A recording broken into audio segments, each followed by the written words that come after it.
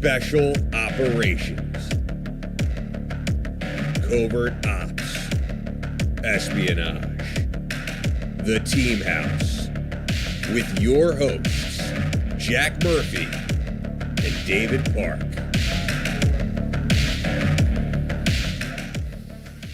Hey guys, welcome to episode 231 of The Team House. I'm Jack Murphy, here with David Park, and we're really happy tonight to have in studio with us Christopher Whitcomb. Chris served in the FBI as a special agent, as a member of the hostage rescue team HRT, involved in all sorts of national level operations, and then went on to have a very interesting career outside of the FBI as well. He actually retired on 9/11, on September 11th. So it's a very interesting period of time that you kind of cross paths. And as I was telling you before the show, your book came out like right after 9/11, Cold Zero, your memoir. And I read it as a senior in high school. Like I loved it. I thought it was so awesome. So you've been on my radar for a very long time, and I'm glad we could make this happen all these years later. There's still parts of your book that kind of resonate in the back of my mind from now 20 years ago. Yeah, it's hard. I mean, it's so long ago. I always say I forget the lead character's name, and which is true. But I think history is important in the world that you guys document on this show. And I got to start out by saying I'm huge fans. I was really I couldn't believe it when you called me up and invited me on the show.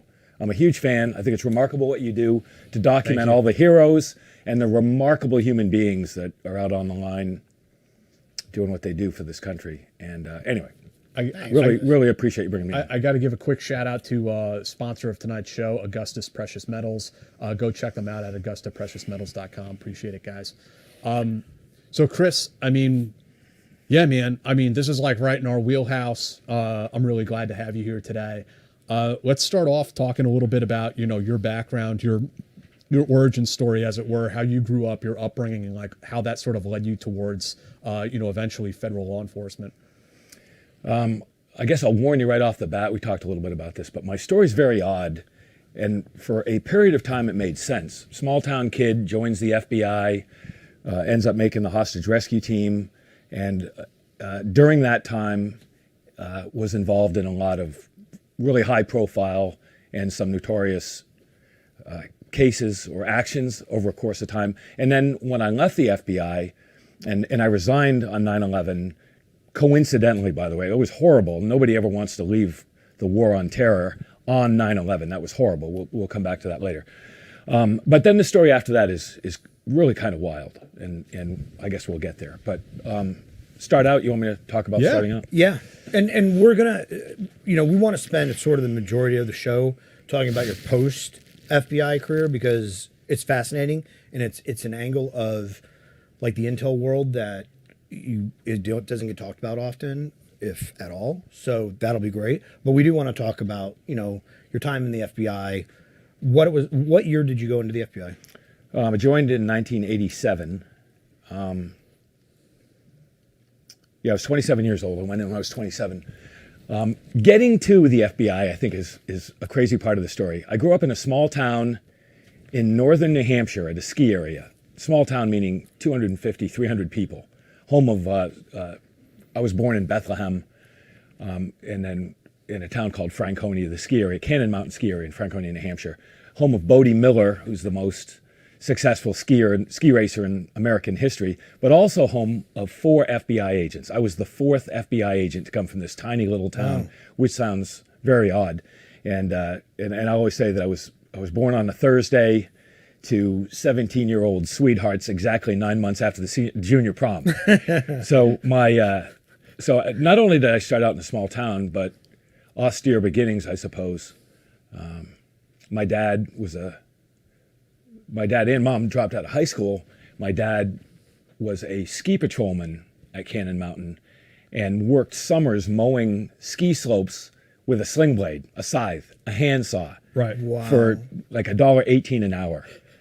So it was an incredible youth. It was a great place to grow up because everything was outdoor. In those days we had one television channel, and all we did was hike, rock climb, ski race, and spend our time outdoors. So, I spent my youth outdoors with no parental controls whatsoever, for better or worse. So grew up in New Hampshire, and then went away to college and really never came back after that.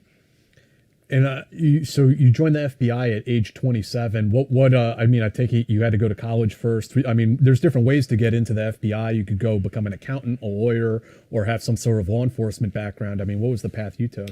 Yeah, I think people probably find it interesting. I think many shows I watch, I think a lot of people would say, ask this question or ask that question, because a lot of people don't really know. There are a lot of myths flying around the FBI or the CIA or the military.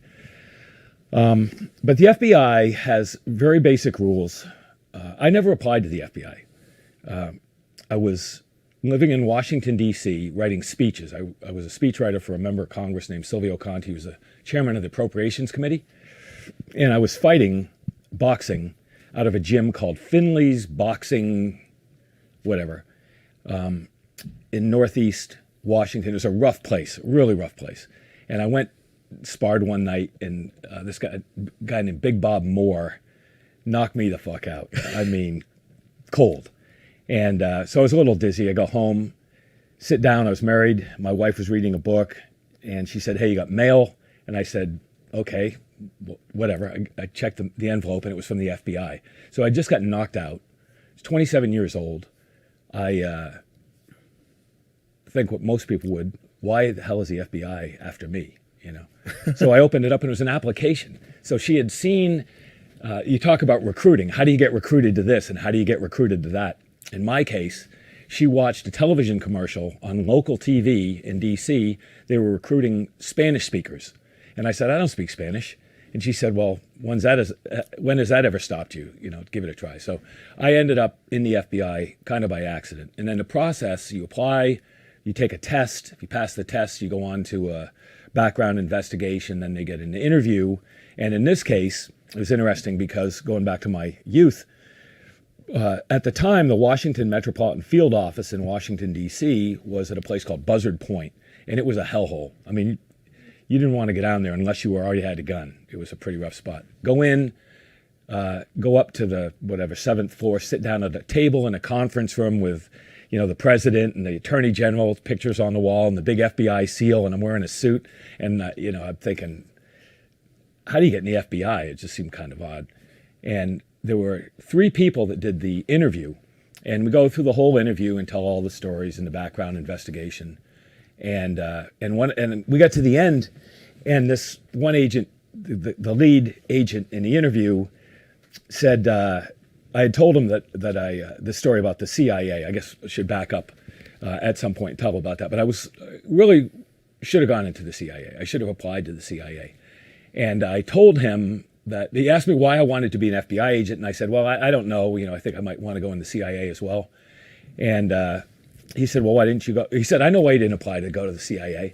And I said, "You do?" And he said, "Yeah, because the CIA doesn't take people who have used illegal drugs." And I thought, shit. When I was in college, like most people in college, and I didn't want to go into the FBI. I never thought about it. I was in this band called Dr. Neptune and the Rare Organs. It was a college band. We did Frank Zappa covers. That's awesome. And, I might have dropped a bowl or two every once in a while. But you didn't inhale. I never inhaled. Right. I inhaled the shit out of it. But anyway, so he was a great guy, and he said, "Look, the FBI has changed its policy, and they allow experimental use of marijuana, but not within the last 3 years."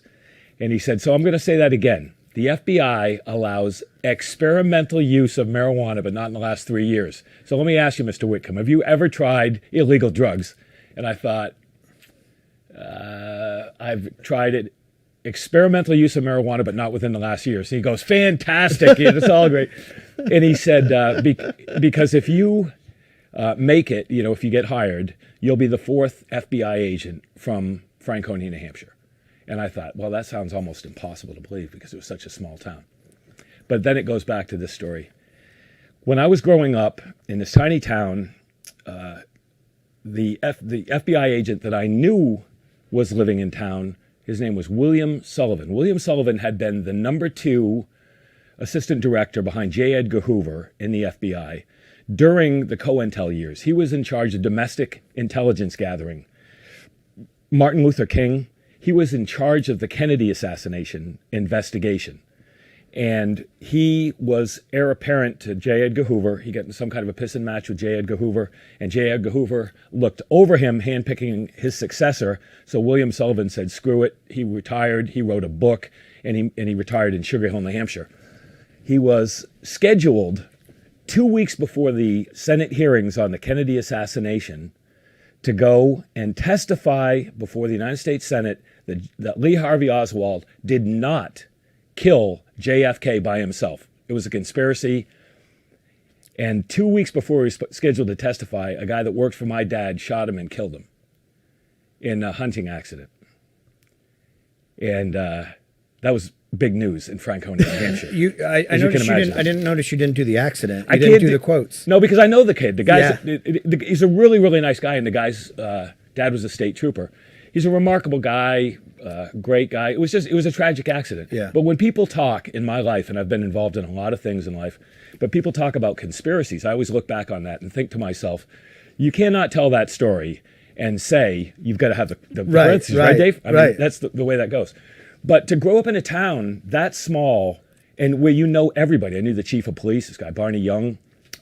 As it turns out, there was another FBI agent named Tim Casey who was at the chief of police's house the night that William Sullivan was shot and killed. The next morning it was hunting season. And you put all of it together, and it's one of those stories that has not been widely written about, but it is a compelling conspiracy. It's not a conspiracy. It's just a tragic accident. Yeah. But that's kind of the way that world works. So Tim Casey, William Sullivan, the FBI agents, the gentleman that was interviewing me at the when I got in, and I was the fourth. I don't know about anybody since then. So that was that small town. But what was really remarkable, I think, is that an adjacent town, Landaff, New Hampshire, even smaller, the man that I grew up calling Uncle Harold's name was Harold Janine. Harold Janine doesn't mean much now, but at the time he was kind of Bill Gates and Elon Musk and several others all put together. He started a company called ITT. ITT now is community colleges or something. Yeah. At the time, it was the world's first multinational corporation. They had Sheraton Hotels, they had Avis Rent-A-Car, they had Continental Bakery, they made Wonder Bread and Twinkies. Wow. They made Coney shock absorbers. They made the communication cables that go under the North Atlantic. They were the biggest multinational corporation in the world. He was the chairman of the board and the CEO, and he had a farm, which they called the farm, which comes in later, on this hilltop in in Landaff, New Hampshire, and that's where I grew up. Harold Janine paid the CIA in 1970. Harold Janine paid the CIA $1 million in cash to overthrow the government of Chile, and this is widely written about. New York Times, books. And the CIA, I think, did not take the $1 million in cash because they got onto it. Somebody discovered it ahead of time, but it was widely written about at the time. But the government was overthrown. Salvador Allende, the president of Chile, was killed, and hit squads came after Uncle Harold. They blew up the ITT office building on Madison Avenue, Manhattan, and they came to kill him. He and his bodyguards went to the farm in New Hampshire. So I grew up with those guys. I grew up with Jerry Sabatino, who we called Bullet, because Oddjob was already taken. He looked just like Oddjob. And so I grew up with all of these guys coming and going at all hours of day and night, briefcases and limousines, private jets. He had a Grumman Goose, an amphibious plane that would land in the water in the Connecticut River and take off. It was pretty incredible, and everything that goes with it. Like there's a pool room, right? I mean, this was a mansion. It was a really remarkable place. And we were playing one day, and we found this secret door in a closet in the pool room, full of all these eavesdropping devices. The Pelican cases full of all of these weird-looking guns and stuff. It was pretty incredible. And to hear the stories that he would tell about the way the world really worked. I was 13 years old at the time, but I remember it very well. And he hired a guy named John McCone, who we called Jack. Jack McCone was the most recent director of the CIA. So Harold Janine was intimately involved and historically documented as the private arm of the CIA at a time when that's what was going on. Like David Rockefeller or Ross Perot in later years. Exactly right. So, and he had started out at Bell and Howell, and he had worked classified projects all the way back to World War II. So to grow up in a tiny town with those stories about the guy that worked for my dad shooting the number 2 guy in the FBI, and Uncle Harold, who was literally like living in a spy novel for a 12-year-old kid during the height of the Cold War. I mean, we had duck and cover in school, and I'd go home and we'd check it out his fucking secret stashes of guns in closets, and all his bodyguards would teach us how to shoot. It was really a remarkable way to grow up. So then I went away to school, and that's how I found my way back in that office at Buzzards Point. So one of the things that stands out in my mind, again, after I read your book in like 2001, was you're going through your FBI training and your instructors are trying to drill into you like, hey man, this isn't like the movies. You're not a G-man with a Tommy gun shooting up gangsters. It doesn't work like that. And then you get to your first station, your first day as an actual FBI agent somewhere out in the Midwest, as I recall. Yeah. Can you tell us a little bit about that day? Yeah. So for those who have ever thought about joining the FBI, you give up your entire life and you go to the academy at Quantico. The CIA basically has 2 academies, right? The farm and Harvey Point, and other places, Sears schools and stuff like that. But the FBI has one. The academy is on the Quantico Marine Corps Reservation. You show up with a suitcase, you check in on a Sunday night, and you stay there for now, I think it might be 18 weeks. When I went through, it was 16 weeks. So you live there for 4 months. And I didn't see my wife. I had a brand new baby. I didn't see him at all. And you live there. And, it's very different. You really consumed by that world. Then one day they give you orders. In this case, it was Kansas City. I didn't even know what Kansas City was. I mean, I show up in Kansas City, checked into the Adams Mark Hotel or something, and I'm looking out over the city. I remember very clearly. We'd driven from Quantico to Kansas City in a Jeep CJ7 with a lift kit and, a canvas top. What a miserable drive. With a baby who was like 8 months old, and my wife was pregnant with the next one, right?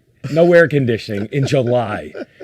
And we roll up there. She's tough as nails, but that's where we started. So check in, you look out over the city and say, yeah, life of fighting crime, and at the time it was kind of cool. So the next day you go into the office, you sit around, you read the newspaper, have a cup of coffee, like you think of sitting around an FBI agent. And so it was like 10 o'clock in the morning or something like that. I was in the bathroom standing at a urinal. This guy, Roger, came in, said, hey kid, let's go. We got a situation. And I was on the bank robbery squad. Now, when you go in the FBI, you could work a lot of different classifications. You could work violent crime, you could work white-collar crime, you could work applicants, you could work a million different things. I just got lucky and ended up on a bank robbery squad for what I wanted to do. So we jump in the car, and I remember before going in the FBI, I'd been all over the world. I'd probably been to 20 countries at that point. I'd lived in L.A., and I had a lot of experiences before I went in. So, and I had been a speechwriter for a senior member of Congress. Every Thursday we'd go to the Oval Office, to the White House. My boss had a 1968 GTO Judge with factory flames on the side, a red GTO with a white convertible top, and I'd get in the car with him when we drive down Pennsylvania Avenue, turn left into the White House, park in front of the Oval Office. It was cool. I mean, it was remarkable. So I get in the car with the supervisor and with the squad supervisor and with the ASAC. The ASAC is the Assistant Special Agent in charge, like the number 2 and one of the number 3 guys in the office, and I'm in the back seat, right? So I'm thinking, cool, I'm riding with the big boys. First day on the job, and just complete moron. I was an idiot, complete idiot. We roll up on this thing, and the bank robbery squad had found a guy in a house, and they thought he had kids in the house with him and didn't want to have a hostage situation. So they put together a ruse where they dressed 2 guys up, they dressed 2 guys down, and they went to the front door with like a TV or something. They were selling raffle tickets for a Little League giveaway or something. They knock on the door. The guy comes out. Oh, I'm sorry. We were all stationed around, like, there's a big hit's going to go down, right? We're taking down this armed bank robber, armed and dangerous. And there were streets shut down and people hiding behind trees, like you see. And I'm thinking, cool. The door opens up, and this guy comes out with this big chrome, 357, 44 Magnum or whatever. And it was on, man. It was, the guys dive off, and everybody's piling out of their cars with their shotguns, and it's going down. 10 o'clock in the morning, the mean streets of Kansas City. And I remember clearing the back seat of the car, coming around, and they teach you to kneel down behind the tire because bullets go through sheet metal, obviously. And I'm behind there, and I've got my gun, and trying to draw a bead on the guy. And all of a sudden, I hear somebody yelling, "Whitcomb, Whitcomb!"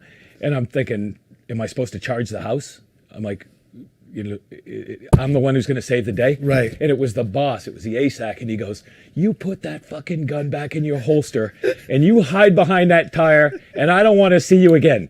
And I was destroyed. I was ruined. So I go, what am I going to do? So I sat down behind the tire, and then everybody else who's there, who's fully involved in this thing, and it is a pretty big deal.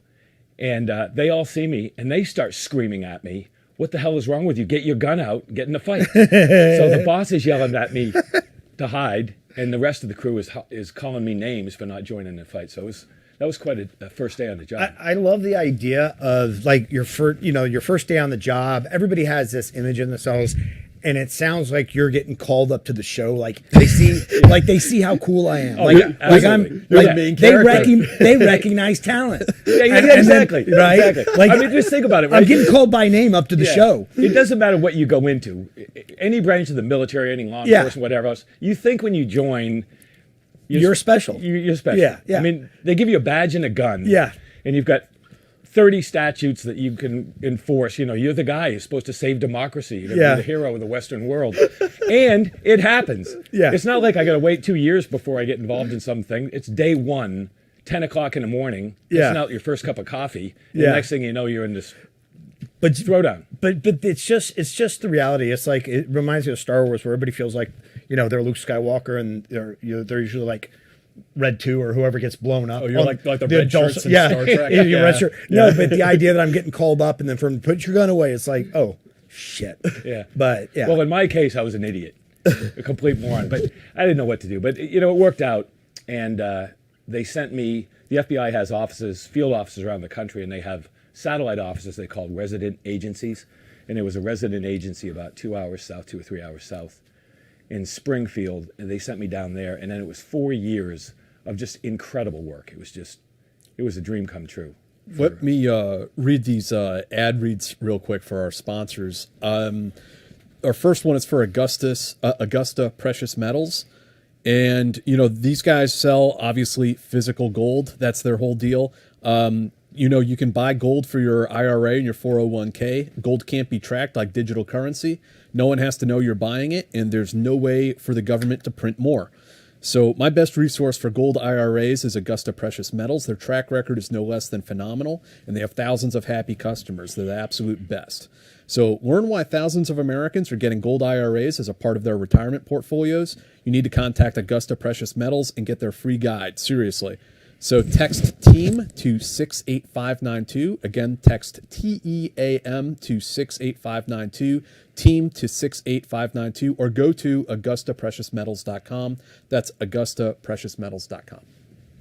Our second sponsor for tonight is Private Internet Access, VPN. That's PIA VPN. Look, everybody should have VPNs. You should have VPN on your laptops. You should have it on your cell phones.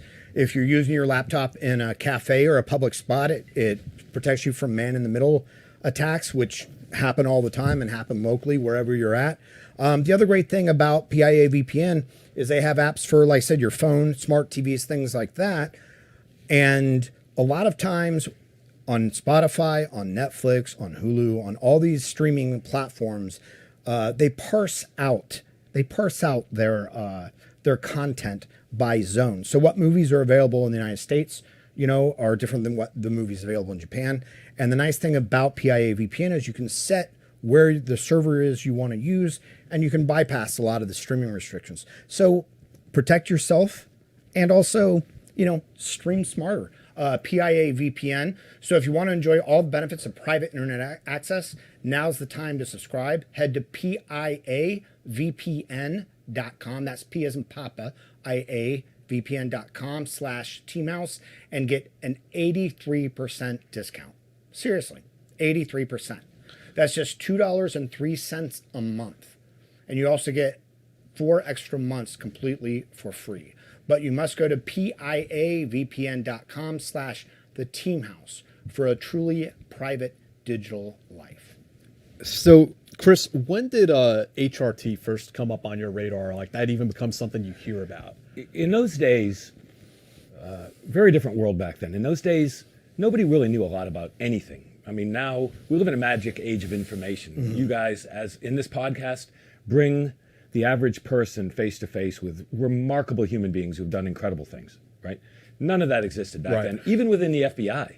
So all I knew about the hostage rescue team at the time, and we're talking now 1990, all I really knew was there was a group at the FBI Academy who had a compound off in the woods, off to the side, and they had helicopters and they wore Nomex flight suits, and you'd see them in the gym or in the cafeteria. People talk kind of in hushed tones about them. You didn't really know much about them. So the way the FBI works, in particular at that time, the FBI would move agents based on the needs of the Bureau. So if you had been a certain amount of time in one office, they could arbitrarily move you without much notice at all. So after 4 years, I got a call from Kansas City and they said, look, your time's up. You're going to rotate out and you're going to go either to New York or to LA. I had 2 sons at the time, Mick and Jake, and it was great. I mean, working in the FBI at that time in Springfield, Missouri was kind of the white picket fence, right? I had a nice house. You worked essentially from 8 to 6 or something like that. It was really a straightforward job. And you're kind of a small business person, a contractor, really, in the sense that you go find your own cases. You don't just go in. In a bigger city, it's different. New York field office is very, very different. But a resident agency, you would have a caseload, in my case, maybe 20, 25 cases, something like that. And I could go out and work a bank robbery suspect in the middle of the Ozarks someplace by myself and not see anybody else. So it was a great gig. My gig was up. I didn't want to go to New York and I didn't want to go to LA. Talked to Rose, my wife, and said, what are we going to do? And I had knew something about this hostage rescue team, and they had a selection once a year. And the selection came in March, so I said, I'm going to try out. So I applied, I got a tryout, I went back to Quantico, I made it through the tryout, and I somehow got picked for the team. That's how it happened. And what year was that? 91. So, yeah, and this was also, you didn't know it at the time, but coming up on like a pivotal time of American history. We've had Danny Coulson on the show, who has created HRT. We've had Gary Nosner, who is one of the negotiators. So do you want to start talking a little bit about what was going on domestically at that time and sort of like what HRT's portfolio looked like at that moment? Yeah, 2 things. One, the United States government at that time looked at terrorism as a domestic law enforcement function, and it was the domain of the FBI. It was a federal offense, terrorism writ large. So at that time, just for example, on 9/11, well, I'm skipping ahead. Let me come back and just say that at that time I joined HRT, 1991, there were about 70 designated terrorist organizations throughout the world, one of which was Al-Qaeda. Just one. I mean, they might have been number 30 down the list. There were Red Brigades, and there were endless numbers of them, and they were prolific. In the 1980s, hijacking was a regular occurrence. And anybody that goes back and does the research, terrorism was a completely different world than it is today. Something would happen all the time. There would be a bombing, a hijacking, a murder, something really extraordinary. And the United States government looked at it as a criminal enterprise that would be investigated by the FBI and prosecuted by United States attorneys. That's the way the system worked, okay? So anywhere we found terrorists, we would go and get them. Like the Weathermen. The Weathermen. There were so many. But we would... The BLA back then, yes, right? Yeah. Irish Republican Army, BRA, Black September, Red Brigades, I think Shinriko was a little bit later, but there were so many of them. My point being that prior to 9/11, it was not the purview of the military. It was almost exclusively the FBI. So the FBI, would work with the CIA in terms of putting together different actions, especially outside the United States. And one myth, many people think the FBI works inside the United States and the CIA works outside. Couldn't be further from the truth. The FBI has legal attaches or field offices throughout the world, and we can chase, investigate, and help prosecute crimes wherever they occur in the world involving Americans. Okay, so that's one aspect of what HRT did at the time in the early 1990s. And then also we would work anything that was a high-profile crime that would escalate to that point. People think various things about HRT because it's very, very poorly understood. The hostage rescue team is not a SWAT team. They are not a negotiation element. They are a tactical hostage rescue component that is, and people talk about tier one, and yeah, I don't even know what that means. There are certain entities. Most that people who designed, say that term don't know what it means. Yeah, I don't even know where that came from. In the 1990s, there were 3 tactical elements the United States relied upon for in extremis violence. Delta Force, or whatever the unit or combat application group, in the day it was still called Delta Force. SEAL Team 6, or Dev Group, and because of a law called the Posse Comitatus, the United States government could not send military in a law enforcement crisis in the United States. So if you had a hostage situation, well, I'll use the Olympics. The Olympics in Los Angeles, coming out of the Olympics in Munich, where all of those athletes were killed in a terrorist action, the United States government didn't want that to happen. So the Attorney General at the time went to Fort Bragg to see a demonstration by Delta to show how they would resolve a hostage situation for the Los Angeles Olympics, which was 1984, I think, was it? I think it was 84, yeah. 84, 86. So he went down, it was a very famous story, and he went up, I mean, it was Delta, right? I'm sure it was a remarkable demonstration. He went up and said, fabulous, the only thing I don't see is handcuffs. Where are the handcuffs? And the guy, one of the operators, looks at him and goes, I don't know what you're talking about. We give them all 2 right here. Right? We don't need any handcuffs. And he thought to himself, as Attorney General, the number one law enforcement official in the United States, and he said, okay, we can't have that. So, and I've said this before, when Delta started as a hostage rescue component, not even a special warfare component, but a specific entity, they had to invent all that shit. They invented CQB. They invented fast roping. They invented tactical wrapping. They invented all of those different things. And a lot of that came out of the SWAT community. So when Delta started, they pioneered those tactics based on what had come from the Los Angeles SWAT team, Los Angeles Police Department SWAT team, and received a lot of help from the FBI. And I've said this before, and I hope I'm right, but I've been told by numerous sources that most of the original Delta guys came through the FBI Academy undercover in order to work in that world, right? Which will come back, because I truly believe you never know who the fuck anybody is anyways. But so anyways, when the U.S. government decided to get ready for the Los Angeles Olympics, they decided to put together a civilian component. That became HRT, and they had to put it someplace, so they put it in the FBI. So they created a civilian version of Delta, same weapons, tactics, same command structure, even a very, very similar selection process. And they built that, put it in the FBI, and that started. Danny Coulson started that in 1983. What I always found interesting, what fascinates me about HRT is they have that counter-terrorism capability that you described, but they're also cops. They can investigate crimes, collect evidence, make arrests. Well, the short answer is yes. So you have, people have asked me, what are the legal justifications? And it is Title 18, U.S. Code Title 18, provides for certain capabilities and authorizations for federal law enforcement. And you could have a special agent in different agencies, but the special agent, people always say, what's so special about you, right? You knock at a trailer park at 2 a.m. and that's the first thing I always say, what's so special about you? That's the authorization. And the specific designation is 1811. That is a specific designation that you can carry a gun and you have arrest authority and all of that. The FBI has certain criminal violations that they investigate, one of which is not murder. Murder is not even a federal crime except in certain applications. I mean, Like political violence. political violence, certain Judges. Yes, exactly right. So you have local, state, and federal organizations. Each has their own jurisdictions. The FBI has a specific one, or it has a set of specific Or the violations. FBI, do they also get involved where it's across state lines? Like, Yes, that's how it originally started. That if you have a crime in Iowa, you can't chase across state lines to another. And J. Edgar Hoover, what started as the Bureau of Investigation before the Federal Bureau of Investigation, was designed to allow an entity to chase crime across borders. And then it went from there, financial crimes, financial instruments, things like that.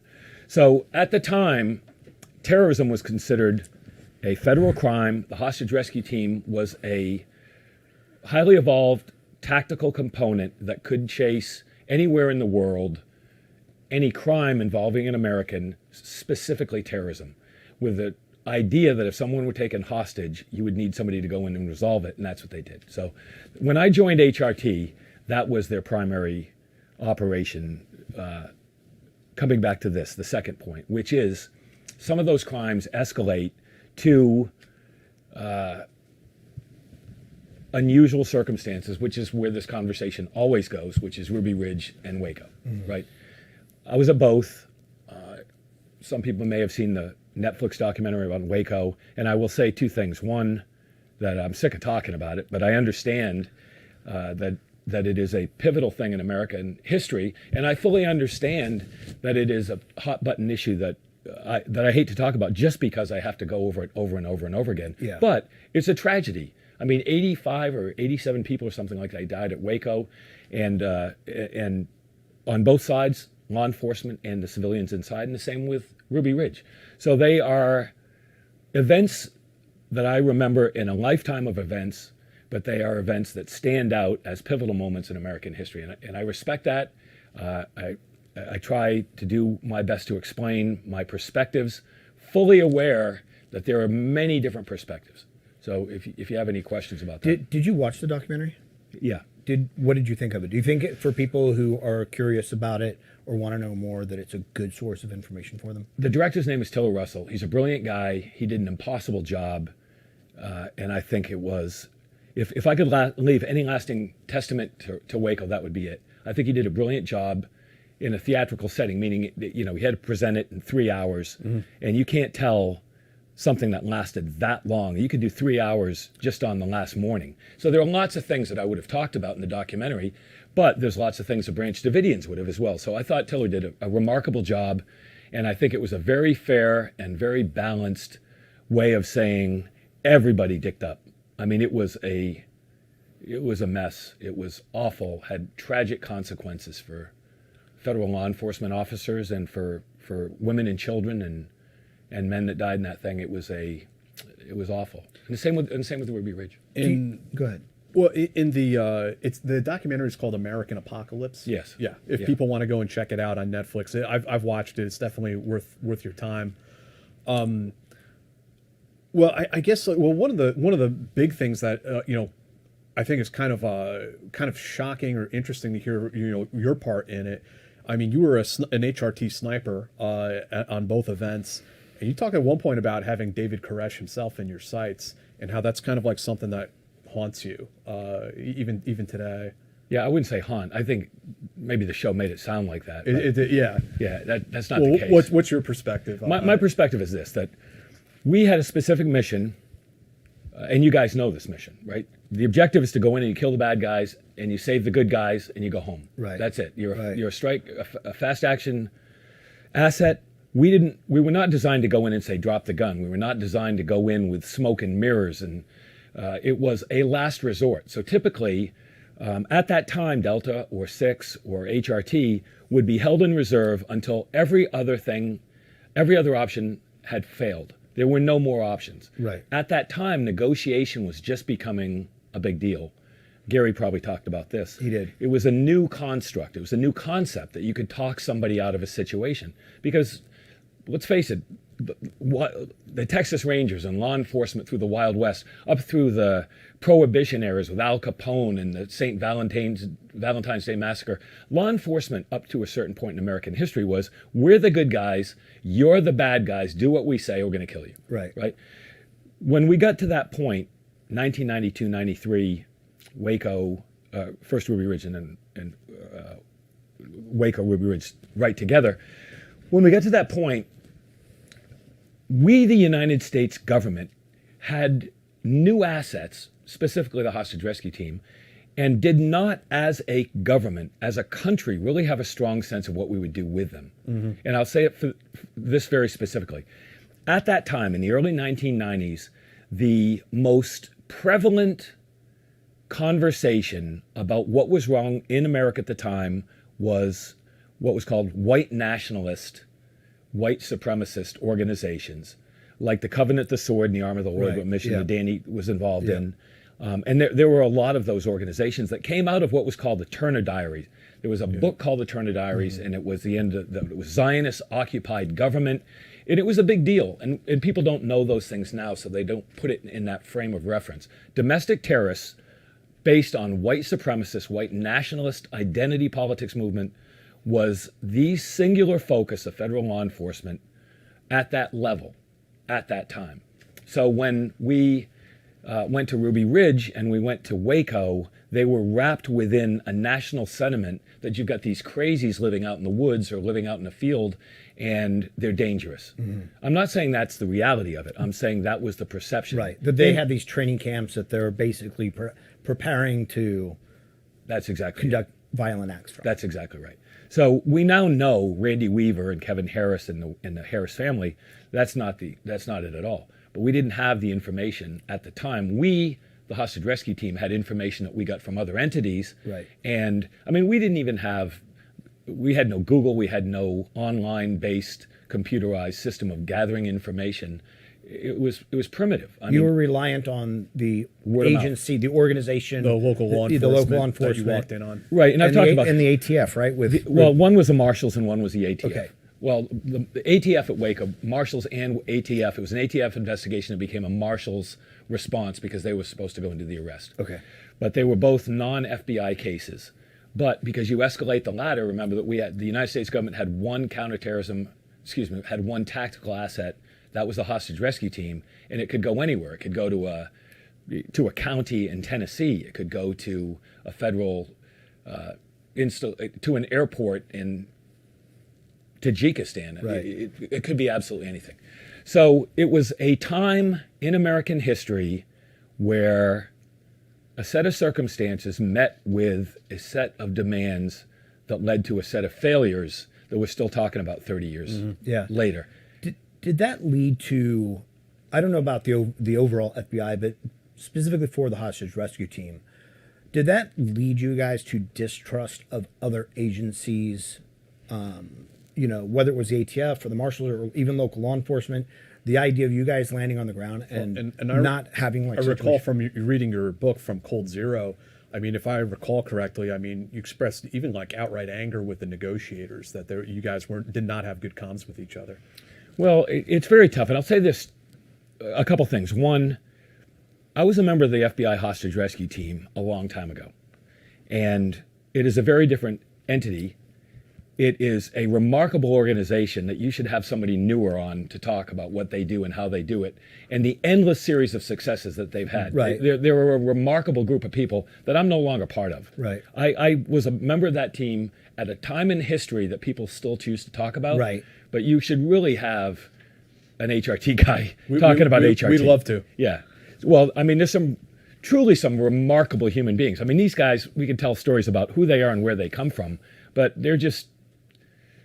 Anyway, I'll go back and say, at that time, my personal perspective, and everybody has a different perspective on something like that. Mm-hmm. For example, at Ruby Ridge, I heard more gunshots and testified before the Senate that I heard things that nobody else did because of the way sound moves in mountains. Right. Everything is a little bit different. My perspective at the time in Waco was that we were going in to kill the bad guys and save the good guys that night. I was on a climbing trip, as I said in the documentary.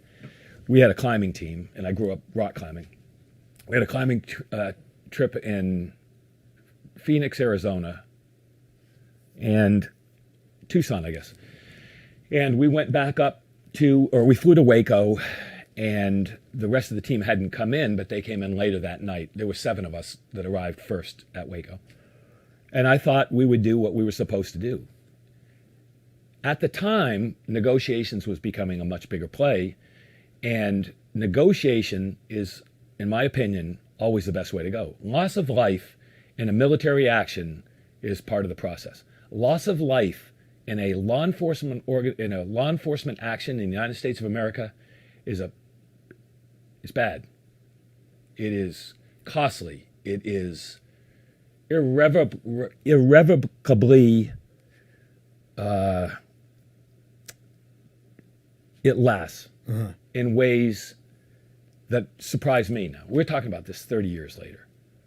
It causes lasting harm To everyone. Yeah. To everyone. So my lasting harm was saying, I thought we were going to go in, we were going to do what we did, and resolve it and go home. It didn't work that way. We stayed, and then you have, I don't want to use an improper metaphor, but if you have the sharp tip of a spear, or whatever the metaphor you want to use, and you just lay it there, eventually it's going to rust, or eventually it's going to get lost, or it's going to get knocked around, whatever metaphor you want to use. And it just became a 2-month-long babysitting enterprise, and everything broke down. It broke down within the FBI. It broke down within the federal government, Janet Reno and the Attorney General, Bill Clinton, the president. It became political. It became everything that it was not. And so I have my perspectives. I don't think anybody should really care what my perspectives are. I did my best. Yeah. I did my job. And then the last day, a shitstorm went down of heroic proportions. It was awful. And that part was not really talked about in the show. But when we started the operation the last day, so we go in, secure the compound, the United States government, through the FBI, hostage negotiators, try to talk this thing out. Everybody came down. The director of the FBI wanted to come down. The sheriff was involved. Everybody was trying to get involved in this thing. We just sat and watched.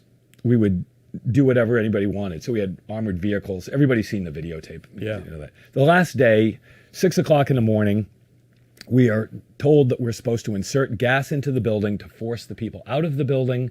And that's where you see the tanks going up to the building, construction, the CEVs, construction engineering vehicles. Instead of turret-mounted guns, they had turret-mounted gas projectors, poked holes, put in gas. The moment they pierced the skin, the Branch Davidians opened up on us and hosed us thousands of rounds for hours at a time.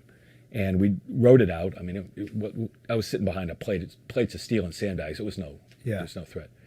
Nobody shot back. Took a ceasefire, about 10 in the morning, ceasefire from them. And then after negotiations broke down again, we started inserting gas again. And then the fire started and the place burned down. So it was that last morning. It started about 6 in the morning and it ended about noon. And I remember you talking about, watching the compound burn to the ground, and you came down out of your sniper hide with your sniper partner, and standing there like, what are you thinking as you're like watching this catastrophe?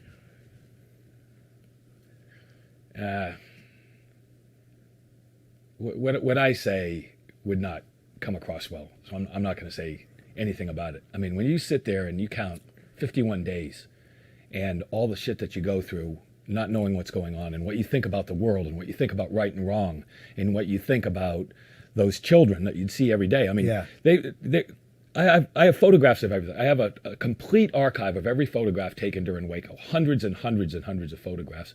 And I showed some of them to Till, not all of them, but a few of them. But I have a series of photographs of this little kid, probably 4 years old, little blonde-headed kid, and he's wearing a red puffy jacket. It was cold, right? It was February, March. And the mighty men, David Koresh's soldiers, his Branch Davidian followers, I shouldn't call them soldiers, he called them mighty men, I will call them Branch Davidians, would come to the window and hold this little kid up as a human shield and taunt us, or they'd have their guns and they set up their sniper hides, and they were very militaristic in their own right. We knew they had grenades. We knew they had 250 cals because we saw them. They were very, very, very heavily armed. But to see these kids and to see them in the windows every single day, we all had kids. We all had families. And then that last day realized that they're all dying. There's no way a human being, in my opinion, can go through something like that and not fall down a little bit. I mean, it's That's sort of what I was trying to ask. Like as a cop, you have this as an HRT agent. You have this vision in your mind of like, we're the good guys. We're here to save people. Yes. I mean, did standing there watching that? I mean, did it change your view either of yourself or of your country or of the bureau? No, it didn't. It didn't change any sense of myself or the mission or the people that I worked with, because I believed in them. I believed in myself. I still do. Yeah. I believe in the heroism of all who serve, first responders, and I mean that across the board. I come from a family of firemen and military, law enforcement. Anybody that puts their ass on the line in the cause of good, in my book, is a hero. Yeah. And I will always believe very, very strongly that those guys rank among the very best, because not only could they have done anything else in life, just getting in the FBI is kind of hard, right? Yeah. I mean, you got to have a master's degree and you got to live a good life and stuff. Getting to HRT was harder. I mean, getting on HRT is hard. Right. There was 13,000 FBI agents and there's 50 shooters on HRT. In my opinion, they're some of the most remarkable human beings I've ever met in my life. The smartest, the fastest, the most dedicated. They're devoted at the risk of their own life. And I say it, a significant number of HRT operators have died in training. Yeah. It's a very, very dangerous job. And you have to commit in ways that most people don't even think about. And you have to do that for a reason, and the reason is good. And when you do something you think is in the name of good that turns out to be something different, it really makes you think what went wrong and how to make it better. Well, and that's one of the things, the HRT they have an incredibly difficult job, because a lot of times they can face the exact same threat profile of somebody in a military special operations unit, but without the lethal recourse, right? You can't, if you start taking fire from an objective, you can't step back and then bomb the objective. There's... Well, and we didn't have suppressive fire, right? Right. I mean, let's just take it Waco. Let's say they shot 10,000 rounds. Nobody fired a shot back, not one. Now, people would argue, well, we were in tanks and we were behind sandbags, and I would say, you're absolutely right. That's why we didn't shoot back. But, I walked out at the end. I talked about it in the documentary. I walked out when the building was fully involved, and I walked out of our position of cover just to watch the fire. I mean, I was dumbfounded. Nobody could believe that the place was burning, and you saw it on television. It was a horrendous fire. Yeah.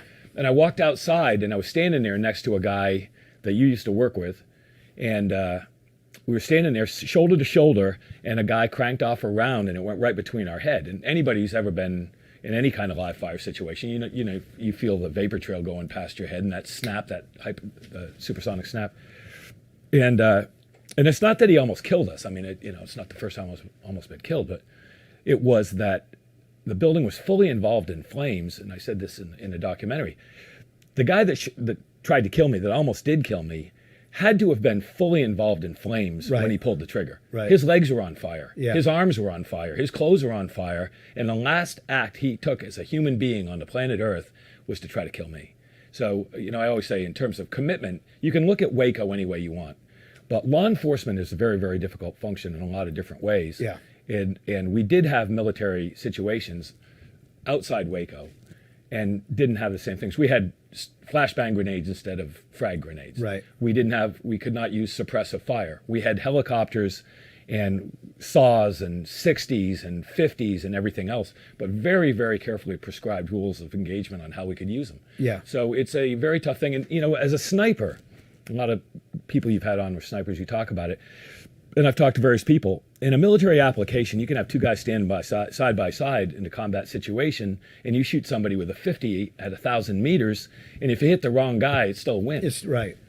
If you shoot somebody in a law enforcement action, and it's two twin brothers, and you shoot the wrong twin, even if it's a good shot, you get the wrong guy. If you fuck up for any reason whatsoever, you're probably going to jail. You're definitely going to get civil action. You're probably going to lose your job, and it's going to ruin your life. Yeah. So you say, I'm going to take this job, and I'm going to give up my family. I'm going to do all these things and make these sacrifices. And the margin of error is so small, it's hard even to explain. Yeah. And so I'm not saying that's a bad thing. We all take that risk, understanding that is the liability. But I think people outside of Waco and Ruby Ridge, I'm just saying there are human beings working today and tonight in the military and law enforcement, first responders of every kind, who put their lives on the line, who take extraordinary chances, make extraordinary sacrifices, and occasionally they get it wrong. Yeah. Because it's what humans do. Yeah. So, final thoughts on Waco and Ruby Ridge, from your perspective. I mean, big takeaways, lessons learned, things that changed within the organization in the aftermath? Everything changed. Everything changed. The world changed.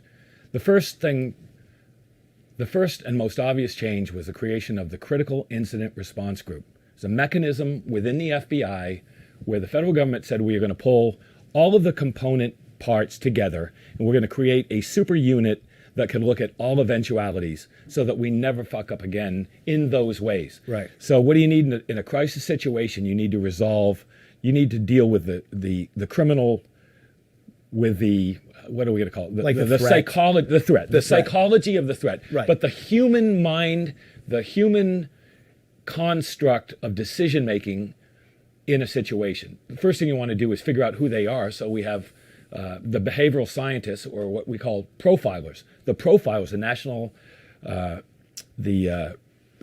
what most people call profilers. That unit is part of critical incident response group. The negotiators who take that information and time-proven methods of influencing behavior to try and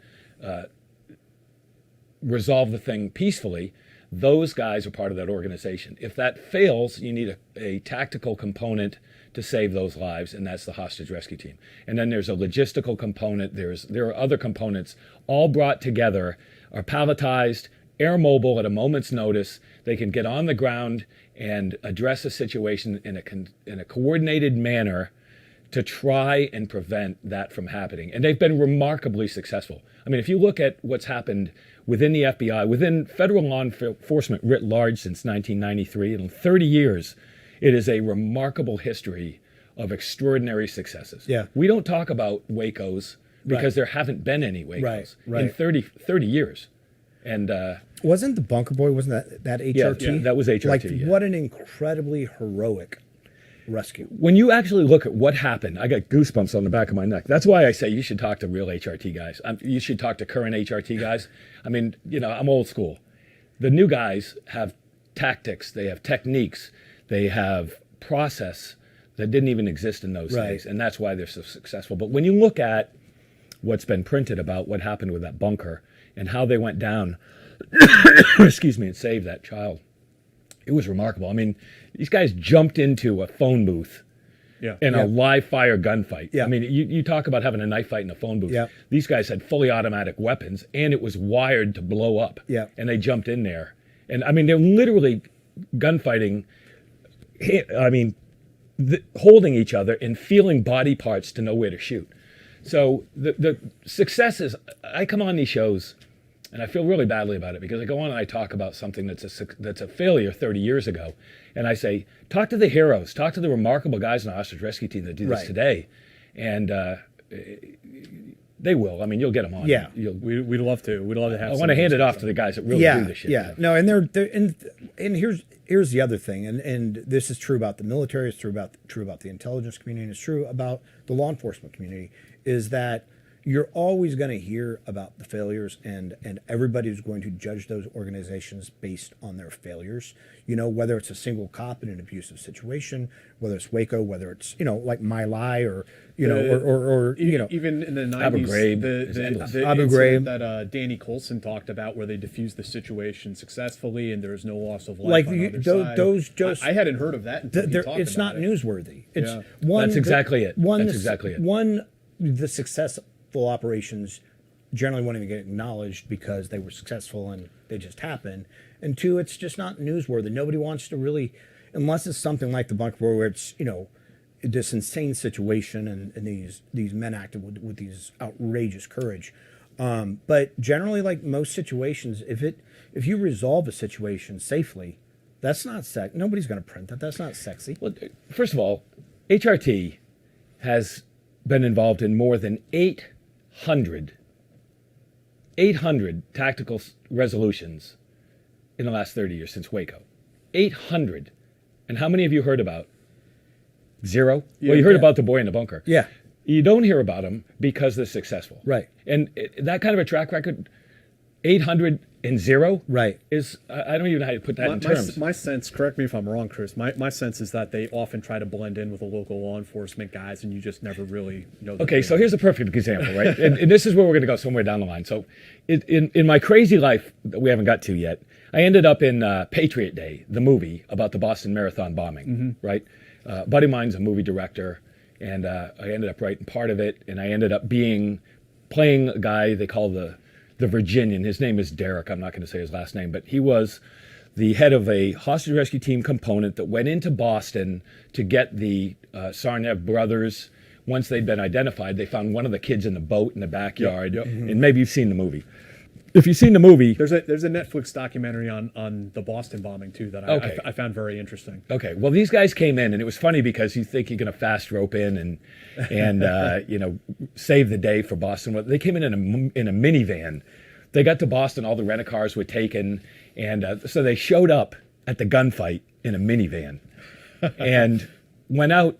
And instead of coming in and saying, like you see in the movies, we're the FBI, we got it, boss, and whatever, getting a pissing match, they went in, talked behind the scenes with the Boston police entities, not just the Boston Police Department. And you talk to any of them, and I've talked to them all, and drank beer with them, and the time I was up there for the movie, which was 2 months or whatever. And to a person, they'll all say the same thing, that who were those guys? They were remarkable, that the way they came in out of nowhere, they contributed, they helped resolve it in a professional, tactical, and silent manner, and disappeared without a press release. And I think to this day, you would talk to anybody involved in that situation, and they'll still say the same thing.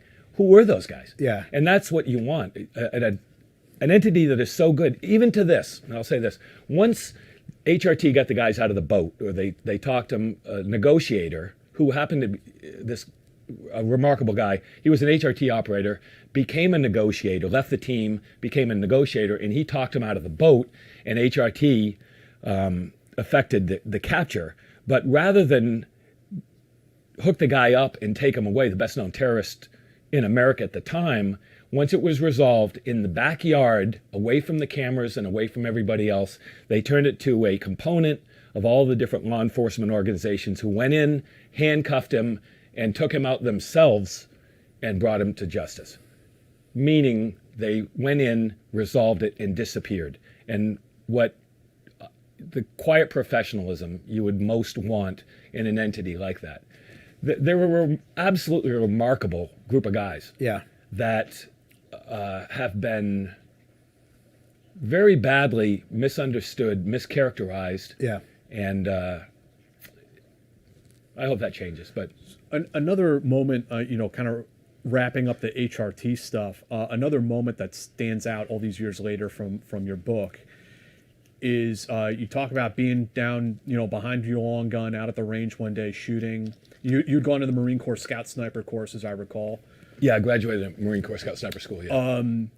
And so you're out there on the range shooting, and you said you got up and you just realized that day you were done. You had proved everything you felt you had to prove to yourself behind a rifle. Well, Yeah. Could you talk a little bit about like what that moment was? And I mean, you said also quitting HRT was like one of the hardest decisions of your life. Well, I wrote a book about it, but the book came out 23 years ago. Yeah. 23 years ago. A lot happened after that. Well, you can see it had like an outsized, impact on a teenage Jack Murphy. Yes, that these things yes. stand out in my mind. No, and listen, what I wrote about it at that time was accurate. It was honest, and I stand by what I wrote. There was a day when it was over. It was more complex than that, and here's why. Yeah, lay it out, man. When you're an FBI agent and if you're an FBI agent, you can't have an outside job, right? You can't work on the side to make more money. You've got to anything has to be approved. If you write a book, you're stepping in shit. Yeah. Right? You just can't write a book if you're an FBI agent. But what we haven't discussed yet is I didn't want to become an FBI agent. I wanted to write books. I grew up, I thought I was going to be a theater major. I was a speech writer. I went to California to be a rock star right out of college, right? I went to California to be a rock star. I didn't work out very well. So I surfed and I was a bartender, and I got my first gig writing for Orange Coast magazine. Big deal. I wrote about alternative energy in the 80s, right? Then I got hired from there to teach English at a boarding school. So I went to the Berkshire School in Western Massachusetts, and I taught English and ran the theater program. That's what I thought I was going to do with my life. I had no interest in all this other stuff. Then I went from there to a newspaper. We're going to get to the rest of the story. I went to the North Adams Transcript in North Adams, Massachusetts, and I became the City Hall reporter. So magazine writer, failed rock star, magazine reporter, English teacher at a boarding school, newspaper reporter. I left the newspaper reporting job for a couple different reasons. And the guy that took my job was Danny Pearl. Oh, shit. Daniel Pearl. Shit, yeah. He took the City Hall reporting job, the North Adams Transcript. And he was even the same fraternity I was in. I was Alpha Delta Phi fraternity in college, and so was he. These bizarre parallels that kind of follow through my life. But I left the newspaper, and I got called by this congressman who said he had read an article that I had written about him and said, hey, you want to come to work for me? But I said, all right. I got on a train and I went to DC and I wrote speeches. So it had all been writing, it had all been chasing art, it had all been something that had nothing to do with law enforcement, but always with the CIA in the back of my mind because of Uncle Harold. I mean, I literally grew up at the farm surrounded by guys with weird guns and recording devices and people coming from Chile to try to kill him. And I mean, you can read about all this in the New York Times and various books. I'm not exaggerating any of it. It was wild. So anyway, I got into the FBI and it went from there, but that's not where it was originally intended to go. So while I was in the FBI, I continued to write. After Ruby Ridge, I wrote a novel called Rules of Engagement. And it was basically about a white supremacist group, and a guy goes in undercover, and it had a lot of overtones of Ruby Ridge. I kind of played it out in a novel. Couldn't sell it, couldn't get arrested. In those days, you would send out a self-addressed stamped envelope and a query letter, and they would stacks of them. It's just, the stories were ridiculous. Couldn't do anything. And then one day, I'll back up one second. So I wrote this novel. One of the guys on the team had gone to law school with a guy named, let's call him Joe. He's gone to law school with a guy named Joe. Joe had moved to Hollywood and he was trying to make it as a screenwriter. My buddy said, I'll introduce you guys. Maybe you can turn the novel into a screenplay. He did. We tried. He introduced me to another guy who, we'll call him Pete. His name's Pete. He's a big movie director. At the time, he wasn't. At the time, he was an unemployed actor. And then they introduced me to this person and that person. And it was this who's who of household names who were just getting started. Tay Leone and Jason Patrick, Christy Turlington, this guy Terry Quinn, this New York City firefighter. Terry Quinn's one of the most remarkable guys you ever met in your life. He would have Cindy Crawford would come up to the firehouse and cook dinner. and he had one of the hottest clubs in New York. He was a prince of the city. And everybody, Eric Roberts and Vince Vaughn, I mean, anybody that was big in those days all came through that circle. And they all started out with this guy in the FBI who had a .45 and was, flying around the world doing all this weird shit. Yeah. So somehow it all came together where I was on the hostage rescue team. I had written a book that took me to Hollywood, and all of a sudden I'm hanging out with people at the time who were just trying to make it, and now they're all huge stars, including one who I met at the Mercer Hotel. So, I mean, everybody has a clubhouse, right? We had a clubhouse in LA and a clubhouse in New York. The clubhouse in New York at that time was the Mercer Hotel when it opened. For those who don't know, Soho in the late 90s was kind of a hellhole, right? The Guggenheim was there. You had Lucky Strike and Finelli, Bob the bartender and Finelli's, right? And but for those who don't know, the Mercer Hotel was, Andre Balazs opened this really swank hotel, and you had to be somebody to stay there. And I got to stay there because all my friends were somebody, right? I was just a mutt. I was an idiot. And so one day I go up. I had just come back from Yemen. I'd just done a gig in Yemen, which I'd like to talk about. And so I go up, and I think we would go out and have these fascinating dinners. I was at one dinner one night. It was Lou Reed and Henry Kissinger at this Turkish restaurant. I mean, you never knew who was going to show up. It was wild. And it was, it was 3 years or something. I mean, it was a long thing. So anyway, I go to the Mercer Hotel, just got back from Yemen. It's almost Christmas. I go, what are we doing tonight? Big dinner party. He says, no, we're playing cards. And I said, whatever. We go up and we're having a card game, all the boys coming in. One guy, meeting all these guys. One of the guys is Brad Pitt. One of the greatest guys in the world. All the shit that you see, the pikey look and, the tongue in his teeth and stuff like that. He's just a guy. He's just a fucking incredible actor, but just a guy. If he was sitting here now, he'd be like, whatever. Anyway, in that card game, I ended up winning $8,000 in cash. I had 2 kids, a government job, a mortgage. I don't even think I had the money for the buy-in. I win $8,000, and the next morning I sell my first book. And I get an agent, the whole thing came together just like that. So I couldn't get arrested selling the novel. Then I meet all these guys in Hollywood, have this insane 3 or 4 or 5 years, and then I sell my first book at a card game with Brad Pitt. And then everything changed. Everything. And that's what led to your decision to retire. Yeah. So I did not retire from the FBI. You have to be quite yet 50 and 20, and I think I had 18 years in government service because I was. So amidst all this Hollywood partying and shindigs, I mean, what was the Yemen job that you went on in between? This one particular job was the Cole bombing. Uh-huh.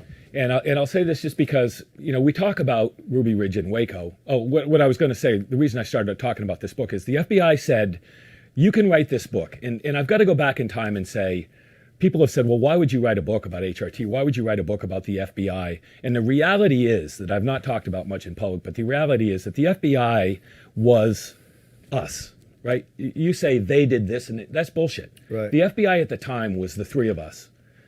Literally, I mean, it's guys. I knew everybody, right? And these guys, this group of friends, these group of people that I knew, decided it would be a good idea to support a book that wrote in realistic terms, in honest ways, about the good parts of the FBI, coming out of Waco and coming out of Ruby Ridge, and looking at something that was a positive way where a small town kid from New Hampshire grows up, joins the FBI, and has all these experiences. So when Cold Zero came out, it was fully 100% sponsored and backed by the Federal Bureau of Investigation, meaning specific individuals at headquarters who supported this, to the point where they even brought Brian Williams and NBC News and all these other entities down to go through the shooting house. They rolled out the red carpet to try to support the book when it came out. So I've not talked about that in great length, but I didn't do just the book just for those reasons. It was a fully supported public relations support from the FBI. So the book came out, and the book was scheduled to be released on September 12th, 2001. So like I say, you can't write a book and stay in the FBI, so I had to resign. So I said, okay, the book's coming out on September 12th.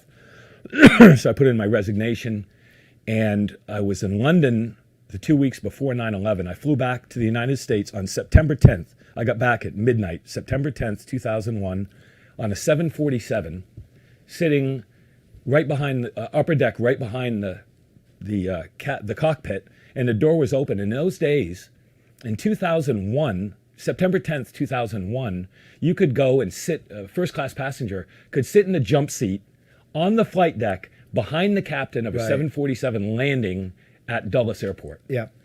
And I was sitting in my seat holding a wood handle serrated edge steak knife, looking at the back of the captain's head, thinking, this is unsat. This ain't right.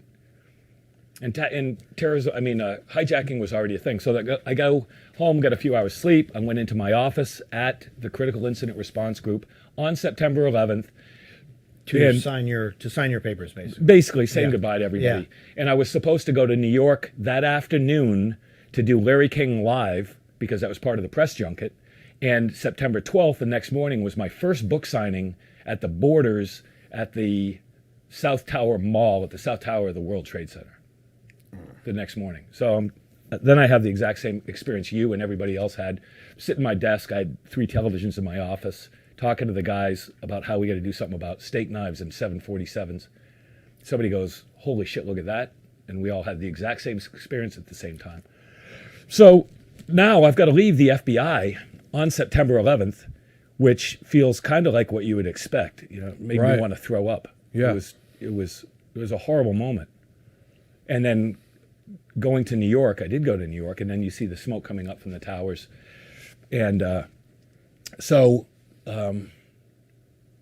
guess we can move on to something else, but questions before we get to the next stage? The Yemen. The Yemen, I'm sorry. So Yemen, that particular Yemen trip was the USS Cole bombing. Mm-hmm. And because the FBI investigates terrorist acts, remember what I was saying, that terrorism was a criminal enterprise on American citizens, someone in the federal government decided that it was the purview of the FBI, not NCIS or other organizations. And I want to bring it up for this reason, because we talk now after the 2 longest wars in American history and all the things that we should have learned since 2001 in Afghanistan and Iraq. And I just got to point this picture. The FBI, flew a component on it was probably a C5, I guess, whatever. I think I went over I might have gone over on a different hop, but went into Landstuhl, Germany, Ramstein, and interviewed some of the sailors who had been blown up. And I wrote about it in the book. And about what it was like to watch that skiff run out toward the USS Cole with a guy in the bow waving and smiling and then detonating the bomb and blowing everybody up. And I'm talking to this guy and his face is half blown off and he's all fucked up. And he was courageous, he was composed, and all he wanted to do was give us information so we could find them. Got on another plane, flew into Aden, Yemen. When we flew into Aden, Yemen, the Yemeni military locked on us with surface-to-air missile radar. We did a combat spiral, you've been on those things, they're unpleasant landings, right? And slammed down on the runway and promptly sit there for 4 hours on the plane because the Yemeni military came out and circled the plane with belt-fed machine guns and wouldn't let us off the plane. Eventually, somebody prevailed. We got off and they took us to the Aden Hotel, and then they surrounded the hotel with guys with machine guns. But it was Did the embassy not tell them that you were coming? Well, they did tell them we were coming, but okay, we're getting there. And there's a point in this whole story. The point in the story, so now we get in the hotel. We being, I don't know what it was, maybe 200 FBI agents or something like that. But we can't leave. But I bring this up because this is how so many operations I've worked on in my life went before we got it all figured out. I mean, we did things in those 2 wars that got things straightened out. In those days, it was not. And here's where we're going. So in Yemen, they chew the shit called khat, right? Yeah. They call it mira there, but it's khat. Mira. It's the same thing. And, it turns your mouth all orange and you get all fucked up. And these guys I don't know, I think mostly they had PKMs, and I think they had some Dushkas too, some DSHK heavies. And most of their stuff was Russian, including the anti-aircraft stuff was Russian. So we get in, we go in the hotel, and you go in, there's a little bit of a lobby. There was a bar. Now, it's a dry country, but they had a bar. And then a cafeteria. And the Yemenis had decided to let the bad guys in. But they wouldn't let us out. So we're in there, and we got M4s and 45s. and they've all got AK-47s and beards, and we're sitting and we're having breakfast together. So there's a table of us and a table of them, and you're ready to go, and they're ready to go. And it was like that day after day. And they could come and go all they wanted. And it was the same people. You could look out and you could see the Cole. You could see the ship with the hole in it. So this is where the story's going. So I won't tell the whole story, but one of the weirdest gigs I ever played, they had a bar in there. And the head of the hotel had gone to the Cornell School of Hotel Operations, American. I went in there one night, and there was a band playing. Now, granted, there's nobody there, but there's a 9-piece band playing, and I see a guitar leaning up on an amplifier, and I like to play guitar, and I said, hey, think they'd let me sit in? So I go up on stage, and my buddies are mortified, right? What the fuck are you talking about? You're not going to go up and play guitar in a band. But I did. And so we play Proud Mary Keeps On, or we played some like Yemeni music, and then they played Proud Mary. Yeah. And then this guy looks at me, didn't speak a word of English, and he goes, Hotel California. And I go, I know that one. Yeah. Didn't speak any English whatsoever. We start the intro, and he starts singing, on a dark desert highway, cool wind in my hair. We're playing and ripping it up. And here come 2 Russian belly dancers who were doing a little hooking on the side in the hotel. And I'm standing on stage, and I look out, and here's a bunch of it's like 4 or 5 guys at a table over here with M4s. And here's a table over here with a bunch of guys with beards in AK-47s, and I'm playing Hotel California with 2 Russian hooker belly dancers and a bunch of guys who don't speak English. And I'm thinking, man, this is great. Like, someday I'm going to meet you can't make this Dave up. Park, Yeah. Jack Murphy, and I'm going to tell him this story. You can't make it up, but I'm thinking, this is awesome. So I go back, everybody takes off. I go back, and I had the M4 slung around my back, and walk down off stage, go to the elevator, and we had the 6th floor. The entire entity had the 6th floor. So we were hot sheet in bed. So you'd get 8 hours in a bunk, and then you'd sleep. Yeah.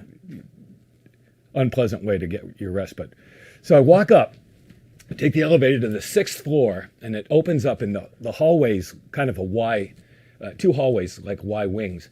And there is a Marine Corps fast team there with a 60 behind sandbags pointed at the elevator door. So it's like from me, it's 20 feet away, and you got an 18-year-old kid staring at you at 1 o'clock in the morning after you've been drinking Tuborg and playing with a house band. We're going to Saigon, boys. We're going to Saigon, right? And I just smile and say, hey guys, can I get you a coffee or whatever? So the bunks were all down this wing. The other wing was all the different entities. So they're hotel rooms. So it's FBI, CIA, DIA, NCIS. It was just alphabet soup, all the different offices. And then at the end, they had moved the embassy from Sana'a down to the hotel. The ambassador's name was Barbara Bodine, and she had come down. So she was running all in-country operations from that hallway in that hotel. And I get off, and I still have this. I was looking at it the other day. I get off the elevator, and I'm walking down the hall just to see what's going on. Like you're hanging out in the command center. And it hands me a piece of paper, and it says, I can't remember the exact words, but it says something like, we have received information that the element that blew up the Cole is coming this way with a van full of explosives. They're going to blow us up. Right. And I go, and it says, destroy this or something. Like, you're not supposed to say it. Put it in your mouth and start chewing? Yeah, exactly. Because the whole fucking thing was wired, right? They told us everything was video and audio. It was a fuck show. The whole thing was ridiculous. Yeah. So the FBI program was run by a guy named John O'Neill. John O'Neill, contrary to what Richard Clark or any of these other guys say, nothing against Richard Clark, I like the guy, but what these guys say, John O'Neill was the guy that knew terrorism. He ran what at the time was called the UBL Task Force, Osama bin Laden Task Force, the New York field office, and he was the guy, right? We would go in support of him, but he was the guy. So he was running the investigation. Barbara Bodine despised him. And anybody who knows John O'Neill, a lot of people despised him. Or a lot of people loved him too, right? But they were big personalities, and they hated each other. And he would call her... it was ugly, right? So once the word got out that they were coming to blow us up, the U.S. government didn't want to have 200 more FBI agents getting blown up at a hotel to go with a Cole bombing. Right. It looks bad on TV, right? It looks bad if you're me, it's whatever. So So here's the way it goes from here, and this is so many operations I've been involved with go the exact same way.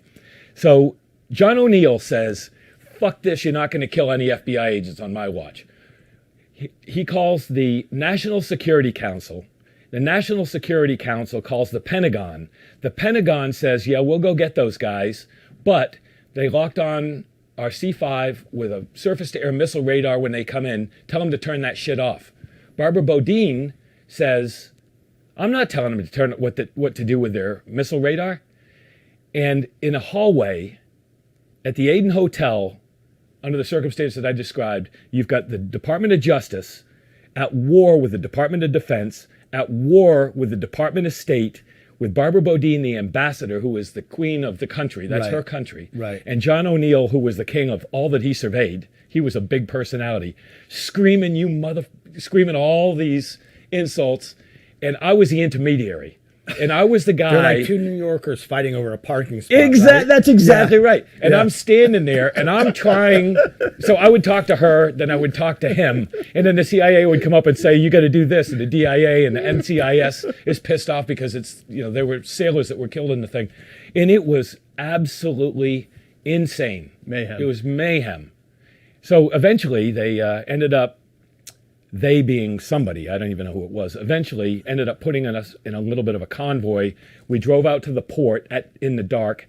We got on a couple of amphibious landing vehicles, and we go out over the horizon, pitch black, and I'll never forget it. You guys do this all the time. A lot of your viewers go, yeah, what's so big about that? But I had never seen the nose of a naval ship open up. It was I think it was the Duluth, the USS Duluth. It was a helicopter carrier. And I remember, I don't even know where we're going, right? I got an M4 and I'm in a boat and I'm with a bunch of people. I don't even know where, we could have been going to Africa for all I knew. I didn't know where we're going. And I look, somebody goes, holy shit. And I look up and it was just like a James Bond movie where the nose of this ship opened up and we drive these amphibious vehicles up in the ship and then the nose comes down and then the red lights come on and, and then white lights and stuff like that. And we hung around there for, I don't know, we floated around for, a couple of weeks maybe. And but I saw them when they came up with this ship that sunk down underneath the Cole, lifted it up and floated it back to the States. But so that particular Yemen mission was interesting in a lot of ways. It was tragic in obvious ways, but it was interesting in other ways, primarily because everybody who thinks that what we do for a living is all one lockstep, smooth operation, it's never that. It's just, in my experience, Yeah. it was a Why- clusterfuck every time. Did you expect going in that the Yemeni military, or the government was going to be so hostile towards you? And what was the U.S.'s response to that, given that you guys were there to do an investigation and you couldn't do it? Right.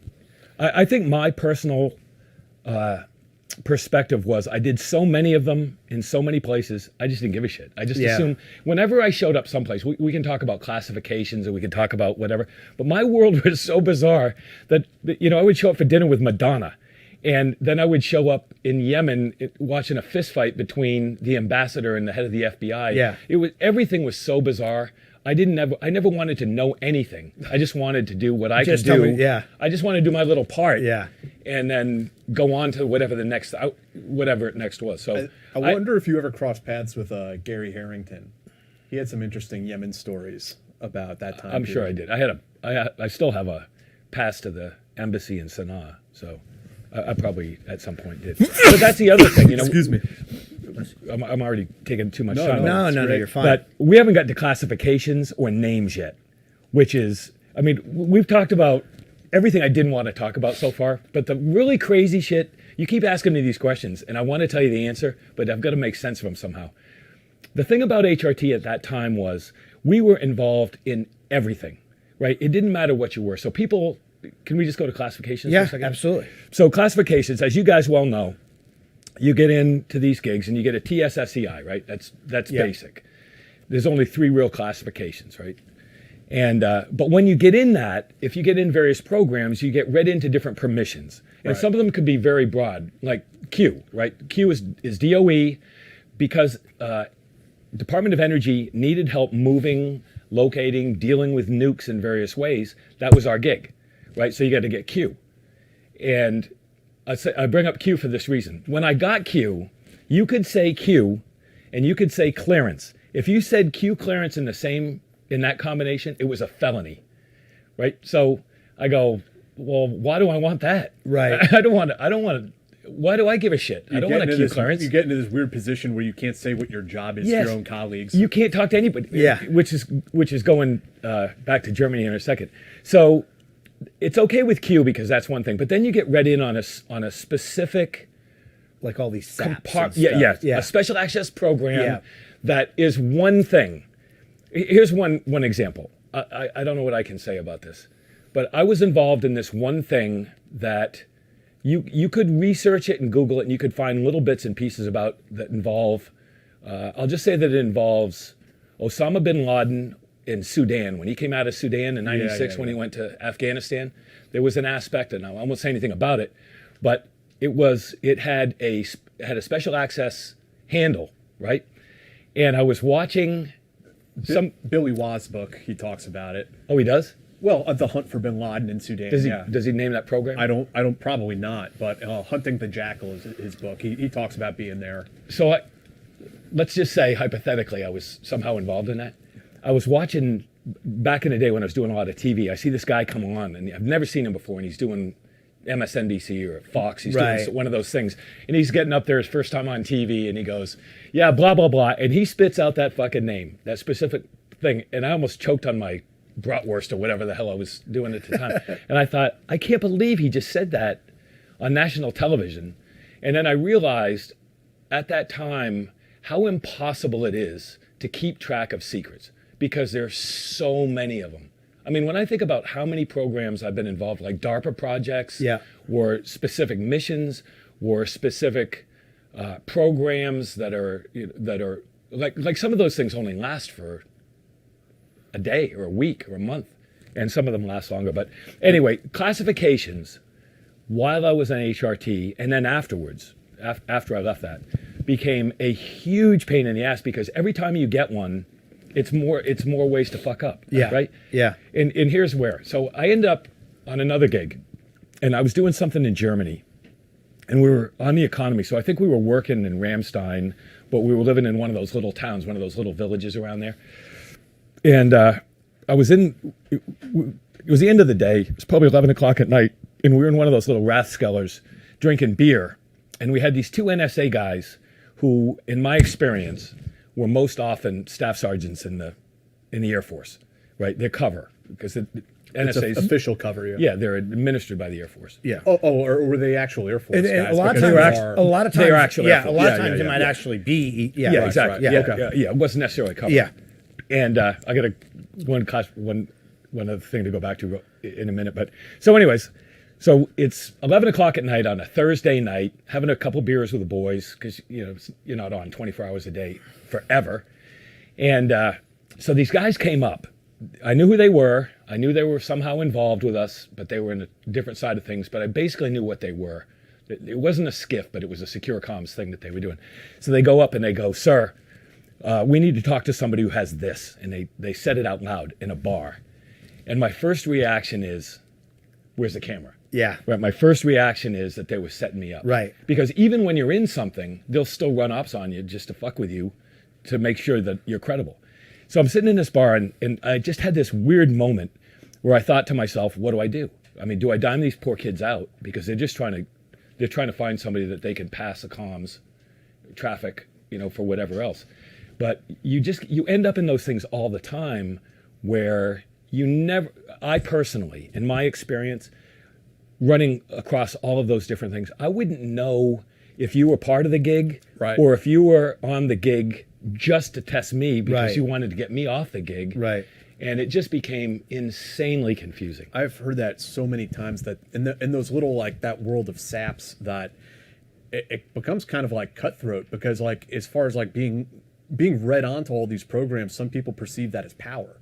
And there's always someone who wants to fuck you off of the program so that they can have it, right? Well, plus there's guys, and all they do, their entire job is just to go in and try to find guys to to Yeah. to wash them out. Yeah. That's all they do. It's Yeah. it's like the It's like internal affairs. it's or like something internal that. affairs. That's exactly but right. but not They're just control investigating, officers. not just investigating, but actually offering bribes to see what dudes do. That's exactly right. Yeah. Their entire job as a control officer is to find vulnerabilities in the program. Yeah. So now I'm in Ramstein, Germany, getting ready for a real gig, sitting there talking to my buddies, and these two staff sergeants come up, and they either stepped on their dick in a really bad way, or they're stepping on my dick in a really bad way, and I had no clue as to what it was. So Right.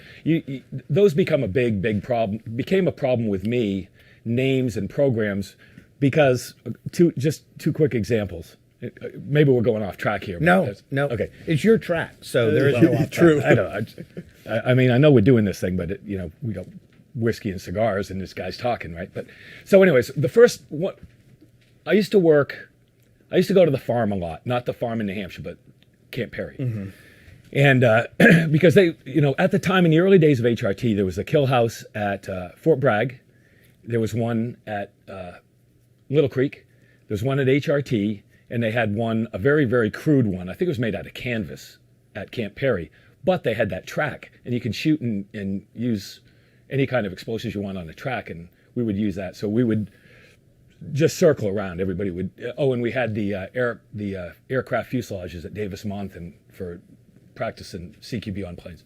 So one of the first times I go down to Camp Perry, and we're running. We were doing these. We used to wrap axles with deck cord or flex linear and blow the wheels so that you could stop somebody if you're like doing some kind of an interdiction, right? And so we're out. It's hot. It's July or August in Virginia. We're covered in spalling and a mess. But you got to eat lunch, so we go up to the cafeteria, and you go into the cafeteria like any other cafeteria at the farm, and we're standing in line, and we were all wearing Nomex flight suits tied around our waist. And you would never tell anybody who you were, right? You never. They told us not to say anything to anybody. And so we're standing in line, and there's these two chicks in front of us, and they're looking, and they're talking, and they're looking, and they're talking. And this buddy of mine, Charlie, was a real good-looking guy, and so I just figured they were hitting on him or something. So finally, they turn to him and they go, "Who are you guys anyway?" And they're wearing their Royal Robbins cargo pants and a polo shirt, and Charlie doesn't know what to say. So he looks at him and he goes, "We're with the Justice Department." She goes, "Good cover." and it goes through. And I realized sometime around that time that nobody is anybody. I mean, I would tell somebody I'm this and somebody would tell that. We did a thing one time. I'm sure maybe somebody will watch this, they were part of it, but we got ready to do a hit one time in a Caribbean island through a DEA referral. So DEA had found some violent gang that was doing some drug thing on, it might have been St. Thomas, St. Croix. It was one of, I mean, you guys were down in Puerto Rico a lot too back in the day. yeah, we were everywhere. I mean, just traveled. I think some of those years we were on the road 320 days a year. Wow. It was constantly gone. So anyways, but it was a Delta op. It was a Delta, like some kind of a training thing. It wasn't a real thing. But we almost went down on a DEA referral to shoot it out with Delta on St. Thomas or St. Croix because we just didn't have the comms in those days. Someone didn't deconflict it. Yeah, I don't even think they knew it. They didn't even have that term in those days. Right. It was just, you just didn't have, there were no comms. It was a very, very, very different world in those days.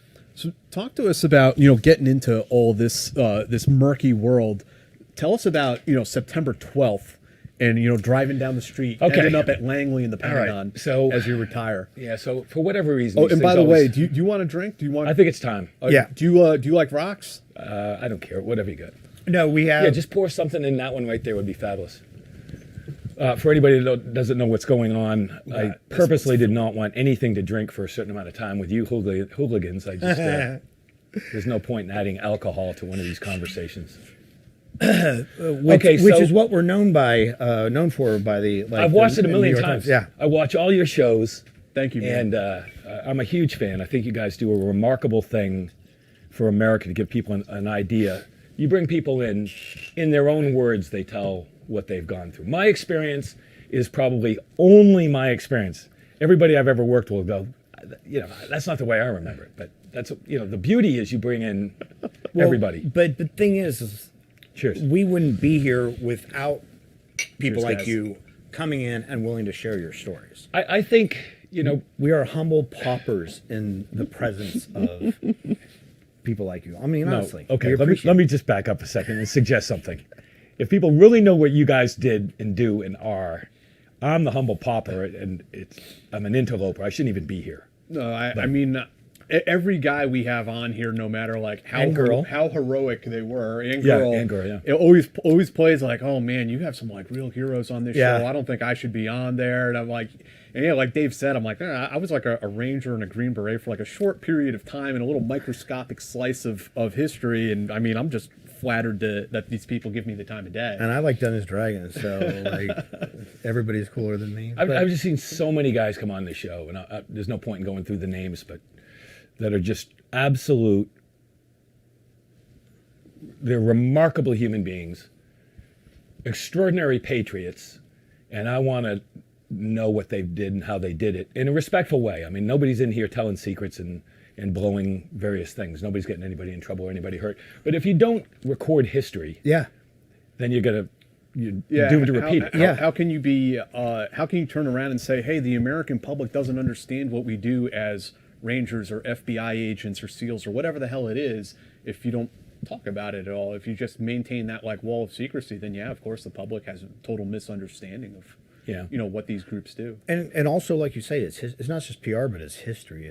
I mean, I think Jack was fortunate enough to get a lot of interviews with, some of the last living OSS guys a while ago. OSS guys, no. I thought you had a few interviews. With I mean, them. I've interviewed some people from way back in the day. Yeah. Mostly starting with the Vietnam era. Okay. But I've been very fortunate to interview like a lot of the OGs who like stood up Blue Light and Delta and like those original. But imagine if we guys. could, get, like the OSS on interviews, or if we had guys Yeah. from World War One. If, so much of what we learn from history is written by historians and not the actual people who. So tell there. us. But anyway, you please, retire and drive Well, on down you- the street with you your resign. big idea. Thank you, resigned. thank you, Dave. Yeah, Yeah. Anybody who listens to this thing, every detail they'll say that's not right. That's Right. not No, you resign. I want to make sure that I say that I resigned All right, after 16 years. Yeah. but I did. Right. Card game with Brad Pitt, September 12th. I wake up at the Mercer Hotel and I go, "Fuck, what do I do now?" Right. We're going to war. Like the world's on fire, and you just left the job that would have put you there. 100% right. Yeah. And not only that, but John O'Neill, who had been within Yemen, came back to the United States, got in a pissing match with the Bureau, and retired. He took a job, and you may know this story, but John O'Neill was the head of the UBL task force. He was the number one guy, in my opinion, in the United States government when it came to Al-Qaeda. Big personality, whatever you want to say about John. He left the FBI and he took a new job as director of security at the World Trade Centers. And September 11th was his first day on the job, and he died Oh my God. in the attacks. So any sack of shit that tells me some conspiracy theory about 9/11 and we knew this and we don't, it makes my blood boil. Yeah. I mean, September 12th, I've got to figure out a way back into the war. And it just so happened that I had spent a good deal of my time in other government agencies because we collaborate. Right. So you could be in the FBI and you could work with other agencies, one of which was the CIA. So I said, okay, I got an idea. So when I sold my first book, in those days, if you sold a book, you got to, publishing a book is one thing, selling it's another thing altogether. You got to get on all the shows, like this show, right? Back in the day, it was the Today Show, or Oprah, or whatever the case was. So back then, if you published a book and a magazine excerpted your book, that was a huge deal. Yeah. Right? At the time, there was Esquire, Vanity Fair, Playboy, Maxim. There weren't many. Time. Yeah, People Time. still read Time. Yeah, they still read Time. Do that book episode? I don't know, but I mean, to have your book reviewed or featured in a magazine. Well, yeah. I mean, if they review it, that's good. I mean, if Right. they review it favorably, that's But good. the excerpts were They like you actually say, took chapters and they published them in the magazine, which was a big deal at the time. Yeah. GQ magazine, as absurd as that sounds, and as much shit as that caused me with everybody that I knew, you don't want to be. Right. It was awful. but at the same time, it was good. It really helped. And the Bureau supported that. Like the As an Bureau author, it was supported the book. perfect.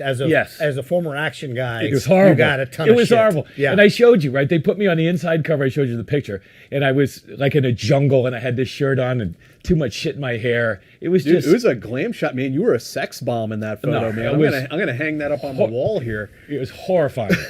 Horrifying. But it happened. The good news was the guy that ran GQ magazine was a guy named Art Cooper. And Art Cooper had a kung fu grip. I mean, he was among guys who wear camouflage tighty whities, Mark Wahlberg models and stuff like that. Among magazine publishers, he was a stud, a remarkable guy. I loved him. And so anyways, he invited me over to his office. I'm sitting in his office, had this incredible bar, chain smoking cigarettes, and he goes, "Hey, you want to go to Afghanistan and find bin Laden?" And I thought to myself, and now this was like a month after, so this is maybe the first week in October after 9/11. And I thought to myself, yes, I do. So I go, I know just what to do. So I went down, I went home. That was in New York. I went back to, I was living still in Virginia. And I got in my car and I drove out to Langley. And I told you this story before, but this is what a moron I am. So let's say that I had a pass. I had a hall pass at Langley, right? And then there's one primary entrance. What is it? 123, Route 123, I think. 128. That like leads Cambridge, right right? into it. Yeah, yeah. Cambridge, The main gate. Yeah. And the main gate, there's two lanes going in. There's a guard shack on the right. And then if you're a visitor, you just go around back, you park your car, and you go in and you sign in and you go in, right? So at the time, I had a Porsche 911.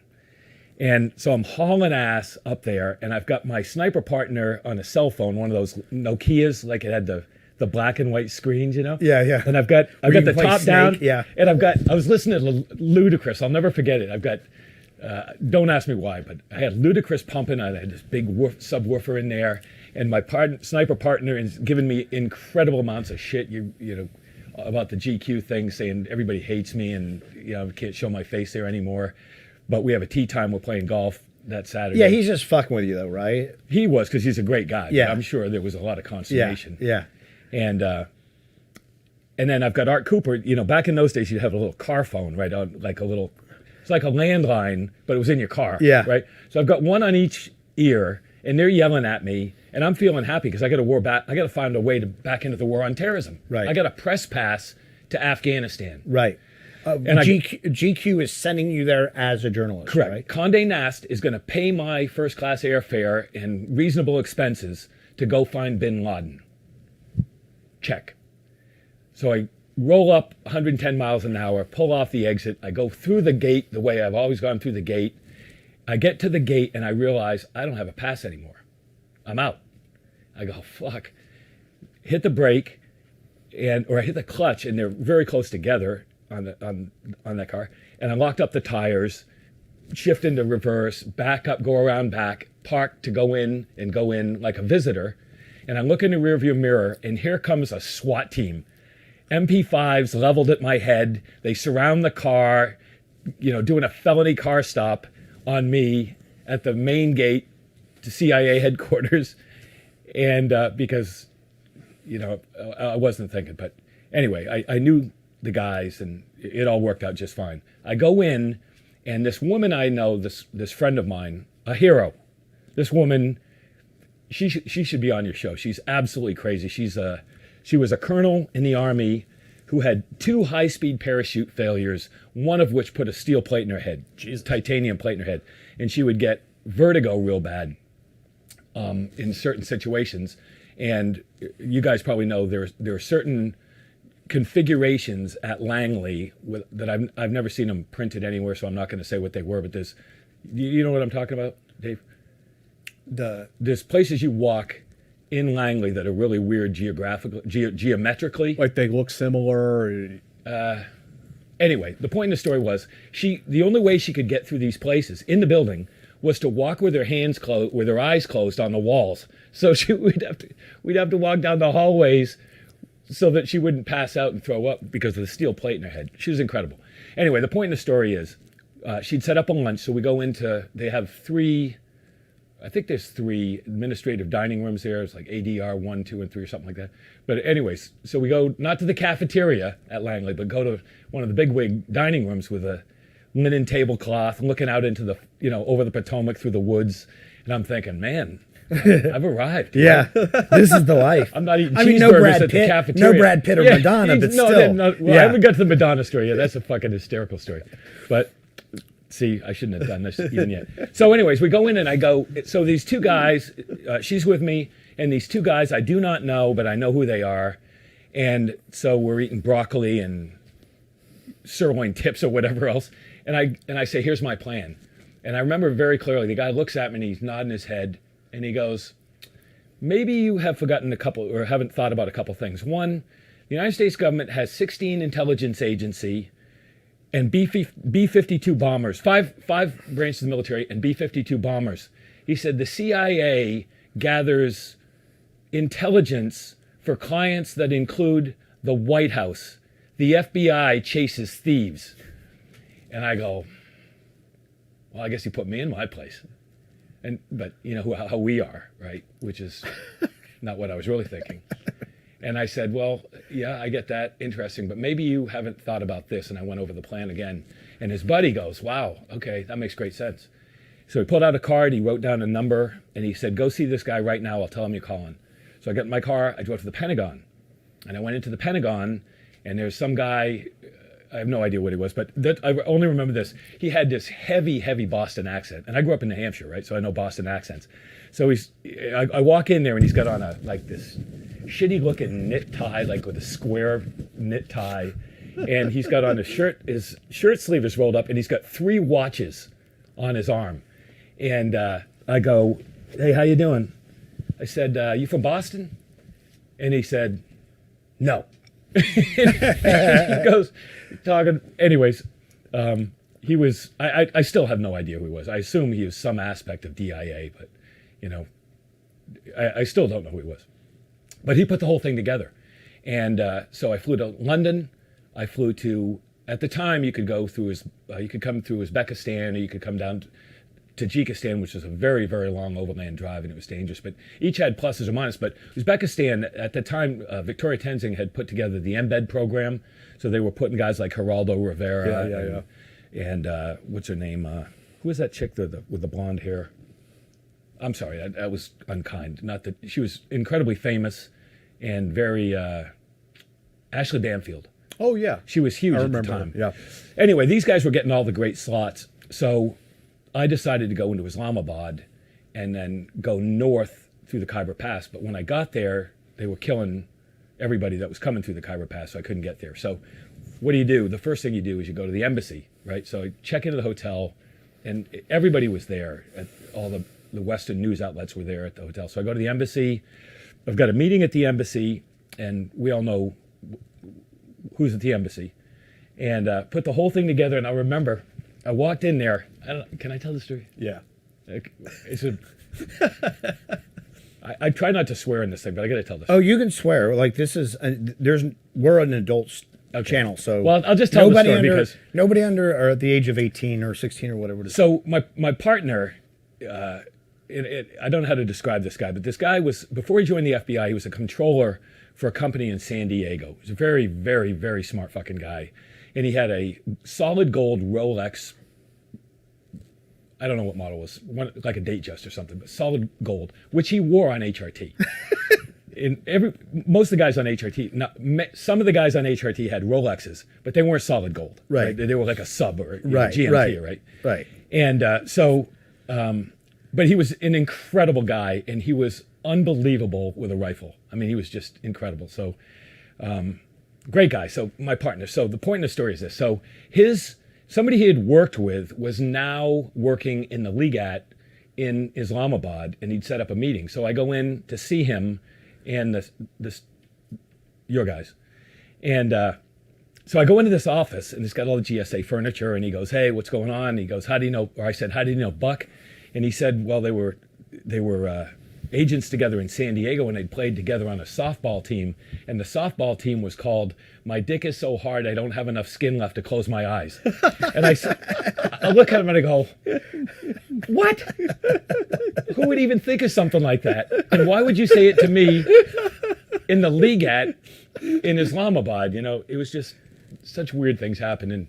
And I look over, and on his desk he had that book, that first book, and he had a copy of GQ magazine opened to the hilarious. thing, and it said that part of it said has a license to kill. No, has the ability to kill and the license to do so. And he had highlighted it with a yellow magic marker. That's hilarious. And I go, oh my God, I am the world's biggest moron, absolute fool.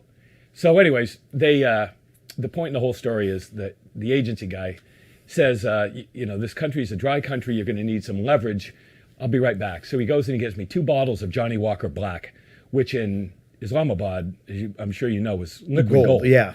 So, because I had to get a multiple entry visa or whatever. So I get my 2 bottles of Johnny Walker, and I go back to the hotel, and there were 2 bars in Islamabad. One was at that hotel, one was at the other hotel, the other Western hotel. So here's the point in the story. So I've got this buddy of mine who is he has a very, very famous girlfriend. I told you who his girlfriend was, right?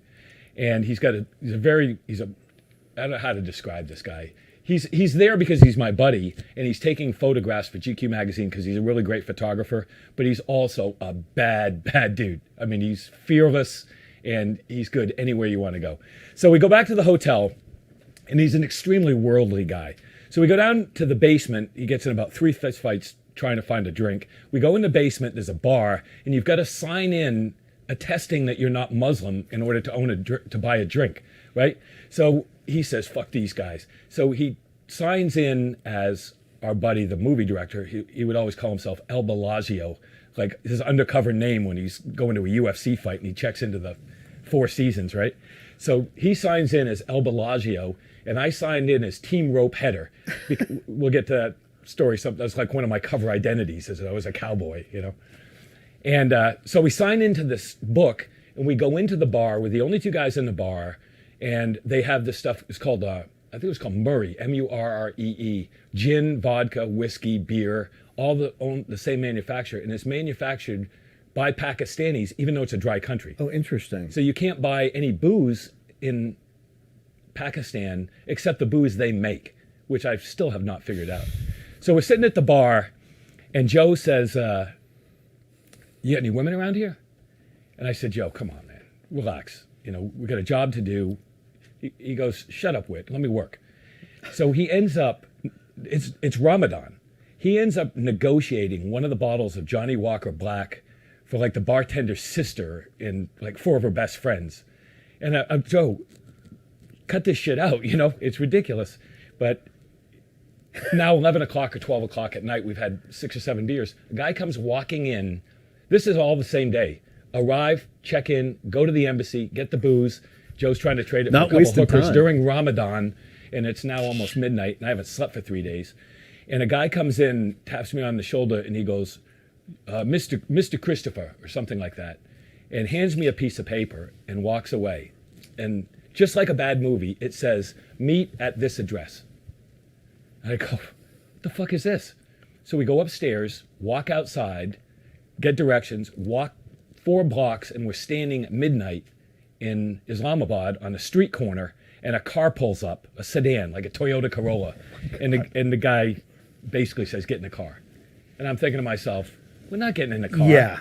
And then I think to myself, well, how do they know who we are and what are we doing here? Maybe we should get in the car.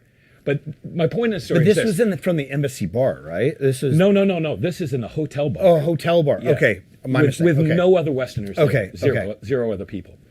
So the point of the story is I'm going from being part of an organization that through my clearances and through my covers and through all this insane shit I did around the world, all this stuff was great as long as you trust your backstop. Right. You know who gave you the cover. Right. And you know who's the Blockbuster video card and Right. somebody else's Right. kid in your Is wallet. the credit card aged? Yeah. Yeah. You know it's all backstop Yeah. and it's all right. And you know the people you're interacting with have that code like you have in Ramstein. And if they say something, it's Yeah. you know, it all makes sense. There's a transition where I realized I'm not in that world anymore. Right. Now I'm just the moron who's decided he's trying to do this by himself. Right. Oh, I forgot to tell you. There's nobody coming for you. Okay. Nobody. Yeah. I forgot to tell you. When he gave me the 2 bottles of Johnny Walker Black, he said, "Listen, dude," he said, "I don't." He said, "I don't know what they told you, but there's no. We're not giving you a blood chit, and we're not giving you a phone number to call in West Virginia for exfil. You're on your own. There's no QRF. Nobody's coming to get you. You can go on your own. We're not going to stop you, but you need to know nobody's coming to get you." And I go, "Okay." That was that. So then I end up in this car. We drove outside, like on the other side of the mountains outside of Islamabad, and we end up, by this time it's probably 1 o'clock in the morning, and we end up pulling into a polo club. It looks like a country club in Omaha. They're playing cricket, yeah. Yeah. So 1 o'clock in the morning, we pull into this country club, and there's 3 Prados parked in a dirt lot. So we walk in this building, and the guy points to Joe and says, "You sit over there." And I walk in, and there's this guy, and he's wearing, I forget what the hat is called, but different tribes wear different types of hats, and he's wearing a specific hat that meant something. I just don't remember what it was. And he points down. I sit down at the table. The guy brings tea, thinking, okay, this is going pretty well. And he goes, "Did they call people team rope headers in Northern Virginia?" And I look down, and he's got a copy of my passport on the table, and he knows that I just signed in to the bar as team rope header, and he's telling me he knows where I'm from. It was ISI guys. Right. So we had a stern talking to, and then they were incredible in how they set up and interact fixers and everything else. And so Joe's sitting there like, so the girls are like. Now, when he said Northern Virginia, though, was because you were there under very real journalistic cover. Yes. Right. You Yes. were there as a journalist. Yes. With the proper backstops, because that was the real thing. Correct. Did they know? Why did he say Northern Virginia then? Because the CIA is in Northern Virginia. Right, but did they know? Like, were you able to talk your way out of that and say, "I'm just here as a journalist"? There was no talking. I don't know that I said anything. Yeah. I think I had my tea and I nodded, and he just basically said, "We're on." He said something like, I think he said Musharraf. You should recall that Musharraf came to power through force. I think he said we're a very old country, or he said we're a very new country in a very old part of the world. That's exactly what he said. We're a very new country in a very old part of the world. And then he said something about Musharraf, but he was just basically telling me, don't fuck around. Yeah. don't fuck around. We're on it, right? Yeah. As it turns out, and I found this after the fact, that anybody that was involved in that, from the CIA side or from the FBI side or from the military side or for anything else, at that time, no matter what your gig was, and I know this now after the fact, no matter what your gig was at that time, there was shit going on that you did not know about. Unequivocally, I don't care who you are or what you say. I know you've had those guys on the show. I'm huge fans. I'm enormous respect. But there was, no matter who you were, there's shit going on you didn't know That about. you weren't read on. So My many thing special was projects. small, Yeah. and my thing was very specific. So to be, because there's a lot of other stories. The bottom line was, I was supposed to go first to Peshawar, and then because the Khyber Pass was closed down, and my job was to go to Deir in the Northwest Frontier Province, and I met a cleric who took us to an overland route to Herat, to the north. Mm-hmm. A real fucking off-grid place. And there's a story that you guys may know about, what was the name of that fucking town outside of Deir? I can't even remember now, but there was another town that something happened at that time with a military operation that crossed over with some people, which there are references to it. I don't know what it was, but I know they were there. There were a couple of different things. I mean, it could have been a raid, or there was like some stuff where like drones went down and stuff had to be recovered. No, this was a transport of people across. But I don't want to get into that because I don't know what it was. I don't want to say anything, and I know something happened, and I was there. Are you talking about when they brought the Al Qaeda guys from Afghanistan to Pakistan? Yes. Yeah, Miller talks about that when we interviewed him. Okay, yeah. good. Okay. So anyways, it was at that time at that place. And but it was a specific mullah who was taking people from Pakistan over. And he went in like the legend, not the legend, but the rumor at the time was he took 13,000 people over and he came back with 5. You know, it was one of those stories. Who knows what the numbers were, but he was a problem. So my hypothetically speaking, my intention was not to try to stop him, but to try to get an idea of who these people were and where they were coming from, right? So anyways, the point of the story is spent time there and then went very, very unpleasant time there. Then went back to Islamabad where I got really bad dysentery, flew to Quetta in the south, drove from Quetta to Spin Baldock, crossing over at the West Chaman crossing, going up to Kandahar when the fighting moved south. And that's the last story there. And here it is. We get there, sick as a dog. I'd been in a like a safe house, huddled around a hole in the floor, delirious for 3 days with fever. And I get in the back of yet another Toyota Corolla, and we make our way over and get to the border crossing. And anybody that's been to that border crossing, there's nothing there. It's like talcum powder. You know, it's like the whole south of Afghanistan. The moon dust, yeah. The moon dust, right? Everybody knows the moon dust. So, but there were the refugees were coming across, and a lot of the guys that were getting in the fighting were coming across the border too to try to get help in Quetta, right? Which is like 3 hours away. So, anyways, the point. I mean, Quetta is the port town in port city in Pakistan, right? It's not a port; it's inland, but it's a huge transport facility, and I don't even remember landing there. But so, but I'll just end the story here about how the thing worked out. So, Ben at that point had been there quite a long time. We killed 2 different guys with cars. I mean, we hit 2 different guys with cars, and there's a lot I'm not telling you about. A lot that I'm not telling you about.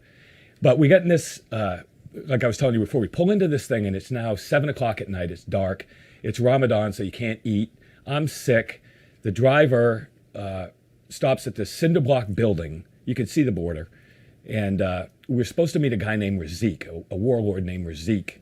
That I don't want to say warlord. He was a... You know what I mean, right? Your interlocutor into that world. He was a local leader. Yes, he was a local leader. He was an influencer. He was an influencer. Yeah. He was not a fixer. Right. He was the fix. Right. This is a real fucking deal, right? But we're 3 days late. So we pull into this cinder block building. I'll stop the story here. So Joe and I get out of the car and we walk in, and the driver is kind of our translator, fixer, whatever else.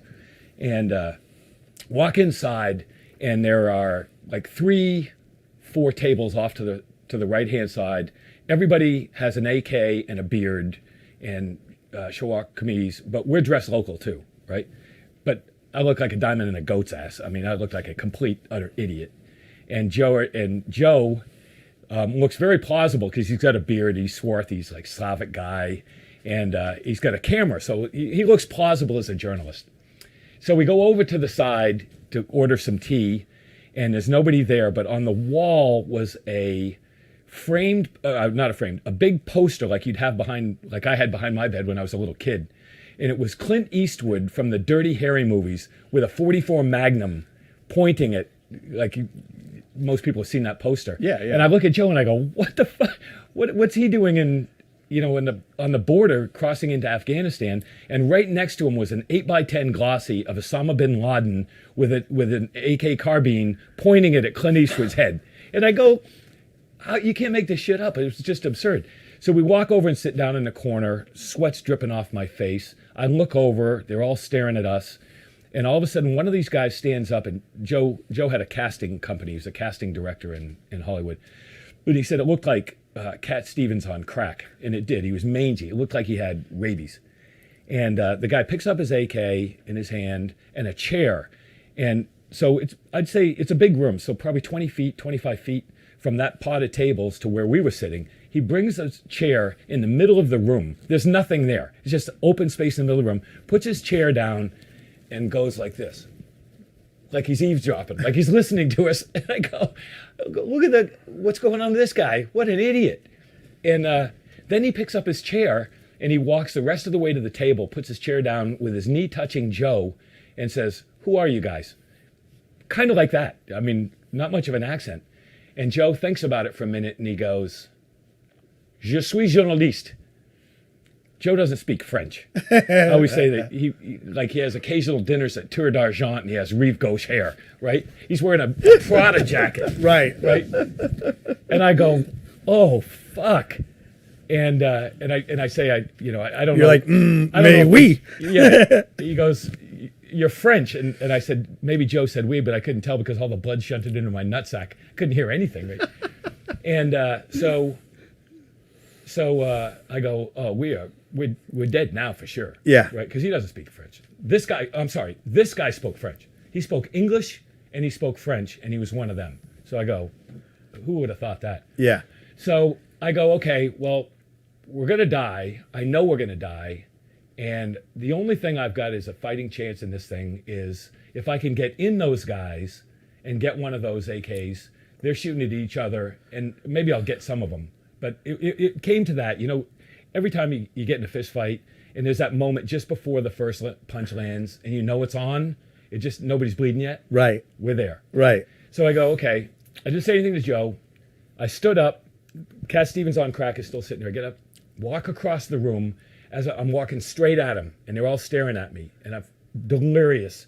Sweat's pouring off me. You're just trying to close the distance because they've got the weapons. Exactly. And you don't. Right. Because I don't, the Danny Pearl thing, I didn't want my head chopped off. Right. I said, I'll die. I don't want to die getting my head cut Right. off. That's a shit way to go, Right. obviously. Yeah. So I go by the door, and I forget to say, this door was literally, I shit you not, had like a swinging swinging doors, doors. right? With a couple of movers broke out. So I look out, and I see in the parking lot, there was one bulb over a gas pump, and the car's gone. The driver's gone. So the parking lot's empty. So it's now just me and Joe in this room with these guys, and I go, all right. And then, you put together a 5-paragraph order, and I'm thinking, it's 3 hours back, and it's I'm doing math, and the math sucks. You're out there flapping. I'm flapping. Right. I'm flapping, and I know I'm flapping, but I'm too sick to care because I think I've really got one shot at this thing, and fuck it. I mean, if I'm gonna die, it's not gonna get my head chopped off. Right. I'm not getting on my knees. Right. I'm not getting on my knees. Right. So, anyways, I walk up to the table, and these guys are looking at me, and I don't know what they're thinking, but they got these looks on their face like, who is this fucking retard? And I get up to the table, and one of the AKs was on the table, and it had the bolt up, the flip switch is down. Yeah. Right? So I'm thinking, I don't have to do anything. I just got to grab it and pull a trigger. And so the guy looks up at me, who I kind of thought was the leader, and he puts his hand on his finger on the pistol grip, and he looks at me and he goes, and then two guys stand up and they go and walk over to the door. And I go, well, what am I going to do now? Right. So I walk back to the table, and I get back to the table, and Cat Stevens is standing there and picks up his chair, and he walks back, and Joe looks up at me, and he goes, he's gone, isn't he? The driver. I go, yep. He goes, Whit, I got to tell you, this spy shit's getting pretty fucking old. It was the only thing he said the month we were there, or whatever, 5 weeks we were there, the only thing he said in all the shit that we'd been through. And I always said, the first rule of not letting people know you're in the intelligence community is not making obvious lies about not being in the intelligence community.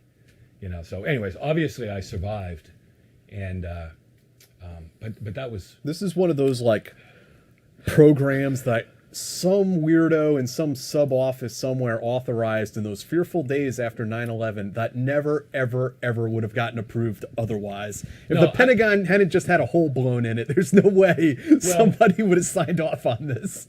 I don't think anybody did sign off on it. That's even worse. I think somebody said, the guys I had lunch with said, okay, I get it, but I don't want anything to do with it. Go see this guy. And I went to see that guy, and I think he thought I came from there. Right. I didn't know how. Yeah, hook this guy up. We got him. Yeah, we got him. We got him. And he didn't have to hook up shit. Right. Because I got myself there. Right. All he had to do was put together the pieces. It's like I'm hiking the Appalachian Trail. Right. And people are staging food as I go along. Right. So the fixers and the places to stay and guns. I mean, that's another thing. When you do things like that, if you've got a gun, you're only two things in a situation like that. You're either media or you're not. Right. And if you've got a gun, you're not. You're not media. Right. And, Right. And there's times when a gun would help you fight in a situation, maybe like that, probably not, but you know, 2 or 3 guys, Right. at a roadblock or something, like when I went to Somalia. Right. Oh, we haven't got there yet. But in that situation, the point I think in this whole story is that was the first time I realized that I could build a world around what I knew of your world. I knew what you guys, agency, Special Forces, Delta, SEAL Team 6, all the agencies, all the teams, all the countries, and at this point I'd probably been to, I'd say at least 45 or 50 countries doing different things. Yeah. And I knew what I could get away with, and I knew how to work around those different things. Right. And then it goes back to Uncle Harold paying the CIA $1 million, building his own private enterprise. And that's really what it became. Yeah. A month after I got out of the How? FBI. So Joe, because we haven't really talked about, you know, you mentioned Joe was with you and that he was the photographer. Had he had an intel background, or was he just, you just kind of brought him on and like? I just brought him on. Joe had no background in anything, but he had spent a great deal of time at HRT. So had El Bellagio, so my director friend. Those guys were there and they knew that world. Oh, I just got to fix your mic. Oh, sorry. Well, probably want to turn it off anyways. But. No. No, he was, I mean, he's a remarkable guy. He can tell his own story. He can write his own 5 books. He can, I mean, his life is so fucking wild, it makes me look like an amateur hour. But he was that guy that could survive in any situation. And there are a lot of others. I mean, there's some other stories that I won't go So into. through this like misadventure, you sort of realized that you could create like an intelligence platform. That's it. And here's where it goes. I figured a way to make money off it. I figured out a way not to because you can what people don't realize about the intelligence community, in my opinion, in my experience, based on my 20-something, 30-something years in that world, overtly and obliquely, is that it all comes down to tasking. There is benign intelligence, human intelligence gathering that gives nobody heartburn, right? Like national resources, right? Yeah. Like NR. If you work in an NR thing, an intelligence agency can gather information from somebody who is not otherwise involved in the game in any way. Right. They don't have any training. They don't have anything. They just fly on a regular basis to India, and when you come back, you have a meeting and you feel like a patriot and you get some information, right? There's that aspect. The moment you turn to tasking, bells go off. It's espionage. It's espionage. Yeah. Right. As soon as they tell you to do something, and it could be any they, now there's 18 intelligence agencies. As soon as you do something, it all comes down to tasking. What I realized early in the game, and I'm talking October 2001, was that there is a line in between. If you know it well enough, if you know the system, and you know the players, and you know how everybody works, what they want, you can be a patriot, you can have a hell of a time, and you can make a little money. And does that come from knowing what the taskings would be, knowing the requirements, so you don't need to be tasked? You can say, hey, either you say it or you just do it, but I'm going to get this information, but nobody's ever tasked you on it. That's correct. But I knew the task. Right. So when I presented a plan, it did not need to be signed off on by anyone. Right. It was plausible. Right. And it provided benefit to someone without any downside whatsoever. I mean, if I had gotten my head cut off instead of Danny Pearl in Lahore, and I'd been there plenty of times. Yeah. And it could have happened when I went out to the polo club. All of that could have happened. I'm just a lucky fuck. That's all I can say. But if you know, and listen, there are probably people watching this right now who are CIA case officers, operations officers, FBI agents, Delta Force operators, SEAL Team 6 guys. They've all got stories on the side. Everybody's got a story where they were a little bit off to the side. And you know that, right?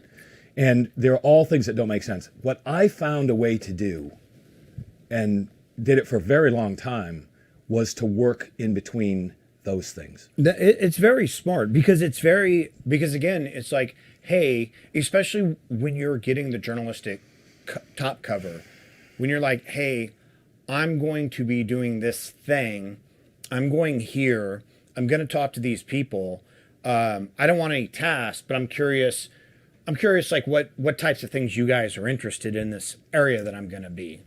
It was not even that. It was that idea. Yeah. When I first introduced my plan, I'm not going to talk about what I actually did, Right. or how I actually did it, but I think it was clever, Yeah. and I think it benefited in significant ways. Is if you're in the intelligence community, like you at a very minimum need a waiver to use journalistic cover. Like that's Yeah, like yeah, one yeah, of those. exactly. That's one of it's those big no-nos. It's a big no-no. It's Yeah. like using Red Cross as a cover. Like there are things that are Red just Cross, members of the clergy, journalists. It's just not something Doctors that's Without allowed. Borders Yeah. is not. Well, I got bad news for you, gentlemen. That's where this goes. Well, so the curious That's thing good though news. is I don't remember seeing any articles written by Chris Whitcomb about. Oh yeah. Were they out there? Oh fuck yeah. Yeah. I wrote for the New York Times. I had an op-ed contract with the New York Times. I wrote about all aspects of this stuff for the New York Times. I wrote for like the Sunday magazine section. I wrote for various things, but I think I wrote six different articles for GQ. But that whole thing was a horrible article because I got back, like editors and writers. I'm a writer who does all these things, but writing's important to me. And I got back, and Art Cooper assigned this editor, and I'm not going to make statements about men, females, whatever else. All I can say is this editor was trying to make sense of my article, the subtext of what you and I are talking about right now. And she left after I got in a pissing match with her. She left and went to Red Book magazine and started editing cookbook recipes, right? So you take a cookbook recipe editor from Red Book magazine trying to make sense of me and all the shit that I did. Right. But yeah, the article's written. I mean, it's got pictures of me wearing all the local garb, like that picture that I sent you with the whatever the fucked up the headgear. That was one of those things up there. And there's this one place where I was sleeping in a goat shed, and there was this. Anyway, just to wrap the story up, this guy Razik came in after the whole thing happened when I almost tried to get in a gunfight in the corner. He came in, and those were his guys. And what I had manufactured to be great drama in life, in reality, was his guys watching over us. Oh, wow. I just didn't realize that. Yeah. And then, and I was okay from that point on. I mean, I wasn't okay because there were other elements, but it wasn't those guys were not the threat that I thought, even though it was a legitimate concern. So, yeah, that's a pretty wild ride. Well, it hasn't even started yet, man. So I mean, that was the dry run. That was like the fucking. Okay, so that was you dipping that was your, proof of concept. Right. That was That's proof all of it concept. was. Dipping your toe in the pool. When you came back, did they debrief you? Like, how did that work? What can I say about that? I came back to the States, and I had to write an article for GQ magazine. I know that sounds absurd, but I did. And the first thing we did was go to LA. I mean, literally flew from. Okay, I probably shouldn't tell all these things, but so the thing about Joe was the first guy I ever knew that had an American Express black card. Remember when those first came out, they were invitation only. Yeah. Right. You couldn't get one. If you wanted one, you didn't have a chance. They would call you up and invite you. Joe was one of the first guys I ever knew that had a black card, and he had a cell phone with overseas coverage. The black card meant you had a concierge, right? So you'd call a number, and he'd go, Mr. Joe, and he'd say, I need a vegetarian restaurant in Herat, and in some acacia tea or something like, right? And because I told you he had just come from Madonna's wedding, and his girlfriend was like this household name, right? So, anyways, we get on a plane. Fuck. All right. Have a little more. We're gonna have to cut this thing off pretty quick because I'm gonna have another scotch and it's gonna go south. So, anyways, just to close up the Afghanistan story, we go back to he calls his concierge and he gets us 2 tickets on a 747-100 out of Islamabad airport, and we take off. Now I haven't taken a shower in a month. I'm not exaggerating. I mean, this whole thing was much worse than I'm letting on. It was much worse. I don't want to make the whole thing about one story. But so anyways, he would always stay at Claridge's. And for those who don't spend a lot of time in London, Claridge's is one of the great hotels on earth. I mean, it's the bar, and Joe knew the bartender. He knew everybody, Mr. So-and-so. And so we go there, and let's see, I'm not going to tell you all the stories, but so we go back from London after a stay at Claridge's, take a shower, get regrouped, fly to LA, and he sets up a dinner with with all these actresses in this place called the Buffalo Club, which was in Santa Monica, California. It was kind of a secret restaurant in those days, but put together by Tony Yurkovich, who created Miami Vice, and he was one of the biggest television producers of the 90s. Huge guy, and he started this little restaurant. No sign. In Buffalo, New York. No. He was from Buffalo, New York. Oh, okay. He called it the Buffalo Club. Okay. But it was on Olympic Boulevard in Santa Monica, California. Okay. Back when that was still a shithole. So there was this little hidden secret restaurant in Santa Monica that you could only get into if you knew where it was, and if you knew somebody. Yeah. It was one of those secret places Yeah. that regular people can't go. So, but we had our own table, right? I mean, like permanently. So we go in there. I'm just trying to wrap up the story. So we go in. We're eventually going back to Langley. We're eventually going back to the CIA. So we fly to Claridge's, and we have this big time in London. Then we fly to LA, and he puts all these actresses together because he's a casting director, and I mean some really household names. So we have a nice dinner, and we're telling stories. And he was a ladies' man, as I may have mentioned, and one of the ladies was a bartender at the Buffalo Club who we had a liaison with in the gentleman's restroom the previous night. Good conversation, I assume. Good conversation. Yeah. Intellectual. Yeah. And so he had gone to a private event in a garden out behind the place while we're having a conversation. So we're having this meeting, we're having a dinner in a booth at the Buffalo Club with all these actresses, and I'm trying to tell this story to them. And they keep saying, Whit, cut to the chase. How the fuck did you escape? And, whatever. So anyways, the point of the story is Joe goes back and he gets a pissing match with the bouncer, who was a large man, a pretty boy, like a Hollywood bouncer. They're like 1 minute they're in a runway show and the next minute they're doing a UFC fight. Right.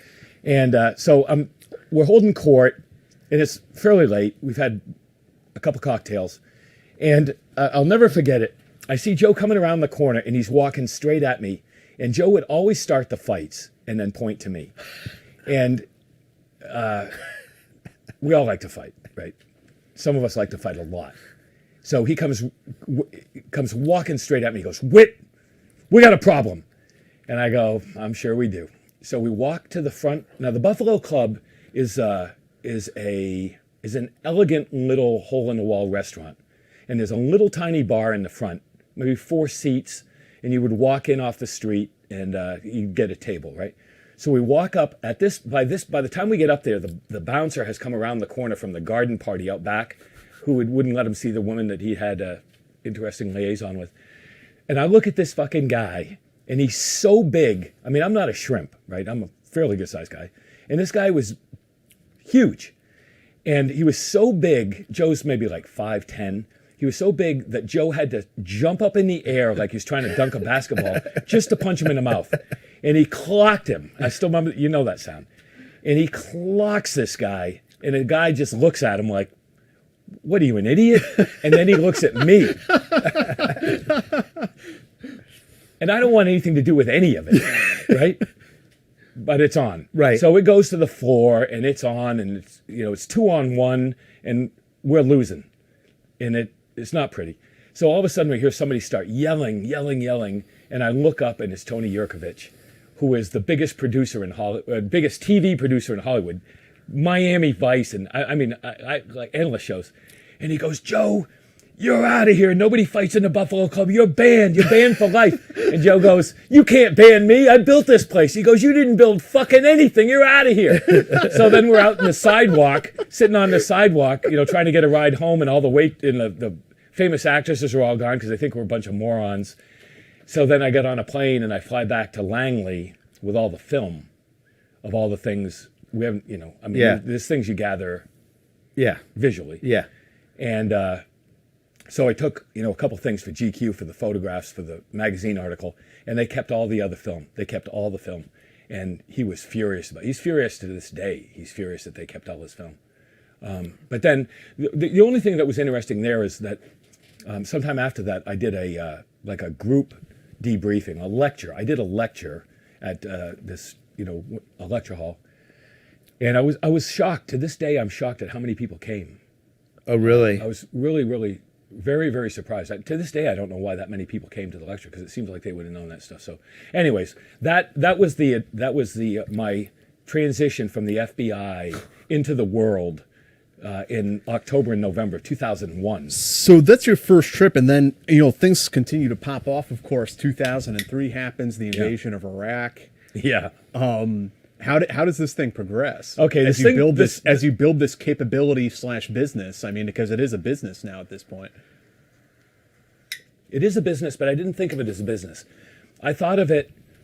There's a disconnect in my mind. This is like old school, like French Jedburghs that like go into the private sector after World War II. I mean, it's a little bit of like it's a little bit of like Dewey Claridge, like setting up his network. Yeah. I'll tell you what it was.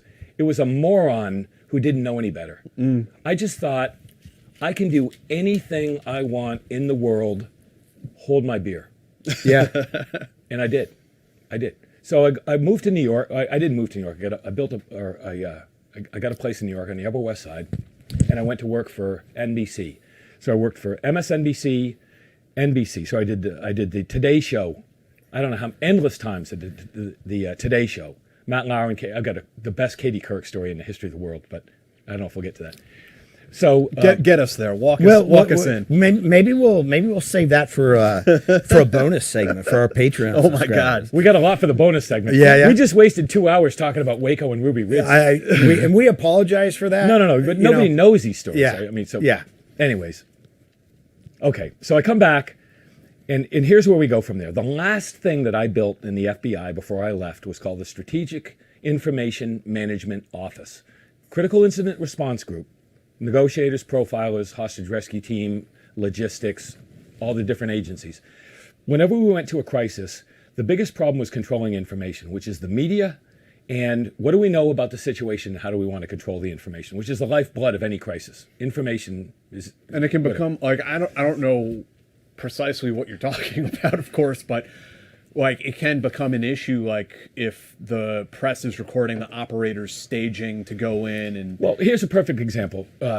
Puerto Rico. Spent a lot of time in Puerto Rico. There's an island called Vieques. Vieques is a bomb site for the Navy. Yeah. And the people of Vieques didn't like that, right? You're blowing up all these like endangered birds and some non-gelatinous foraminiferans, and it's like all this shit that you can't, right? It's crazy. So we fly in. What's the helicopter with the Chinook? The Chinook, yeah. So I remember we fly in. We do this big assault into the island, and we're on the Chinook, and I get off the back, and it was the island had all the soil was kind of flinty. So maybe you guys have seen that. You see it in Iraq, in Afghanistan, or in Iraq. It's a dust up, yeah. No, it lights lights the end of the blades on fire. Yeah. So you get these looks like an beautiful, electrical. Yeah, it's beautiful. Yeah, it's beautiful. So get the whole thing. We couldn't land because it was dust. The point of the story is there was this one op, just as an example, in Vieques Island. We fly into Vieques, and they had these. I think there were 2 U.S. congressmen. They had some protesters, and the protesters were on the beach, and they said, "We want you to come and arrest us on national television." So they called NBC, ABC, CBS. Everybody came down there with the camera crews, and they were saying, "We are going to watch the next Waco. We're going to watch these guys come in." And they had slingshots and spark plugs, right? I mean, I get an M4 and a bag of grenades. Right. And they've got slingshots with spark plugs. Right. And 2 United States congressmen. So all that's got to happen is they shoot us with a slingshot, and somebody does something stupid. Right. And the FBI is back 20 years. Right. So I said, wait a minute. Let's relax here a little bit. We know what they want. We know how they plan to do it. All we've got to do is walk down there, get all the media together, and say, come with me. We want you to record everything that we're going to do. So we went up to them and said, the SWAT guys were pissed. All the San Juan SWAT guys were pissed. Fuck these guys. We're gonna make an example of them. And I said, maybe that's not the way it's gonna go down. Right? Death squads in police forces generally don't foster solid public relations. I didn't have anything to prove. I'd already been through Waco. Right. I did not want another debacle. for me or for the FBI. I love the FBI. I believe in the FBI, at least in those days. I didn't want that to happen. So I said, look, let's do this. Let's just think about this. Let's walk down. We'll bring the media with us. I'll go up to whoever it was at the time, all the famous people. And I said, we go up. So we walked up to them, and I said, to the two congressmen and the people with the slingshots and the spark plugs, I said, these are flex cuffs. We're going to put them on you, and we're going to walk you out of here. And they said, no, you're not, whatever else. So I put the flex cuffs. All they wanted to do was be on national news. Yeah. So we put the flex cuffs on them, but didn't tighten them up. So if they dropped their hands, they would fall down on the ground. So we put the flex cuffs because that's what they wanted. But then they realized they looked like complete morons because it looked like a wizard's apron, hanging off their wrists. And it diffused the situation. There was no fight. Nobody got hurt. Nobody caused any problems whatsoever. All the media had no story to write at all. Then I found a deuce and a half someplace. It was like a bomb target and got it running, drove it up, put all their shit in the back and drove it back to the airport, and away they went. And it was no story whatsoever. So realizing that nothing really matters unless it appears on the news. Right. Or in those days. Yeah. Right? Now it's social media, whatever Yeah. else, right? Or your show. But back in those days. And that changed Mostly the our thinking. show. So this lightning bolt goes back to the 7th floor of FBI headquarters saying, wait a minute, you did what? But it was a different way of thinking. And all of a sudden, these are awesome. Thank you. They're good, aren't Very they? tasty. Fantastic. They're really tasty. So that was a paradigm shift in the way we looked at things. Yeah. But it came through the Strategic Information Management Office. And here's where it gets a little weird. Perhaps during my time, I may have come across the 4th psychological operations element. And perhaps they are the craziest motherfuckers I've ever met in my entire life. And I'll say this, when you join the FBI, you go through 16 weeks of academy. It might be 18 weeks now. You go through the farm, you go through, it's different because the CIA training, case officer training is a little bit different. It's a little fragmented, right? But you go through operator training school you go through any program that you guys have been through, and they have a timeline. It's usually not that long. PsyOps basic school is 43 weeks. Yeah. 43 weeks away from your family, away from any. There are some true believers in that outfit, and there's some wild outfits. In my personal opinion, in my personal experience, I think I've worked with everybody around the world. We haven't got to it yet, but I've worked with everybody. The Israelis, the Turks, the South Africans, anybody. I don't give a shit who you're talking about. I've worked with all of those intelligence organizations up until about a year and a half ago. In my opinion, those PsyOps guys are some squirrels. I mean, there's some wild dudes. The PsyOps guys, the Army PsyOps guys are like widely misunderstood and even derided. You have the lighter for Chris? Oh, it's right here. And even derided in the special operations community. And a lot of people, I think, don't really understand what they do. A lot of them, there are a lot of CIA details that they work. A lot of people don't get that. And if, those guys, through what they're, most people think of it just as pamphlet drops, but there's a lot of other stuff going on. And they are so controlled, like PsyOps in the military in particular, are so controlled because it would be like shooting a round from a sniper rifle and then an atomic blast going off as a result of that. Yeah, there are like left and right limits. And another thing they do is that a lot of people don't realize is even produce films, anti-extremist films around the world that show up in places like Indonesia, Kurdistan, elsewhere. Well, that's one of their critical languages. When you join, they have a certain number of critical languages. Indonesian is one of those languages. Yeah. And I'll say this, based on my experience, and I don't know shit compared to, I know what I don't know. They have white, gray, and black categories of operations, right? White is the pamphlet drops. Gray is the movies. The black shit is when you don't know where it's coming from. In my opinion, that's some of the wildest shit that I've done in my life. That aspect of it. And some of it is weird. So anyways, the point of the story is that I put this all together and I said, look, what we really want as a government is to protect Americans. We're patriots. We believe in what we do, and we believe that is good, and we believe that good is going to make America whole so that our kids can go to sleep at night. That's why we all serve and die, if that's what it takes, right?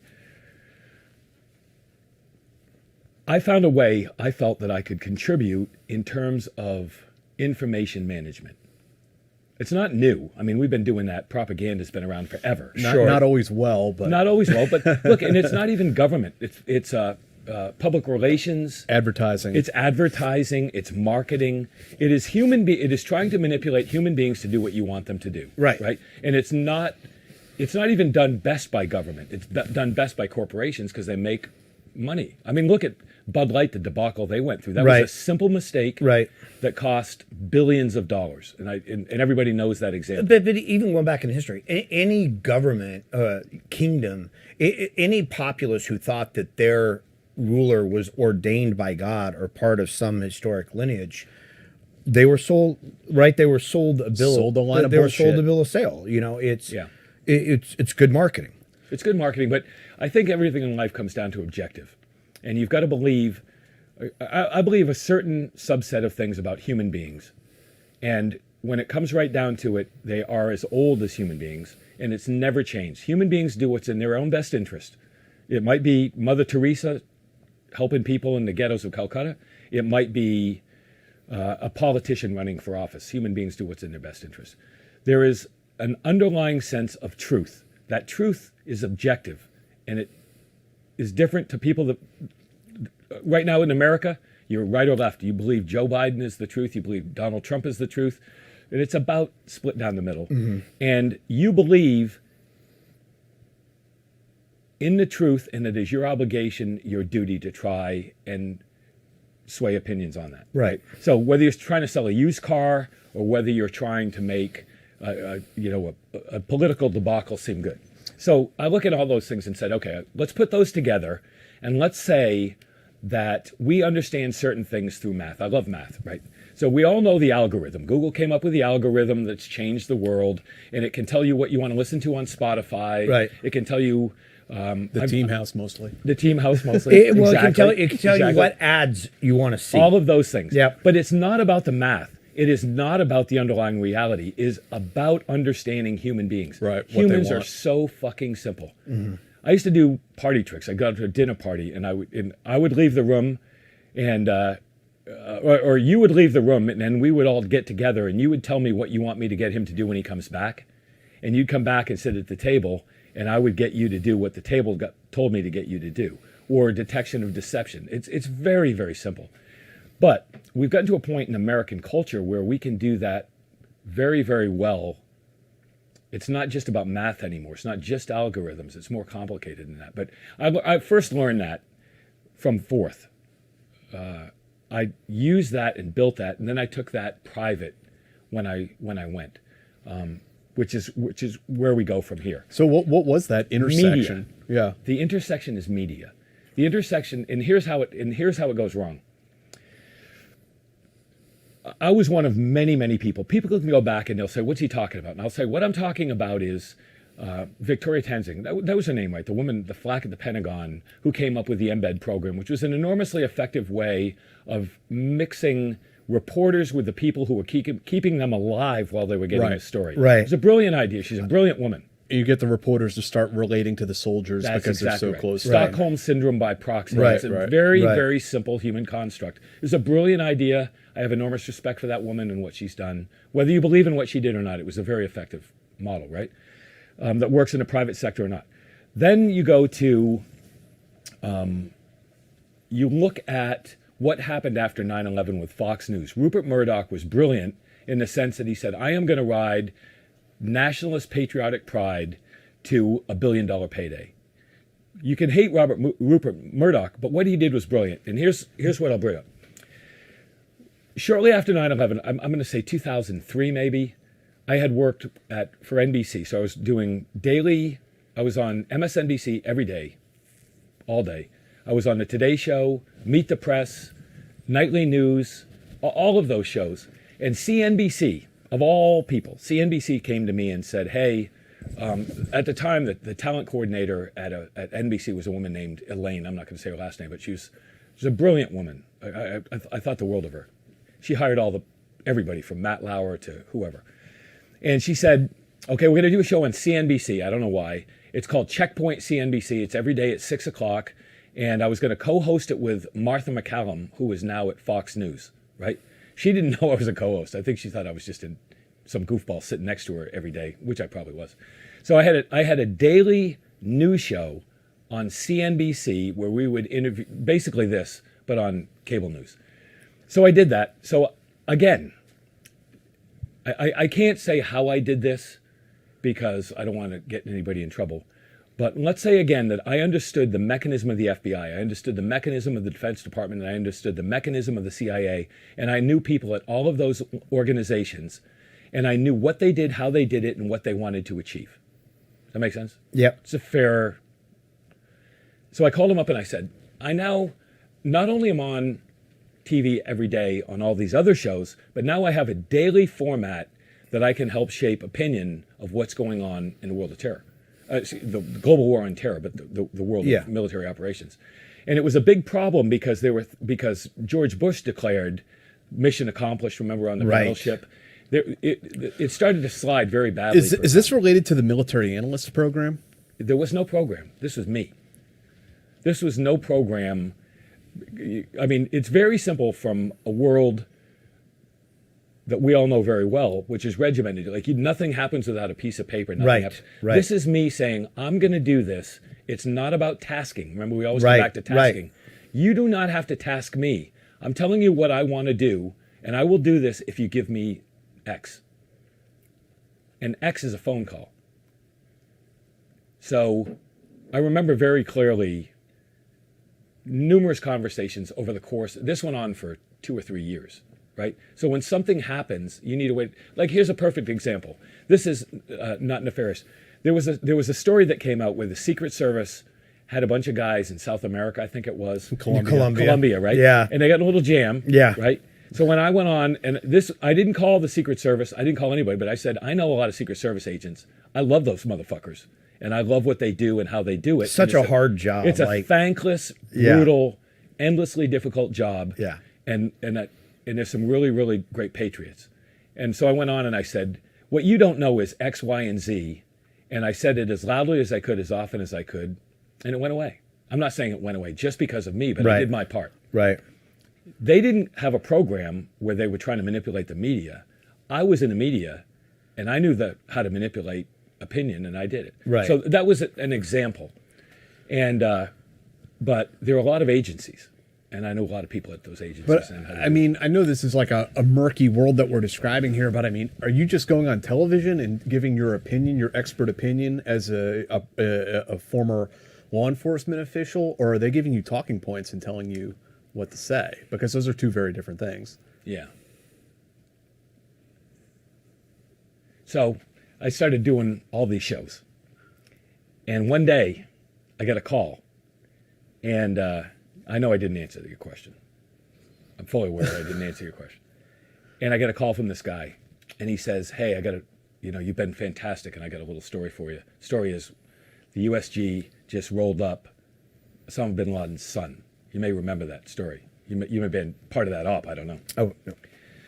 And I said, okay, you want me to go out with this? And they said, we're not saying that, but I'm telling you what just happened, and it's going to be this, this, and this, and the president's going to make an announcement. And I said, okay, so the way a TV show works is this. The way TV shows work that I worked this way. You go in, I would get on a bus or car service at first. I'd get in a car from my apartment in Upper West Side, New York. I would go to CNBC World Headquarters, and I would sit at my desk. I had a desk right next to Joe Kernan, and I mean, literally, we're adjoining, and all the people that you see there, you work with them every day. They're personalities, but they're just really great people. Yeah. And very smart, very smart. So I go on, and so you go into this office for my show, Checkpoint CNBC, and you sit in the producer's office with 10 people, and they go, what are we going to do today? And somebody would go, well, what's the New York Times doing? And you check the New York Times. What's the Post doing? You check the Post. Then ultimately they would say, what's Fox doing? Because that's all that mattered because they had all the ratings. You want to generate ratings so you can sell advertising, so that you make money, so that you do what's in your own best interest, which is build your career. Right. That's all people need to understand about the media, is that it's all about money. The product is news. The product or the result is money. That's the only reason They're not they do these doing it to keep you informed. No. They're doing it no. for bigger bank accounts. Listen, I remember Columbia Business School. Columbia Journalism School. Columbia Journalism School used to be the arbiter. You want to? I didn't go to Columbia Journalism School, by the way. But you know. Yeah. I'm just saying. Yeah. You know. Yeah. Columbia guy. Yeah. Right. I'm just saying that there was a day when the Fourth Estate would find stories about Watergate that would splash presidents. Right? I was 13 years old when Nixon resigned. I remember that very, very well. Yeah. Those days are gone. Yeah. The Pulitzers, Yeah. if you do a list of Unfortunately. Pulitzers that have been received in journalism in the last 5 years, it is a debacle. It's a disgrace, right? And a lot of them are for stuff that has since been debunked or. All of them. Yeah. I mean, you just now go down the list. Not all of them. Many of them have become shameful, but they're not taking them back. My point is this, that we'd have a meeting in the morning, we'd put together a story based on what other people were doing, and it would feed itself, because ultimately you're trying to make a show that people watch, Right. so that you record the ratings for advertisers who pay, who make money for all the people involved. That's Right. the whole point. Right. And that's the way a show would happen every day. So we'd go in and we'd put together a show. Ultimately, I'd end up in front of a camera reading a teleprompter and doing some kind of a story about that. And I did a lot of them. Like I flew in the back of what has a backseat, an F-15? 14. F-14s do, and I think F-16s do. I think it was or I F-18s. think it was a 16. I can't remember. F-18s I get are everything. We need to ask Alex. Yeah. But yeah, I did a million stories. These weren't stories that I sat at a desk and read a teleprompter. I was going out like I went to Guantanamo Bay, right? I went to Gitmo. Now I knew everybody. I knew people at Gitmo that were doing the investigations. I didn't say anything, but I spent 2 years at the FBI Academy after HRT, where I taught interrogation at the FBI Academy. I was pretty good at it, and I taught interrogation to various other agencies, including the CIA, which called it elicitation. Prior to enhanced interrogation, the CIA used to call interrogation elicitation, and they had some funky ways of the CIA. Eliciting. The CIA. You say what you want about interrogation. The FBI interrogates people and puts them in jail for life. It's hard to get somebody to say, yes, I committed this crime, knowing that if I say it, I'm going to jail for life. That's difficult. They're very, very good at what they do. It's a difficult art form, and they're very good at it. The CIA didn't have that consequence prior to 9/11. It was a very, very different thing entirely. But anyway, the point of the story is that going into media and having a platform where I was on television every day in different media, and what I said mattered to a certain extent, where I could do this. I would go on TV and I would specifically and intentionally say X, because I would sit back and wait for you to go on TV and say X. And then you would go on TV and say X, because human beings are extremely predictable and they will follow what benefits somebody else. And I'll say this. If you look at society today, you look at misinformation and disinformation. Those terms did not exist 6 months ago, a year ago. Didn't exist.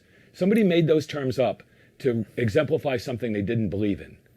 Once you come up with a word that people can get behind, Right. where you can look in any aspect of society, like right now, one of the big phrases is unpack. Let's unpack this, right? That'll be a big thing for a while. It used to be cool beans, Right. or sort of. or burnt your cookie, right? Your cookie. Yeah, burnt your cookie. There's always something, Yeah. and you can follow that path through culture, right? Like this song, the song the guy just came out with, Richmond, north of Richmond. Yeah. That lit fire.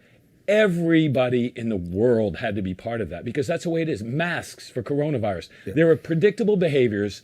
You can call it whatever you want, a collective subconscious, you can call it whatever you want. Human behavior is incredibly simple to predict. And if you can predict it, you can shape it. And if you can shape it, you can benefit whatever program you want, right? But to what end? I mean, what is it To that you're what trying end? to shape? That's what's What scary. you though, believe right? about the war. Right.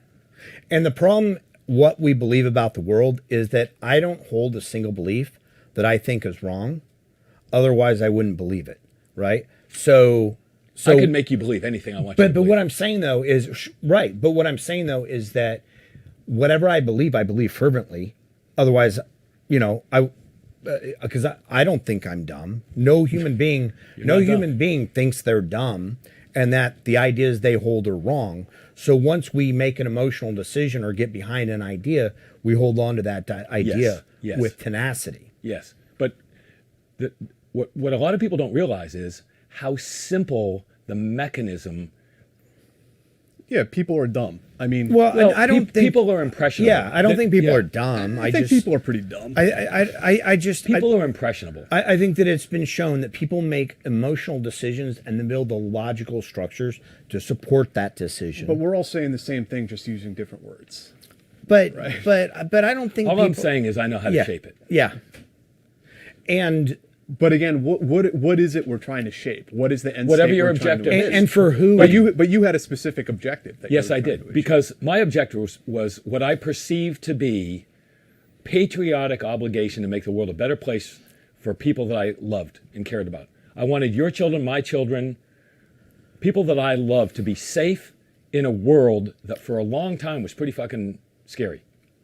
That was my personal opinion. I'm not saying I was right or wrong. I'm just saying that's what I believe to be the case. Right. And I think a lot of people joined the military, joined law enforcement, joined the cause because they believed for a long time, from 2001, maybe 10 years, believed that we were vulnerable, believed that the United States needed. People were scared. People were scared. But people join Antifa and the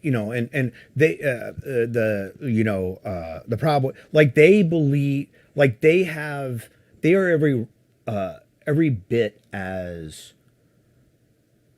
certain in their beliefs that they're making a better world, right? Again, whether it's Antifa or Proud Boys or whomever, they believe that they are making the world a better place. Yes. Based on, I don't even want to say facts. I want to say based on their filters and perception of what is wrong in the world.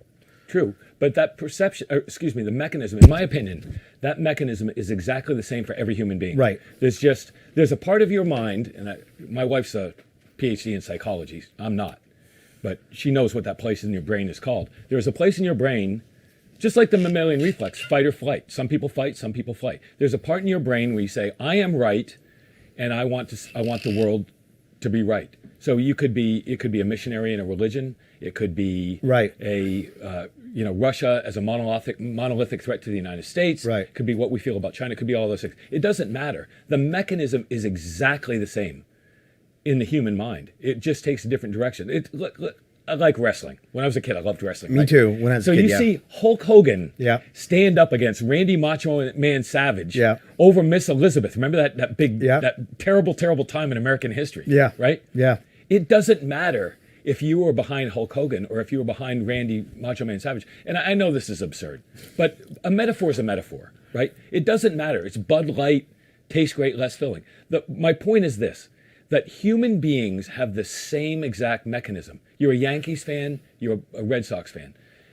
Human beings need a monolithic threat to align themselves against. Right. And always have since the beginning of time, Right. and always will. When you understand that, and you understand that you want to shape how that picks a side, that can be incredibly powerful. It's that idea that we all want to belong to something. And in order to Yes. belong, we have to other. Yes. So it doesn't matter if it's the chess and checkers club. Oh, I'm in the chess club. Look at those fuckers in the checkers club.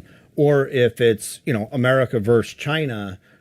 And again, I believe that America is a beacon of light and has been. Yes. But there are probably people in China that think that too. But Yes. we don't have Uyghurs in torture camps, so fuck Yeah. them. But the thing is that, and I know one of the parts of the brain is like the reticular activating system or reticular activating system, which is it allows us to see. We see in the world. Like if I have a Jeep, all of a sudden I see everybody driving a Jeep because that's sort of, oh, look, even though there aren't any more Jeeps on the road now. But if I'm for Trump or if I'm for Biden, I'm only going to see the shit that supports. Yes. Like it just, my brain filters it. I see the stuff that supports my views. but both sides are doing the exact same Exactly. thing. They just draw different conclusions. Right. When you understand that, you can be more effective at it. And we're coming up on that now. We're coming up on a presidential election. And it's, say what you want, people talk obliquely about a culture war. I think war is not an understatement. I think it is a very significant time in American history, at least in my life. I lived through the 60s. I lived through the Nixon resignation. I've lived through some tumultuous times in the United States, in the history of the United States. I think right now is a very difficult one. Yeah. But we all believe the same way. We all believe the same way about different things, in my opinion. Now, having been in the media and understanding how to form these opinions, do you see this as a political divide, or that the politicians are utilizing this divide to, because they already have sort of the party, right? Yeah. If we were like the Republicans and the Democrats, the GOP and the DNC, I'll say, Yes. aren't that different in the sense that they No. eat at the same places, they send their kids to the same schools. Is this, do you feel as though this is a mechanism they use? I strongly believe there is no they. Okay. I really believe there's no they. I talk to people all the time and they'll say, I believe this. And I'll say, well, why do you think that? And I said, because they say this, they say that. I go, who is they? Nobody can ever define they. Right. Yeah, because it's more uncomfortable to say it's us. It's us. Right. There is no, I could never get 4 FBI agents to decide where they were going to go for lunch.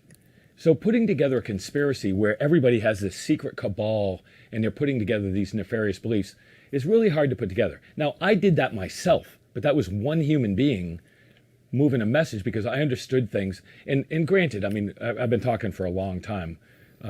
It's more complex than what I've said thus far. But I believe this very, very strongly, that human beings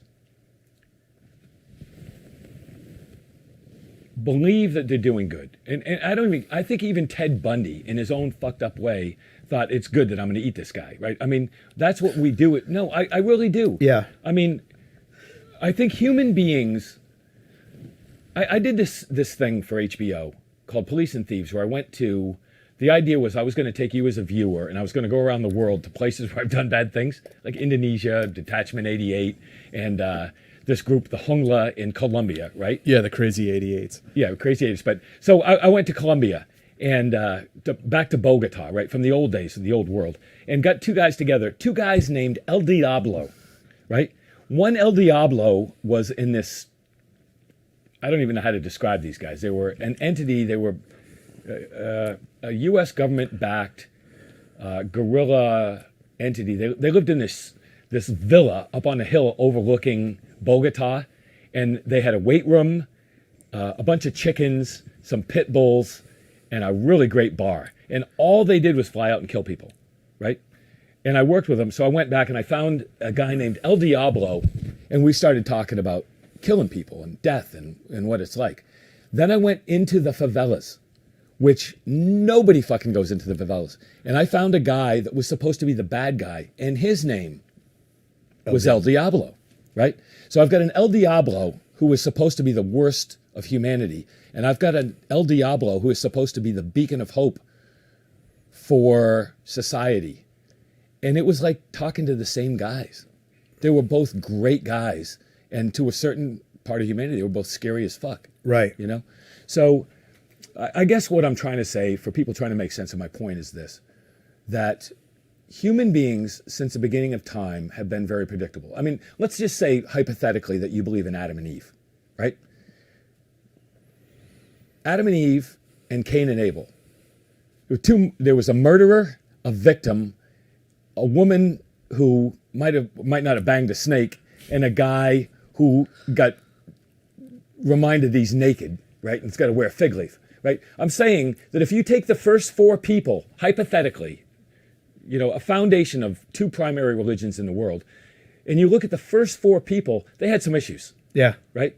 I don't think we've ever made that much of a recovery. So we do the best we can to raise our kids with right and wrong, to love each other, to be kind to other human beings. And you know what? If we think they take a step across the line, we're going to shoot them in the head with a 223. It's, are we right? Are the Chinese right? Are the Russians right? Are the Colombians right? Or we haven't got to Somalia all the time it's spent. I was in Kosovo during the war in Kosovo, and I walk across a bridge and there's this old man. I'm an old man, but he was like older than me. And he's crying, and through the interpreter, go up to him and say, what's the problem? And he pulls his pants down, and the bad guys had cut off his pecker. He's an old man just walking down the street, and they pulled his pants down, they cut off his pecker. I go up in the mountains, and I found, it looks like the sound of music. It's Tyrolean. It's some of the most beautiful places you ever seen in your life, chalets and the sound of music, Julie Andrews singing, and it was fucking beautiful, right? These guys came in, they killed 8 members of a family, and they stuffed them down a well to ruin the water, so when the family came back, they couldn't drink the water. I go to Somalia, and I've had all the experiences that people have in Somalia, which are unpleasant. I go to Indonesia. I lived in East Timor. I had a company in East Timor. I lived there for 7 years. I got 2 guards outside my office, like my primary guys, my close quarter guys, the guys that protected me. One of them chops off the other guy's head with a machete, like from me to that wall. It doesn't matter if you're black, white, yellow, red, whatever. It doesn't matter. Human beings do a lot of really bad stuff to each other. Yeah. But we're also capable of love. Yeah. So how do you find the line between the two? And how do you end up in our world trying to make sense of it so that we can protect other people? So does all of this evolve? I mean, you're a media personality that you're saying you're not receiving taskings, but guidance, perhaps. And that evolves, and you're building this intelligence platform. You said you're all over the world with. I mean, how does this sort of evolve over the years as the war on terror progresses? I wouldn't say it was that I built an intelligence platform. I think there's a selfish aspect of it, and back up one second. I've done a couple podcasts by accident. Mike Glover, who I met, I did his talk to him, and when I talked to him, it was an entirely different thing. I didn't talk about any of these things. We just talked about, it was like a historic thing, right? He's a remarkable guy, an incredible patriot, an entrepreneur, remarkable in a million ways. And then my daughter somehow called up Andy Stumpf and said, whatever, and he said, hey, come on out. So I flew out to Missoula and I talked to him, and that didn't go very well because I had taken my sons to a war zone in East Timor. It was another thing altogether. But I guess what I'm trying to say is I've talked to a couple people about various things, but I've never gotten to, I've way outstayed my welcome here. Well, no, look, you have not. Well, we don't want to keep you. Nobody's going to watch. No, it's not me, guys. I'll sit and drink scotch with you all night. But we haven't even got to the heavy shit at all. But what I'm going to say is this, that I spent, in the evolution of my process, went from 2001 to about 2006.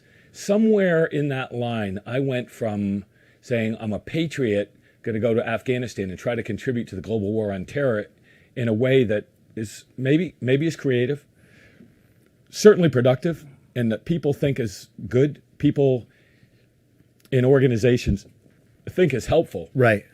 But then I end up more and more with dinner with Madonna and card games with Brad Pitt and dinners with all of these other household names who are remarkable in their own way. They're incredible, but the world is exactly the same. The difference between getting a Q clearance and getting dinner with Madonna is there is no difference. Right.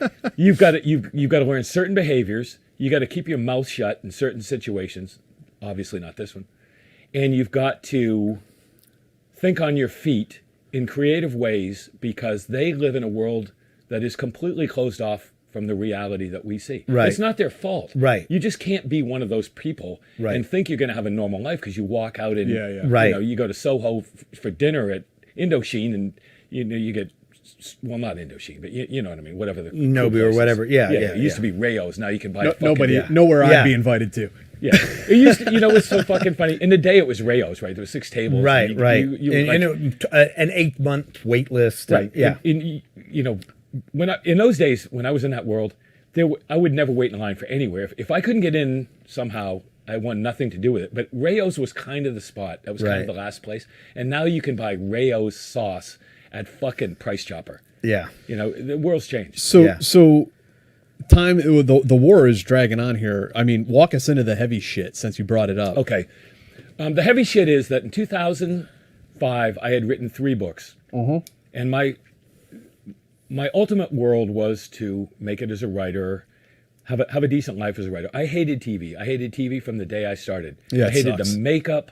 I hated the falseness. The lights come on, you talk, you go back. I hated everything about it. I think it's a scuzzy, vapid, inhuman. I'm not a fan of television. In the old school, right? Network TV into cable news. The only thing that saved us as a species is podcasts like this, where you can talk long form and actually give people something to talk about. They might hate me, they might find it's fascinating, but at least they have a legitimate position based on Right. a long conversation. So anyways, 2005, I wrote my 3rd book. Everything was great. I wrote a 4th book, and it ate shit. And basically, my publisher dropped me. And here's why. I don't know here's why, but here's what went wrong, I think. When I was in the FBI, I could write about things that were non-classified, cold zero. I could write fictional accounts of things that were classified. Most of the stuff I did was classified. So I said, okay, I'm going to tell those stories. So I wrote a novel called Black, which is Black Operations. And I wrote the sequel, which was called White, which was like clever thing on words. White, I said, I'm going to talk about things that I've done. On the classified side, I'm going to fictionalize them. As long as they're in the public domain, it's okay. So I wrote about like a sonic cannon that I developed with DARPA, a project which is now used in SWAT teams, right? You can riot control with sound, right? Or maybe even the Havana syndrome with the agency guys that that had Yeah. the brain stuff. So I wrote a novel about that. One thing I stepped over the line is the most bizarre things that I've ever been associated with, even more than PSYOPs, is FEMA, the Continuity Government Plan. Right? People talk about all these classifications. camps and They talk about all this Yeah. shit. FEMA has got some fucked up shit going on. No, I'm dead. I mean, you guys probably know what I'm talking about. I actually don't, outside of like all the conspiracy So stuff. yeah, oh my God. let's unpack Yeah. that a little bit. Let's unpack that. The Because continuity. it's cool beans. I unpacked it one time and it ruined my life. I'm not going to unpack it again, but I'll tell you the basics of what happened. So let's say, hypothetically speaking, that you'd Googled Mount Weather, right? Mount Weather used to be a really secret place. It's not that secret anymore. I mean, you can Google it, right? I only talk about shit that's in the public domain. Only. So I got this wild hair, and I was writing a book in the New York Public Library, the Rose Reading Room in the New York Public Library, one of my favorite indoor spaces. And I said, you know what? Mount Weather's a crazy place, and I can't write about it, but if I go out there and I look at it and I see it, whatever, I can write about it, right?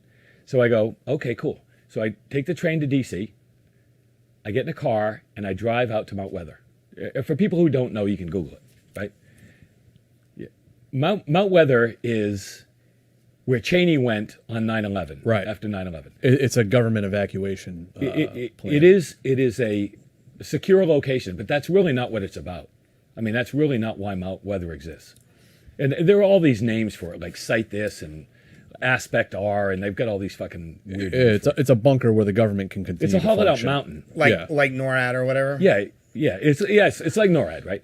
But you can get some stuff on Google. So I said, okay, listen, I've been there a bunch of times, usually in a helicopter, but I know how to get there. I'm going to jump in my car and I'm going to drive out there. So this is hysterical, but it's true. In all these real things. So I drive up there, and you drive up this dirt road. I mean, you literally drive up dirt, like a gravel road, and you get to the top of this mountain. And when you get close, there's all this chain link fence. And on one side is chain link fence and a certain type of the insulation. On the other side is a whole different fucking game, like doors and weird access points, right? So I drive up to where I know the entrance. I've never driven there, but I've flown in there. So I get up there, and there's a guardhouse. I mean, it's literally, now this is 2000, I think 2004. So it's only 3 years after 9/11. We got 2 wars going on. We've invaded Iraq. It was a hot time, right? So if you are one of the most secretive installations in the United States, you would think it would be kind of locked down, be kind of heavy. That's what I was thinking. So I drive up, and I shouldn't be laughing. Maybe I should be laughing. I don't know. This is what happened. So I drive up in this rent-a-car, and there's the guard shack, or the chain link fence ends, and there is a turnoff, and there's a guardhouse. But the guardhouse looks like a guardhouse at the neighborhood pool, right? I mean, it's just this like a 8x8 little guardhouse, and there's a woman there who's wearing a 2-tone polyester uniform, light brown and brown, like you would see in a sheriff's department anywhere else, right? Only worse. And she's got a couple badges and whatever. So I pull up, and I'm looking over there, and I know what's over there because I've been there, but I can't write about it because it's secret. Right. Right. Like I can say this because I said this in the book, but I can say this because I think it's online. There's a house, and it's not really a house. It's a house to cover a ventilation shaft from satellites. So if you look down from Sputnik or whatever the fucking Russians are flying these days, it looks like a house, but the whole thing is fake. Right. It reminds me of the house in Resident Evil, right? Yeah. Right. Yeah, The, yeah. the Propaganda house is village. covered Yeah. to the, yeah. So I drive in, and I go up to the gate. I go up to the guardhouse, and I go, "Hey, how you doing?" And this woman looks at me, and she said, "Sugar, did you forget your ID again?" And if I had said, "Yes, baby, it's good to see you. I forgot my ID," I could have driven in and just wandered around. Right. And I knew where to go. Right. And I said, "Well, no, not really." I said, "I'm a novelist, and I'm writing a book, and I know that if I come out and if I can see this, then it's legal for me to write about it." And she looked like I pulled a gun, a big gun. She shit herself. And maybe she'll watch this and goes, "I remember that asshole." And so she stepped back, kind of staggered back. And I think she pressed a button. She did something. I forget something. And literally, it was like a bad movie. It was that fast. There's 2 Suburbans, blacked out Suburbans, pulled in behind me out of nowhere. And they get out of the car, they walk up, and they motion. I don't think anybody ever said anything to me. I don't think they said a word. And they took me to a trailer house. You know, you go to a construction site, they get a temporary building. Yeah, yeah. It's got that fucked up looking siding, the white pebble siding, whatever. You know, and I go in there, and they asked me for my ID. I gave them my ID. I knew the game, so I was being professional. And nobody ever said a word to me. And when I asked a couple questions, they handed me a business card of a number to call. And I said, "Okay, thank you very much," and I left. So the story's not about that. The story is that I was a complete and utter fucking moron, and I wrote about it in a novel, in that book right there, White, right? And in my experience, I don't know about yours, in my experience, there is a line, and when you step over that line, somebody who doesn't look like anybody is going to tap you on the shoulder and say, "No." And somebody tapped me on the shoulder real fucking hard. And that was the end of me. That was the end of it. So, Well, that was the end of your writing career. writing career, or I would think your intelligence business was over, but No, it wasn't, because my intelligence business was okay. but they didn't I want know you to gotta write get out of novels here. no more. I'll tell you where it goes. That was the end of my writing career, because all of a sudden I was writing about something that I stepped over the line. I didn't know that I stepped over the line. I did not do it in intelligence. Well, yeah, that's the thing with a lot of people in the intelligence communities. You don't know precisely where that line is. You don't know where the line is. Like, I don't know what mechanism, like what their publication review board is like, but we've talked to people on here, like with the CIA, and with the CIA, apparently, even if you write a book, if you know, one of our prior CIA guests had written a book on fiction, a fantasy novel that had nothing to do with the CIA and no details whatsoever, technically they're still supposed to send that in and get it approved. Yeah. Like you're think not so, yeah. allowed to write a single thing. But apparently. so to like unpack that a little bit. The continuity of government program, like for people who are watching this, have no idea what we're talking about. Right. The continuity of government protocol is that if we as a country suffered a 9/11, and if somebody had gone into the Capitol building and incapacitated the elected government of the United States, we as a country need a way to move forward under the provisions of the Constitution in order to remain And it was a country. it was designed for nuclear war. It was designed for... has other... Yes, but nuclear war, okay, that's another thing I want to talk about real quick. Okay, it was designed for nuclear war because nuclear war used to be the end all. Yeah. Right, it used to be. When is the last time you have heard anyone in a public forum talking in real terms about nuclear war? I mean, like elected officials, like in Anybody. the House? I mean, when's the last time anybody talked about North Korea being a threat, or about Russia being a threat, or about China being a threat? Nobody's been talking about it, but I will say that it, about what, Ukraine like people 9 months talk about it ago, a lot. like New York came out with their first. One day. Yeah. One day. And you know what? That was a way, way, way low appointed official making a colossal fucking mistake. The world has changed. I mean, I'm not going to qualify this or come up with any of the provisions, but I am going to say unequivocally that what we look at as a government, as a threat, has changed in terms of what we tell the public. And this is not me talking. This is me saying, if you're watching this thing, look at it in open terms. When is the last time you heard anybody talking about blowing up the Nord Stream pipeline? Right. When is the last time you've heard anybody talking about North Korea launching missiles with nuclear weapons? The conversation has changed in fundamental ways in the last 8 to 12 months. I'm not saying what it is. I'm not saying that. I'm saying that we as a country look in different terms at threats. And it seems like people would ask why. So as a country, as a populace, you're not saying the politicians or the administration or anybody else. You're saying that the populace responds to the threats.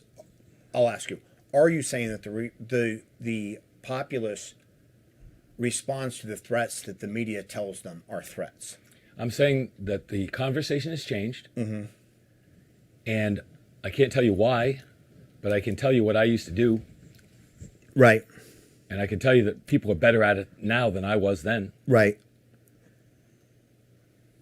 Well, I mean, in the media, I mean, Tucker Carlson was in the media this week talking about we're going to have a nuclear war with Russia. But he's not in the media anymore. He got fired. He's in the media. Yeah, absolutely in the media. Well, I mean, yeah, you could argue that he's bigger than he was. I mean, Tucker Carlson. Yeah. Whatever you feel about Tucker Carlson. I think there's a lot of talk about nuclear war. But again, you're talking about Tucker Carlson, somebody who is not in mainstream. He is not on a corporate owned network news. Absolutely. I mean, to your point, right after the war in Ukraine started, or a few months after, New York came out with the first sort of like public service announcement for nuclear war if there's nuclear threat. That was and then it disappeared like immediately. No, it was an accident. Somebody very low on the totem pole made a colossal mistake, and it evaporated very quickly. Well, and someone in the media decided to pick up on it, and if they hadn't, maybe that was it. It would have slipped right under the radar. Listen, I'll just use this as an example, and I don't know the answer. I don't really have a position, but I remember very clearly the way the system worked. When I was on television every day for 5 years, almost 6 years, I knew all the people involved. I knew Jim Michalczewski. I knew Pete Williams. I knew Jim Stewart. I knew all of those guys. I didn't know them all well, but I knew some of them well. And I knew how they worked. So if you're the Pentagon correspondent, you have an office at the Pentagon, and you go in and you want to feed a story every day because that's your job, right? You get paid a certain amount of money. So you go up and you talk to whoever the flack is at the Pentagon. You say, I need a story today. And they would come up with something. They turn the spigot on. They turn the spigot on, and they turn the spigot off. That's exactly the way it works at every agency. And if you're a reporter, on day one, you're looking for a Pulitzer Prize. 3 days later, you're just trying to feed your kids. You're trying to put your, food on the table. Right. It's just a job. It's just a job. And if you do it properly, you can keep your job and you can work and you can get promoted or whatever else. If you do it improperly, you're fucked. And that's the way the system works. I was a reporter and I got my information that way. I controlled the information to reporters and I knew the information that way. And when you say properly or improperly, do you mean if they're a great investigative journalist, or do you mean if they follow their marching orders appropriately? Seymour Hersh is a great investigative reporter. And half the people, if you said Seymour Hersh's name to half the people, to 100 people, 50 of them would probably say complete crackpot. 50 of them would probably say genius, hero of the American information system, right? I don't think there is a way for an investigative journalist to do their job today in an effective way. And I will say, look at, and this is not a political thing. I'm not saying if I'm a Trump guy or Biden guy, whatever else, it doesn't matter. But if you look at the hatchet job that was the Russia investigation and where that came from, and the people that won Pulitzer Prizes from that, Right. Complete, utter fraud. Right. Not intentional. I'm not saying these reporters woke up and said, I'm going to commit fraud. I'm not saying that at all. But I'm saying those stories are proven through investigation not to be accurate and falsified. Do you think that's a problem with people in government who are providing guidance? Everybody in government is trying to get, I'll go back to what I said before. Human beings act in their own best interest. If you are a patriot, Yeah. in the Biden And administration, journalists are following what is in their best career interests. yes, Yeah. human beings do what's in their own best interest. It's not bad. I'm not saying it's bad, but I'm saying if you I wake might up say and it's you're, bad. what's your name, Karine Jean-Pierre, Yeah. if you wake up in the morning, what is your job? It is to say Bidenomics work and, Joe Biden is not this and he is this and it's, whatever. That's her job and that's their thing. Right. If you are on the Trump side and you wake up every morning, you're trying to do the exact same thing. Right. And I'll go back to what I said before. The human mind is the same. How you decide to exercise that process is different. So, in my opinion, based on my experiences, I did my best to influence opinion based on what I thought was right, as what I perceive myself to be a patriot and a good father and and a loving human being and a good person, right? I mean, I'll shoot you in the head, but if I'm going to try and do something for humanity, Right. I ain't going to do it. Right. So my point is that I went real deep in that process. Right. And I think now, looking at what's going on right now, I think people really figured it out. Like maybe I came up with some ideas, but now it's a whole different You think world. that they've just really mastered They've it? perfected it. And like even 2008. 2008, in my opinion, will never happen again. I have friends, very, very wealthy friends, billionaires, and I'll ask them about it. I don't want to get into this, but I know people who were in the left seat with their hand on the stick in 2008. Shearson, the splash of the economy, right? And I know where they are now, and they did not suffer. Right. I mean, I know them personally, like Right. hanging out and have dinner tomorrow night. Right. And I'll look at it and say, 2008 helped the financial world perfect what they fucked up in 2008. And politicians have now perfected things that they fucked up in the past. Yeah. So Yeah. I just think right now, and maybe this conversation is getting a little sideways, but what it came to in my life experience was that I found a way to work as an individual, doing what I thought was best in a world I understood, which you guys understand very well, which is the mechanism of organization. I understood in my own mind, I understood the CIA and the DIA and the NSA and the FBI and the Army, Navy, Air Force, Marines. In my own way, I understood those things. And I learned how to work between them in effective ways. And we haven't even gotten to, I mean, right now we're at 2001, right? But I mean, isn't part of the problem though that these journalists are being fed stories and these stories are being placed by the intelligence That's community the way it in works. major papers? I know it's the way it works. 100%. But isn't that a problem? And it's a problem in the sense that these journalists publish these stories, these editors publish these stories, but they don't understand the backroom politics that are going on inside these offices at Langley, at DOD, that those stories are being given them for reasons they do not comprehend No. in any sense. I don't think the people do. Here's the thing. let's say that the three of us are the cabal, right? And we're like the Wizard of Oz at wheels and levers, and we're shaping all this opinion, right? We're going to do this for a certain amount of time, and we're going to move on to the next job. We're going to do a great job for 2 years, Right. And we're going to get promoted. We're going to get a new special access program moniker, and we're going to get read into a new permission. We're going to get promoted. We're going to go on to the next thing. There's nothing behind that. It's the problem.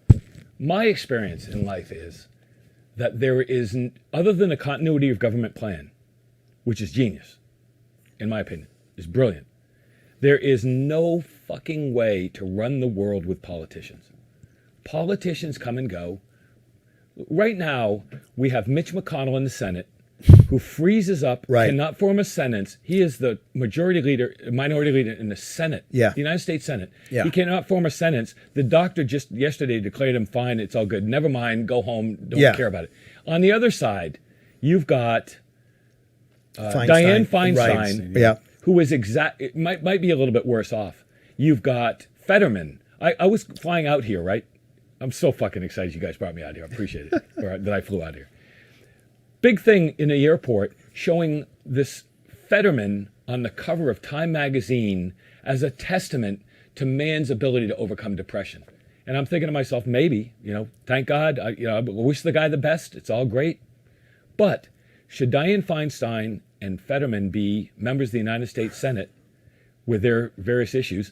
And should Mitch McConnell and what's this guy Santos, who is out of control on the Republican side? It doesn't matter. Is You've got the Santos the one same that- issues on the Republican and Democratic. He's the one that lied about his military service. He lied about amongst many- everything. Yeah. Everything. Yeah. I'm not judging either. And- I'm saying it doesn't matter. And Yeah, the I think- American I people think this deserve is- better. Yeah. I think this is the challenge that the American populace face with social media, because like we've had political parties in the past, we've had this political divide and whatnot.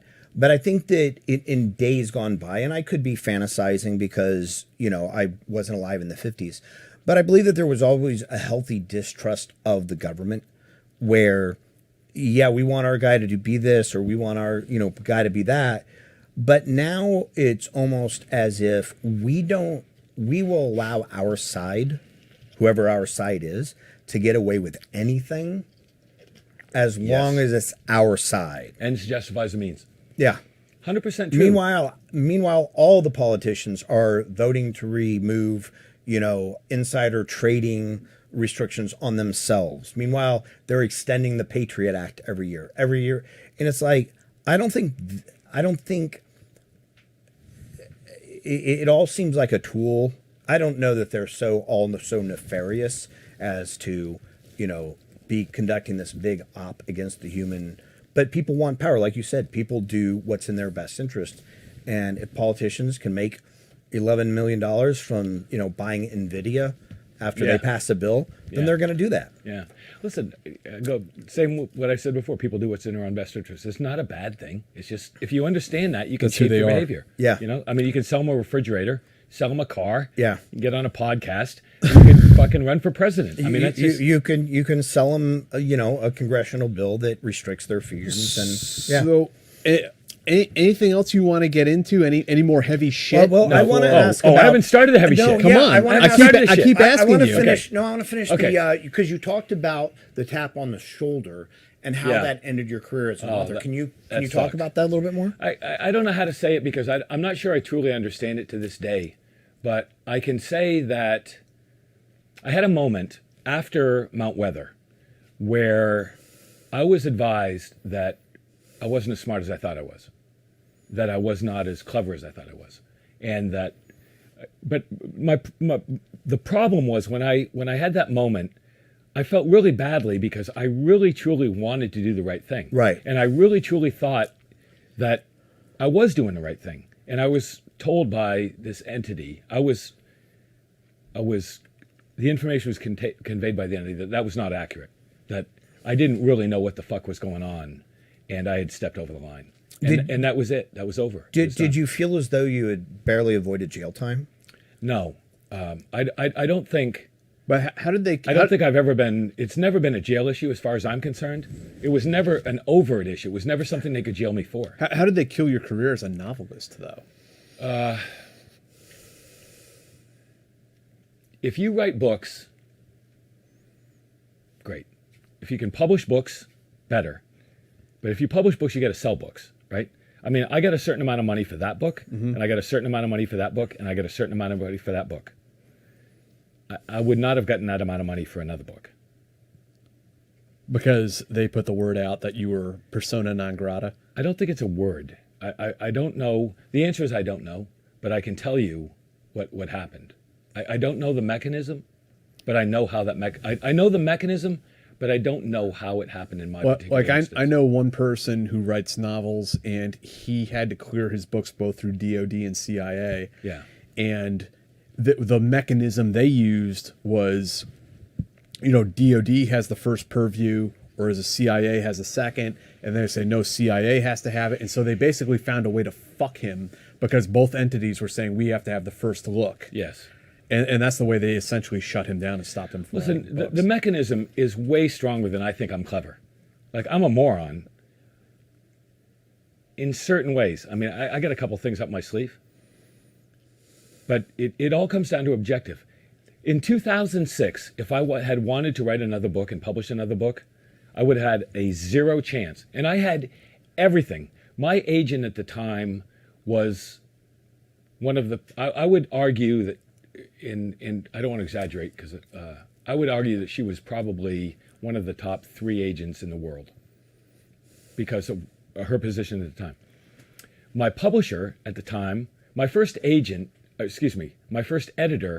is now until recently, the publisher of all of Time Warner Books. I mean, these people, you didn't get any better. I got the Illuminati. I got the Illuminati. Yeah.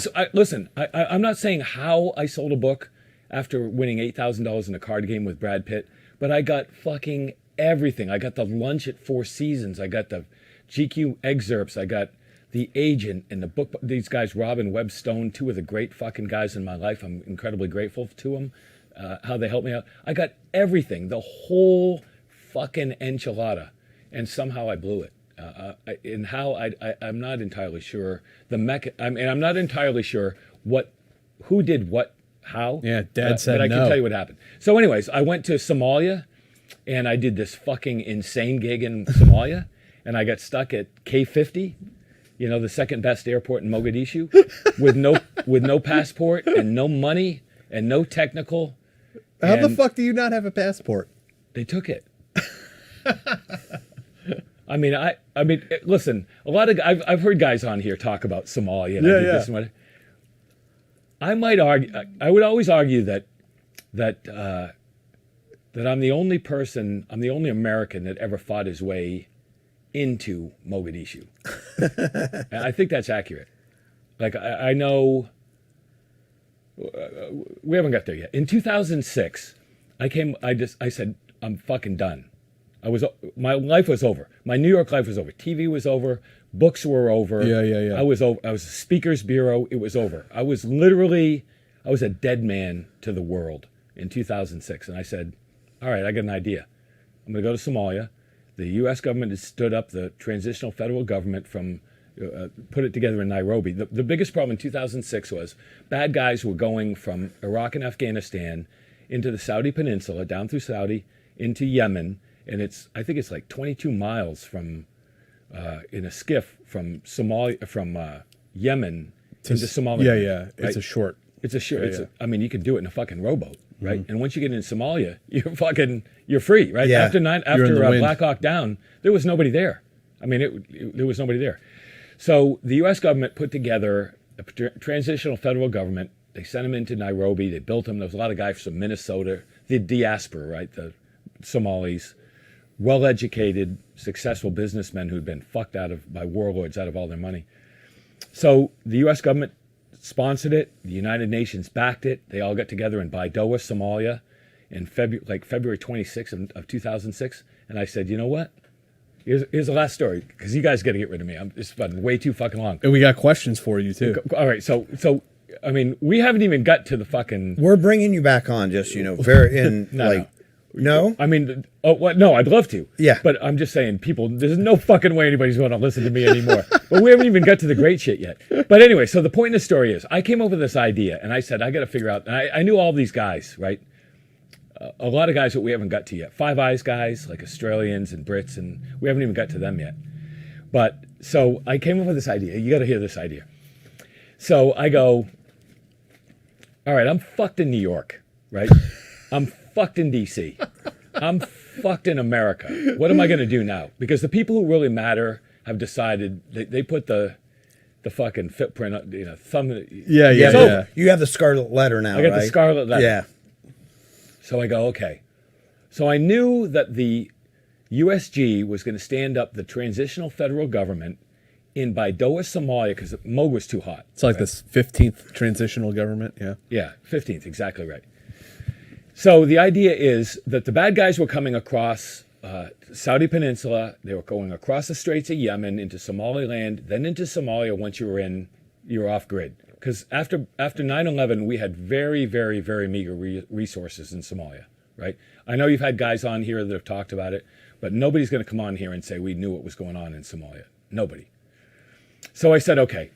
So I got my shots up to date, and I flew into Nairobi. Right? I love Nairobi. I'm a big fan of Nairobi. So I always stay at the 680 Hotel because that's where all the spooks in Nairobi, in East Africa, they all stay at that shithole. It's on Kenyatta Boulevard, and it's a fucking hysterical place. You got to go there sometime. So there's only two clubs I ever really wanted to join in my life. One was Hell's Angels, and two was the East Africa Flyers Club at Wilson Airport, which is the civilian side of Nairobi Airport, right?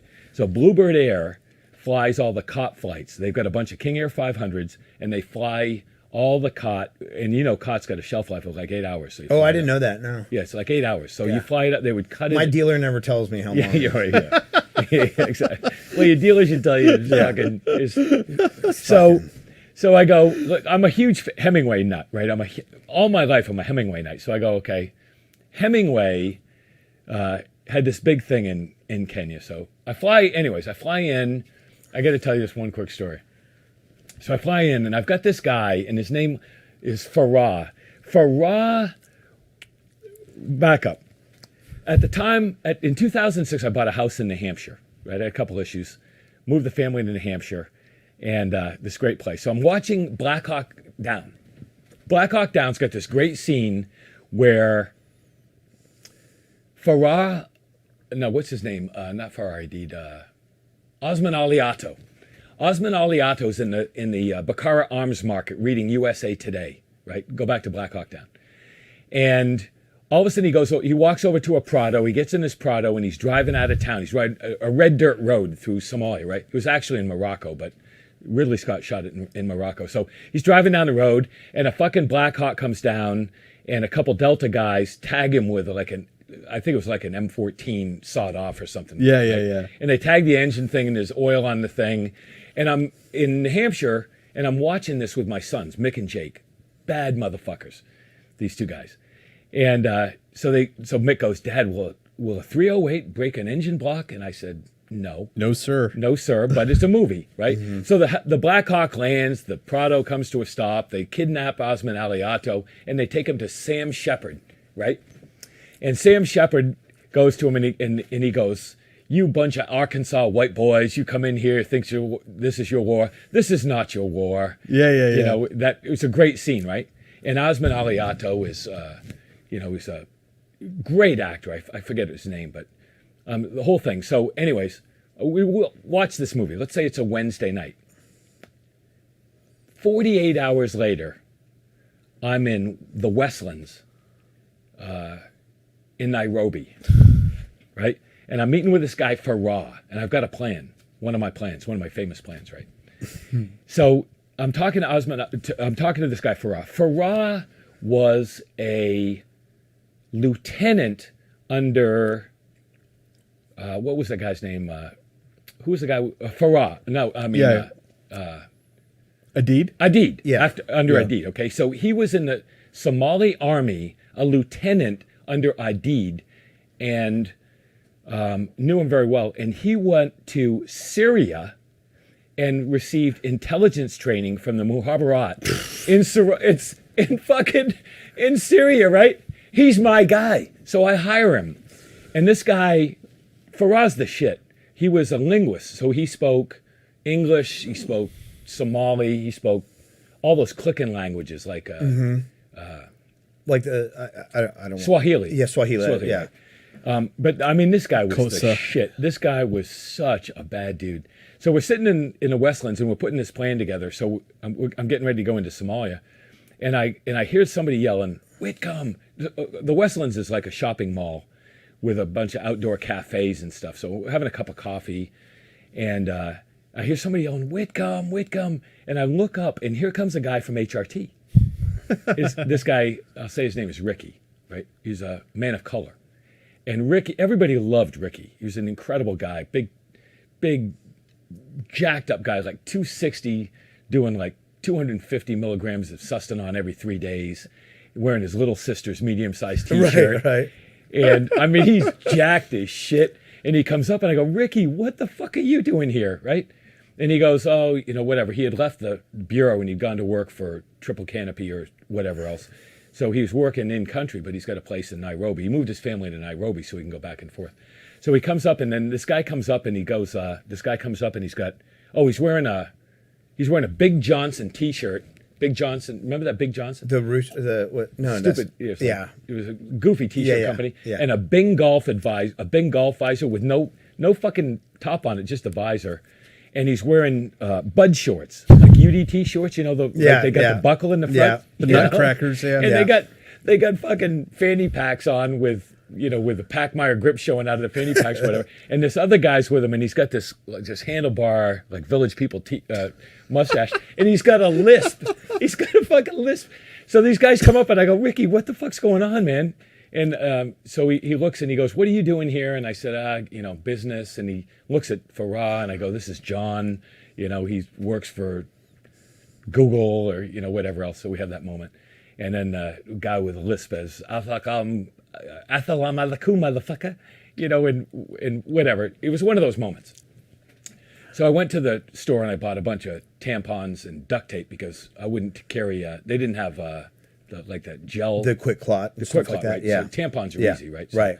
So I'd carry duct tape and tampons. Yeah.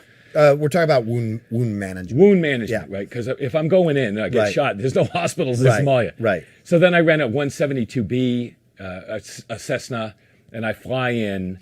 And long story short, next time we talk, I get stuck there. The idea is this: Somalia has a transitional federal government. A government needs GDP. Somalia has the longest coastline in Africa, meaning they have the longest legitimate fishing grounds in the Indian Ocean, which is rich. The Chinese want it. So if I can sell the coastline of Africa in grids to China, that's money for the transitional federal government to stand up and run with GDP in Somalia, right? The idea is the U.S. government wants a government that can tamp down the warlords, find the bad guys, and get a toehold in Africa. We're dreamcasting here. Yeah. Dreamcast. No, this is real shit. Yeah. So, well, yeah, you're right. It's Yeah. dreamcasting. But I thought it was real shit because I'm delusional. We all hope Well, it's no, real no. shit. I don't 15 think- times, I don't- 17 yeah, yeah, times, yeah. you know. Not saying- 17th not time is saying the that charm. we're- 17 times. Not And the saying, ideas. Not saying that your plan is dreamcasting. I think the government's dream of wiping out warlords Right. is dreamcasting. That's what's dreamcasting. That's exactly right. Yeah. That the face ringing and whatever. Yeah. But I was said, fuck it, I'm going to give it a try. Yeah. Right. So I fly. So it was like $7,000 or something like that to hire this plane to fly from Nairobi, from Wilson, like the Wilson Flyers Club, where Hemingway used to drink. Right. For me, it was all about Hemingway. Right. I just wanted to be Hemingway. So listen, seriously, it gets better. So I go, fuck it. So I fly into Baidoa. For those who have not been to Baidoa, it's a shit stain on the world. There's nothing there. It's been fucking blown to the ground. And everybody, so the first thing I did was hire a technical, right? So I've got I got two PKMs, I had an M60. What's that go for a day to hire a technical? $500. That's fucking outstanding. That's new Team House lore right there. If you want $500. If you want to know how much to get a technical. Well, for. no, that was 2006. I don't know what it is now. 2006, a technical was $500 a day. You get, I think I had two PKMs. I think I had, I know I had one M60 because it caused me a lot of grief. Because I'm thinking, where does an M60 come from, right? Right. That really bothered me. Right. Yeah. Right. So I had the M60, and I had the main guy up on a Is there like a technical mark that you? Is it like Avis Technicals or something like? How do you hire a technical when you? I'll tell you what. There a website if a tall, for that? skinny white boy goes to Baidoa, Somalia, with a shitload of money in their sock, Yeah. technicals appear out of nowhere. They just They magically just appear. fucking magically Yeah. appear out of nowhere. Yeah.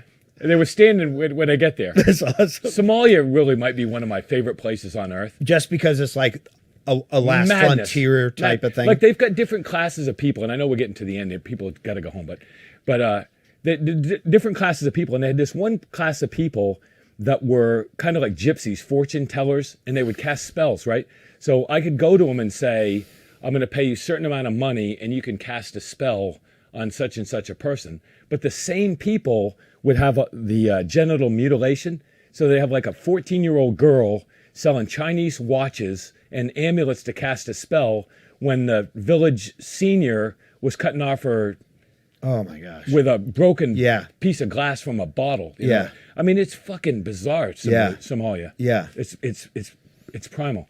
So anyways, the idea was the issue was pirates, right? The pirates, the only reason the Chinese wouldn't buy the fishing rights is because of the pirates, but you had the naval task force in Djibouti. So if I could put together the whole package, Right. then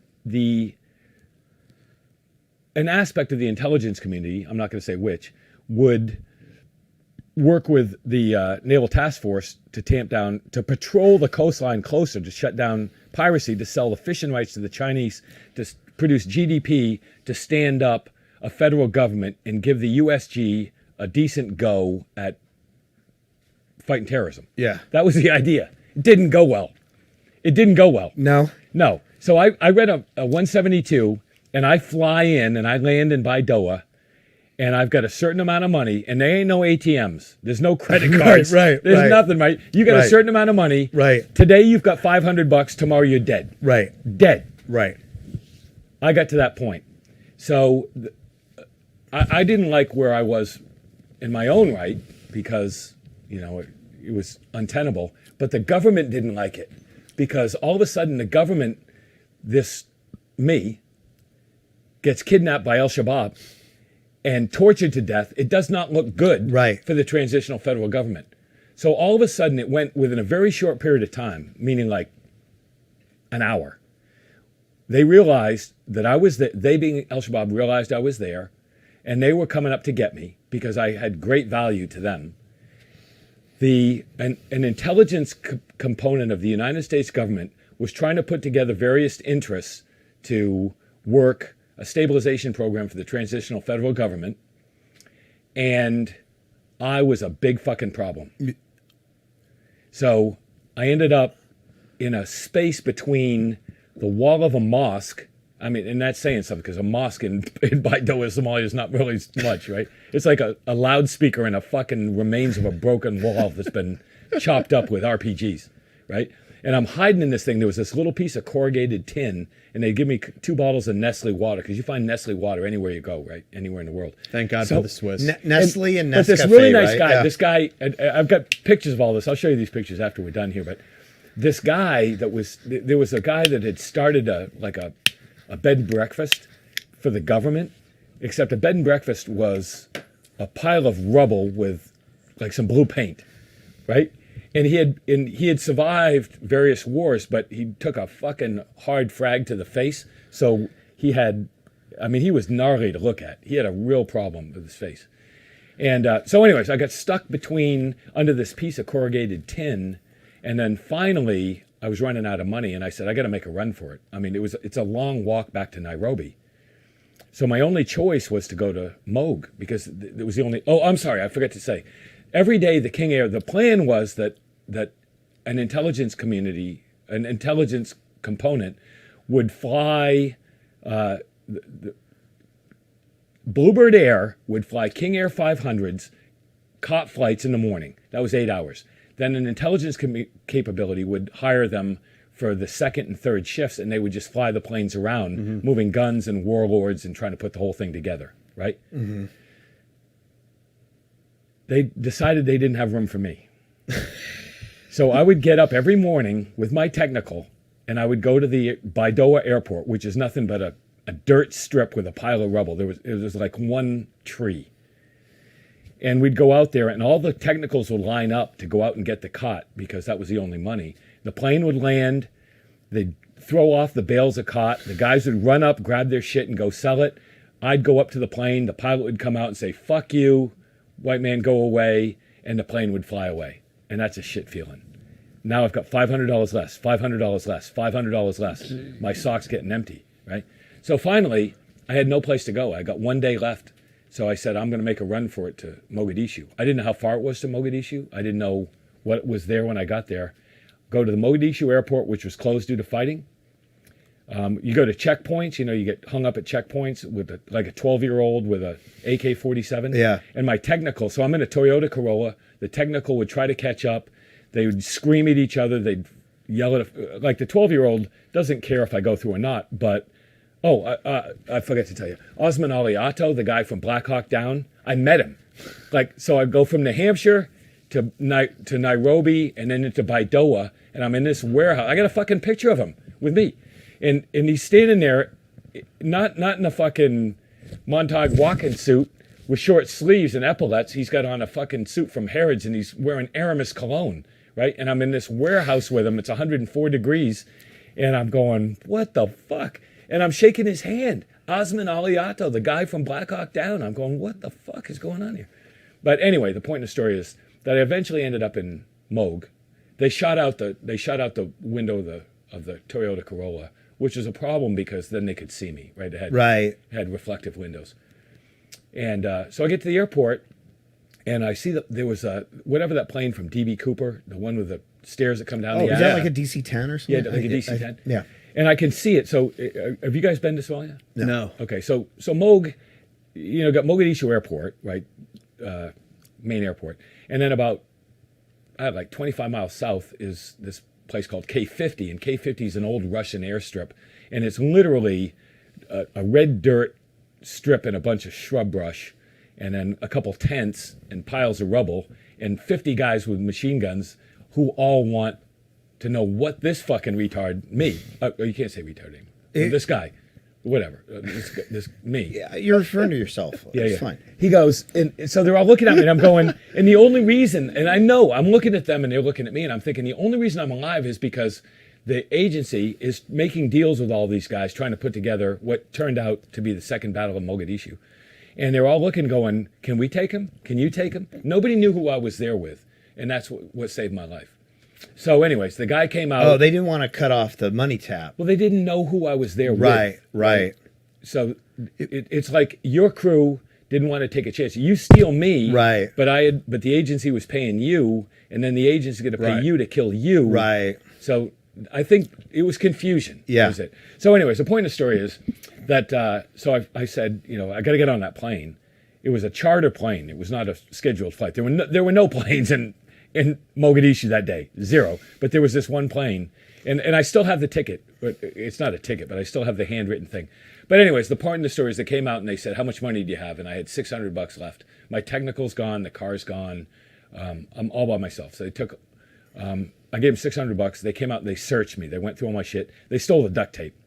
Like they left the tampons, but that's another story. But I had some guys with some real health issues. So they searched your stuff just to make sure that you had nothing else of value. No money. Yeah. No. Yeah.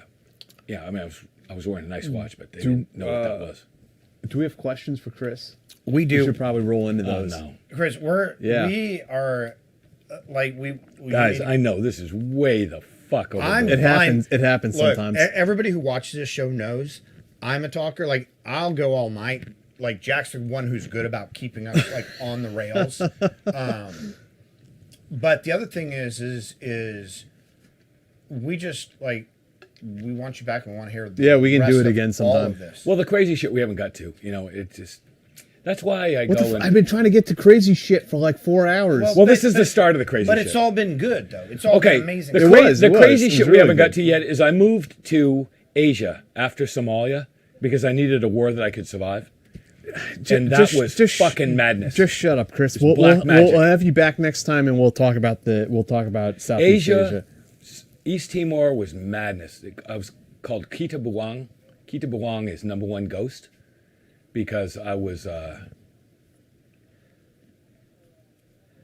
number one ghost. number one ghost, man. Casper, but not so friendly, right? I was not friendly. Jackson, thank you so much. How much of Black and White was based on your overseas HRT ops? Did you prefer domestic ops or renditions, and why? Also, we need another Waller novel. That's a really nice guy. I don't know who he is, but anybody that even knows. First of all, Waller is a real guy. He was an NSA guy. Great guy, great friend, and that's why I used his name. But they were 100%, I shouldn't say 100%, they were very literally based on my life. Harold Janine, Uncle Harold that I grew up with, was the industrialist, the kind of the protagonist guy. That was based on his life. And Black was stories that I couldn't tell in Cold Zero. Why do you think, like, you didn't get the tap on Black and White, but you did on your fourth book? No, I got it on White. Oh, you got it on Yeah, White. I didn't get a tap on Black because it was, it's not a big problem. I stepped on some dicks with White. Jackson, thanks again. What was the hardest part of selection and NOTS? NOTS is New Operator Training School. I don't think there was anything hard about them. It was, I've never been really good at anything athletic except violence. I mean, I was like a C lacrosse player and a C football player and a C. I was never really good at anything. I just had endurance. You guys know, Q course or the long walk, it doesn't matter what you go through. It's endurance. If you just can shut off pain, Yeah. that's it.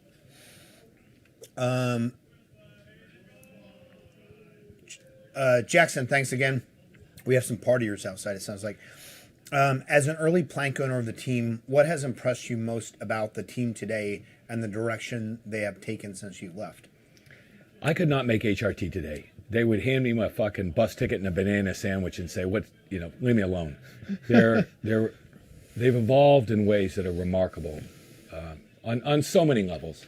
I almost feel embarrassed that I get to meet you guys because I was on HRT, but I'm just, they're so much better. But I think that's true of I think anybody that was part of any force prior to the GWAT, and looking back, because Yeah. the training technology has changed, just technology has changed, knowledge has changed. I mean, All of these units are doing things. yeah, that we're like, and I can't Jack's believe. Ranger battalion experience and who the Rangers were then was way different Totally and way different. better than what it was. Not the Rangers weren't great when I was there, but they didn't have that GWAT experience. Yeah. So Yeah. I think And that's different true than of- it is today. I think that's true of anywhere you look. Well, I have enormous respect for these guys, and I just hate to, I don't want to step on their, whatever. Marco, thank you very much.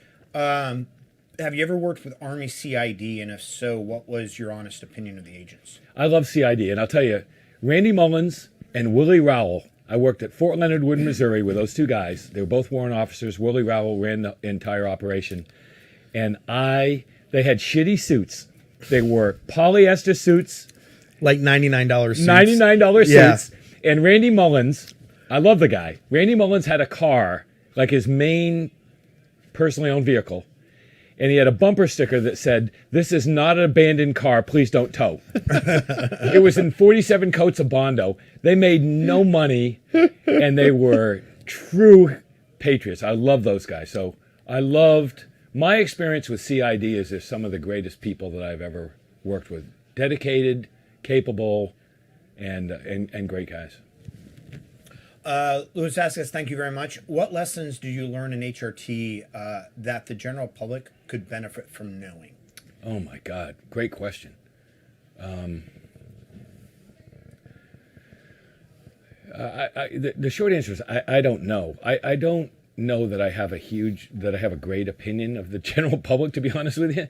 I mean, I'm not really a humanist, and I've lived a really fucking weird life.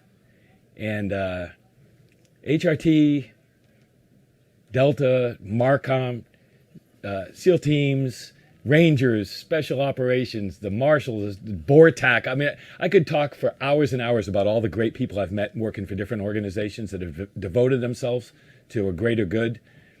I don't see that in general, in general population. I think you try hard, you do the best you can to be a good human being, and you hope it works, in my opinion. Cat Chaser, thank you very much for the cat sticker. RS, thank you very much. Thank you for mentioning John O'Neill. Thought-provoking conversation. John O'Neill is an American hero. Gave his life to his life to the fight on Al Qaeda, and it's just bizarrely ironic that they killed him. Yeah. I mean, it's crazy. He fought his entire life against Al Qaeda, and he died in the World Trade Center bombings. It's crazy. KJM, thank you so much. Echoing the rest in peace for John O'Neill shout out. Thank you for the unique candor, Chris. And there's an asterisk on unique. I don't know if there's something. I got to say to anybody that's still hanging on here, I apologize for the rambling. I mean, It's all right. The problem with my life is it's so wildly unwieldy, and it's hard picking a couple things to talk about. Chris, again, just you and me here. I'm a rambler too, so I'm right there with you. You don't have to apologize for a thing. There's so many fucking stories. I don't know how to get there. We'll do it again next time, and we'll hit up all the other sidebars. K-Jam, thank you so much. It can be another 3.5 hour show. Like, I'm down. Come back to discuss the topic of propaganda pre-whiskeyed. In the meantime, about to send Jack and Dave minimum 50 questions I have for you on the topic. Slant, like that's the Irish cheer, right? Slante? Slante. Slante, yeah. Thanks. Mohammed Subani. Just for the record, whoever wrote that, half Irish, got the shamrock on my sleeve. Mohammed Subani, thank you very much. Thank you for the sticker. I think we got a couple more after that. What's that too. mean? Thank you for the sticker. So one of the things people can do instead of making a comment is they just put a sticker, which is like a little, like, I'll show you right here. It's just that. It's just cool. somebody Okay. donating without really having a comment, but just like being very generous for us, helping us like buy booze and pay the rent. I want to get this right. Duke Daft fuck down. Anyway, thank you very much. Team House killing as usual. Thanks, fellas. Dog Point, thank you. What do you think made you attract to a life adventure? Were you looking for inspiration for writing at first, or was it something more personal? Great friggin' question. It was personal, looking for a life adventure. It was two things. One, I wanted to be Hemingway, via Kurtz, going up the heart of darkness. Right. Joseph Conrad. Conrad, yeah. So, as a writer, those things are important to me. And I just happened to be born into a place where there's nothing else to do. Mm-hmm. I mean, from the time I was a little tiny kid, I mean, like 5 years old, I would go away in the morning and I would come back if I was hungry. So I lived my entire life in the mountains. I mean, did you survival? When you were doing that, were you there as an outdoorsman, sort of a naturalist, enjoying what you were, or were there fantasies around what you were doing? Both. Great question. Both. I had, my mind tends, I'm a romanticist to a certain extent. I wanted to be, I literally wanted to be Ernest Hemingway. I mean, he lived a life of extraordinary adventure. Yeah. Other than smoking a shotgun in Coeur d'Alene, Idaho, right. July 3rd, 1962. Right. Other than that, I kind of dug his whole thing. I had shitty taste in women, but like when I was my junior year in high school, I drove from Hanover, New Hampshire to Key West, Florida to drink in a titty bar across the street from where he wrote The Snows of Kilimanjaro, right? I mean, who does that when you're fucking 17 years old? I was into it. I was way into it. I wanted the life of adventure. I wanted to go out and break and heal at the broken places. Yeah. I wanted to go home and write it all down. It's fantastic. It's interesting too, because there was a whole generation, not even a generation, because obviously him, like, I don't want to say necessarily Kerouac, but Hunter Thompson, but Jack London. Yeah. Like they're, I guess it's more of the Melville. Yeah. Conrad. Like they saw the world. They saw the world. It's hard to see the world that way anymore. Yeah. People forget now. You know, I've told a lot of stories about things. They were before the internet. They were before cell phones the way we see them now. When I first went to Morocco in 1980, it was dangerous. Right. And that was just Morocco. I mean, now you go there and you have dates and take a photo tour of the Rolling Stones and go surfing, right? I did go surfing there, but in those days, it was a very different world. There were no Snapchat, shuffle dance videos, you know, overlooking Mogadishu airport, Right. with a bunch of like gluten-free chefs, Right. who were, you know what I'm saying? We live in a different world now. Right. In those days, adventure meant something. Right. Because if you fucked up, you were dead. Right. Like what I was going to say, go back to Somalia real quick. Two guys in my crew, one guy had this really fucked up cut on his hand that I was trying to debride with a little bit of iodine. The other guy, maybe 16 years old, 17 years old, and he was laughing at the guy with the cut on his hand. And I go, what are you laughing at? I mean, you know, through a translator. He pulls up his leg. He had BDU pants on. Pulls up his leg, and he had what looked like a rubber band around his leg and bones, like his fucking tib-fib, bones to his boot. There was no flesh.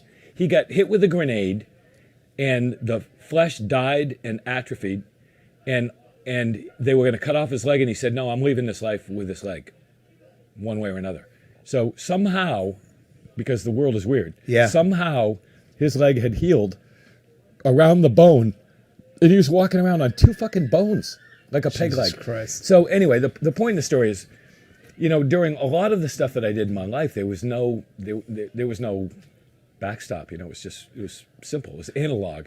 It was not a digital world. Do you think that, like, I mean, obviously we still have space, we still have the ocean, but do you feel like, especially with the internet and with like Wikipedia, like, you know, if you've never been to the, you know, to the Nile or to the Amazon or whatever, like you can just kind of look it all up, you know, see travel videos on YouTube or whatever. Do you feel like it's removed some of the mystery and some of the challenge from life? 100%. Look, you know, we haven't got to this point yet, but I've been to, I don't know what the number is, but I'm guessing it's like 80 countries, every continent except Antarctica, and I've been to a lot of places. But you go to the Istanbul airport, there's two. Not one, there's two fucking Krispy Kreme donut shops in the Istanbul airport. Right. I mean, Istanbul is the center of the Silk Road. It's like the center of commerce for the world. And there's two, I mean, maybe it's right that there's two Krispy Kreme donuts. I'm just saying that that world's gone. Right. You know? It's gone. Right. The world of Yeah. discovery and exploration. Yeah, it's hard, man. Yeah. You got to go deep in the ocean or far into outer space. Yeah. Mohammed Subhani, thank you very much. Someone's coming to take that ghost title one day, you patriot. Drinks on me when I see you, gentlemen. Cheers. As a young businessman, how should I best fund and shape new politicians and crush the socialist left? Jesus.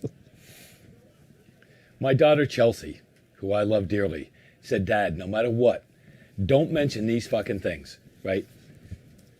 One of them was politics. I'm not going to say it. And that's fair. And we generally, like, we try to avoid that on our show. But let's say it's not the socialist left or the capitalist right.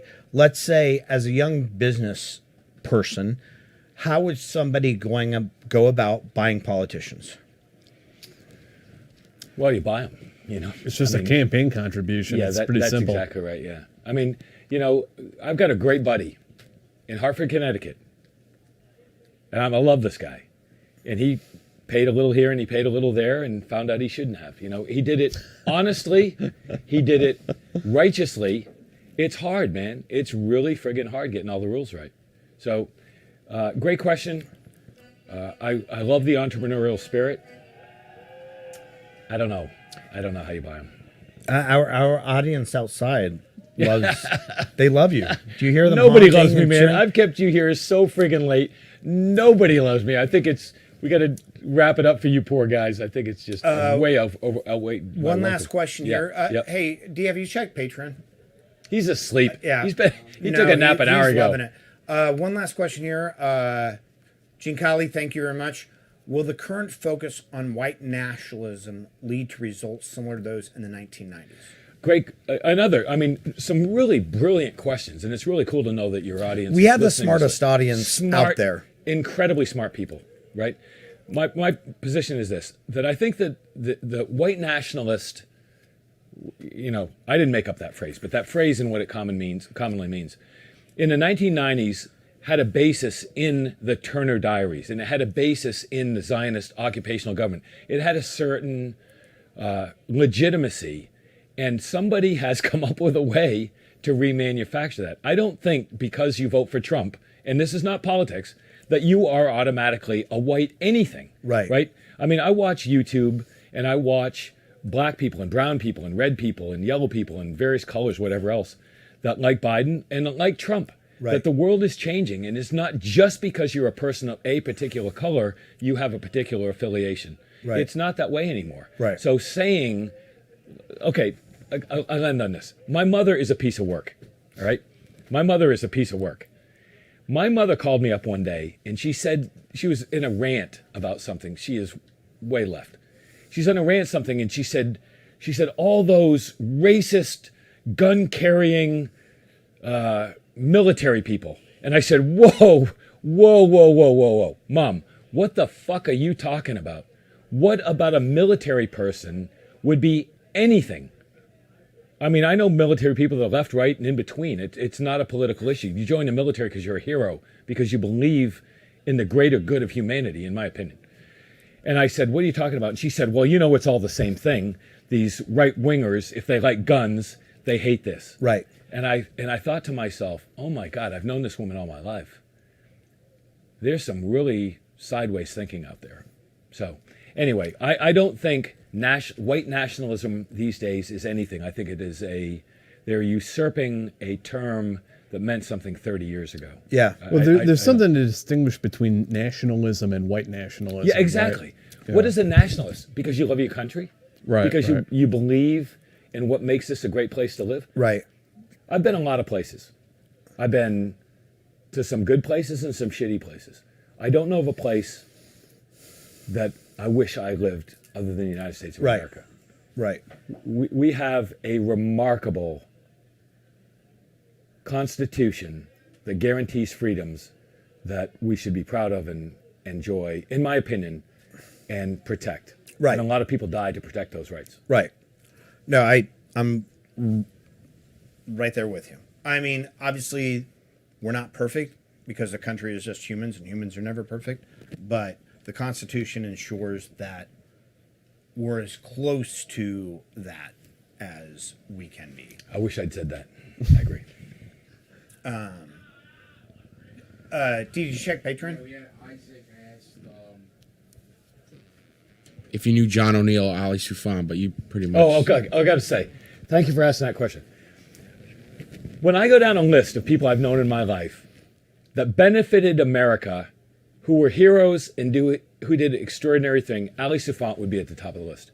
Ali Soufan, I met in Yemen, who was a junior FBI agent who was working his way up, and he is one incredible guy. If you could get Ali Soufan on this show, it would be remarkable for. Are you still in touch with him? Maybe you can help us. I'm not, because he left the FBI. He went to New York. He worked for some aspect of the NYPD, and he built the terrorism aspect within in New York.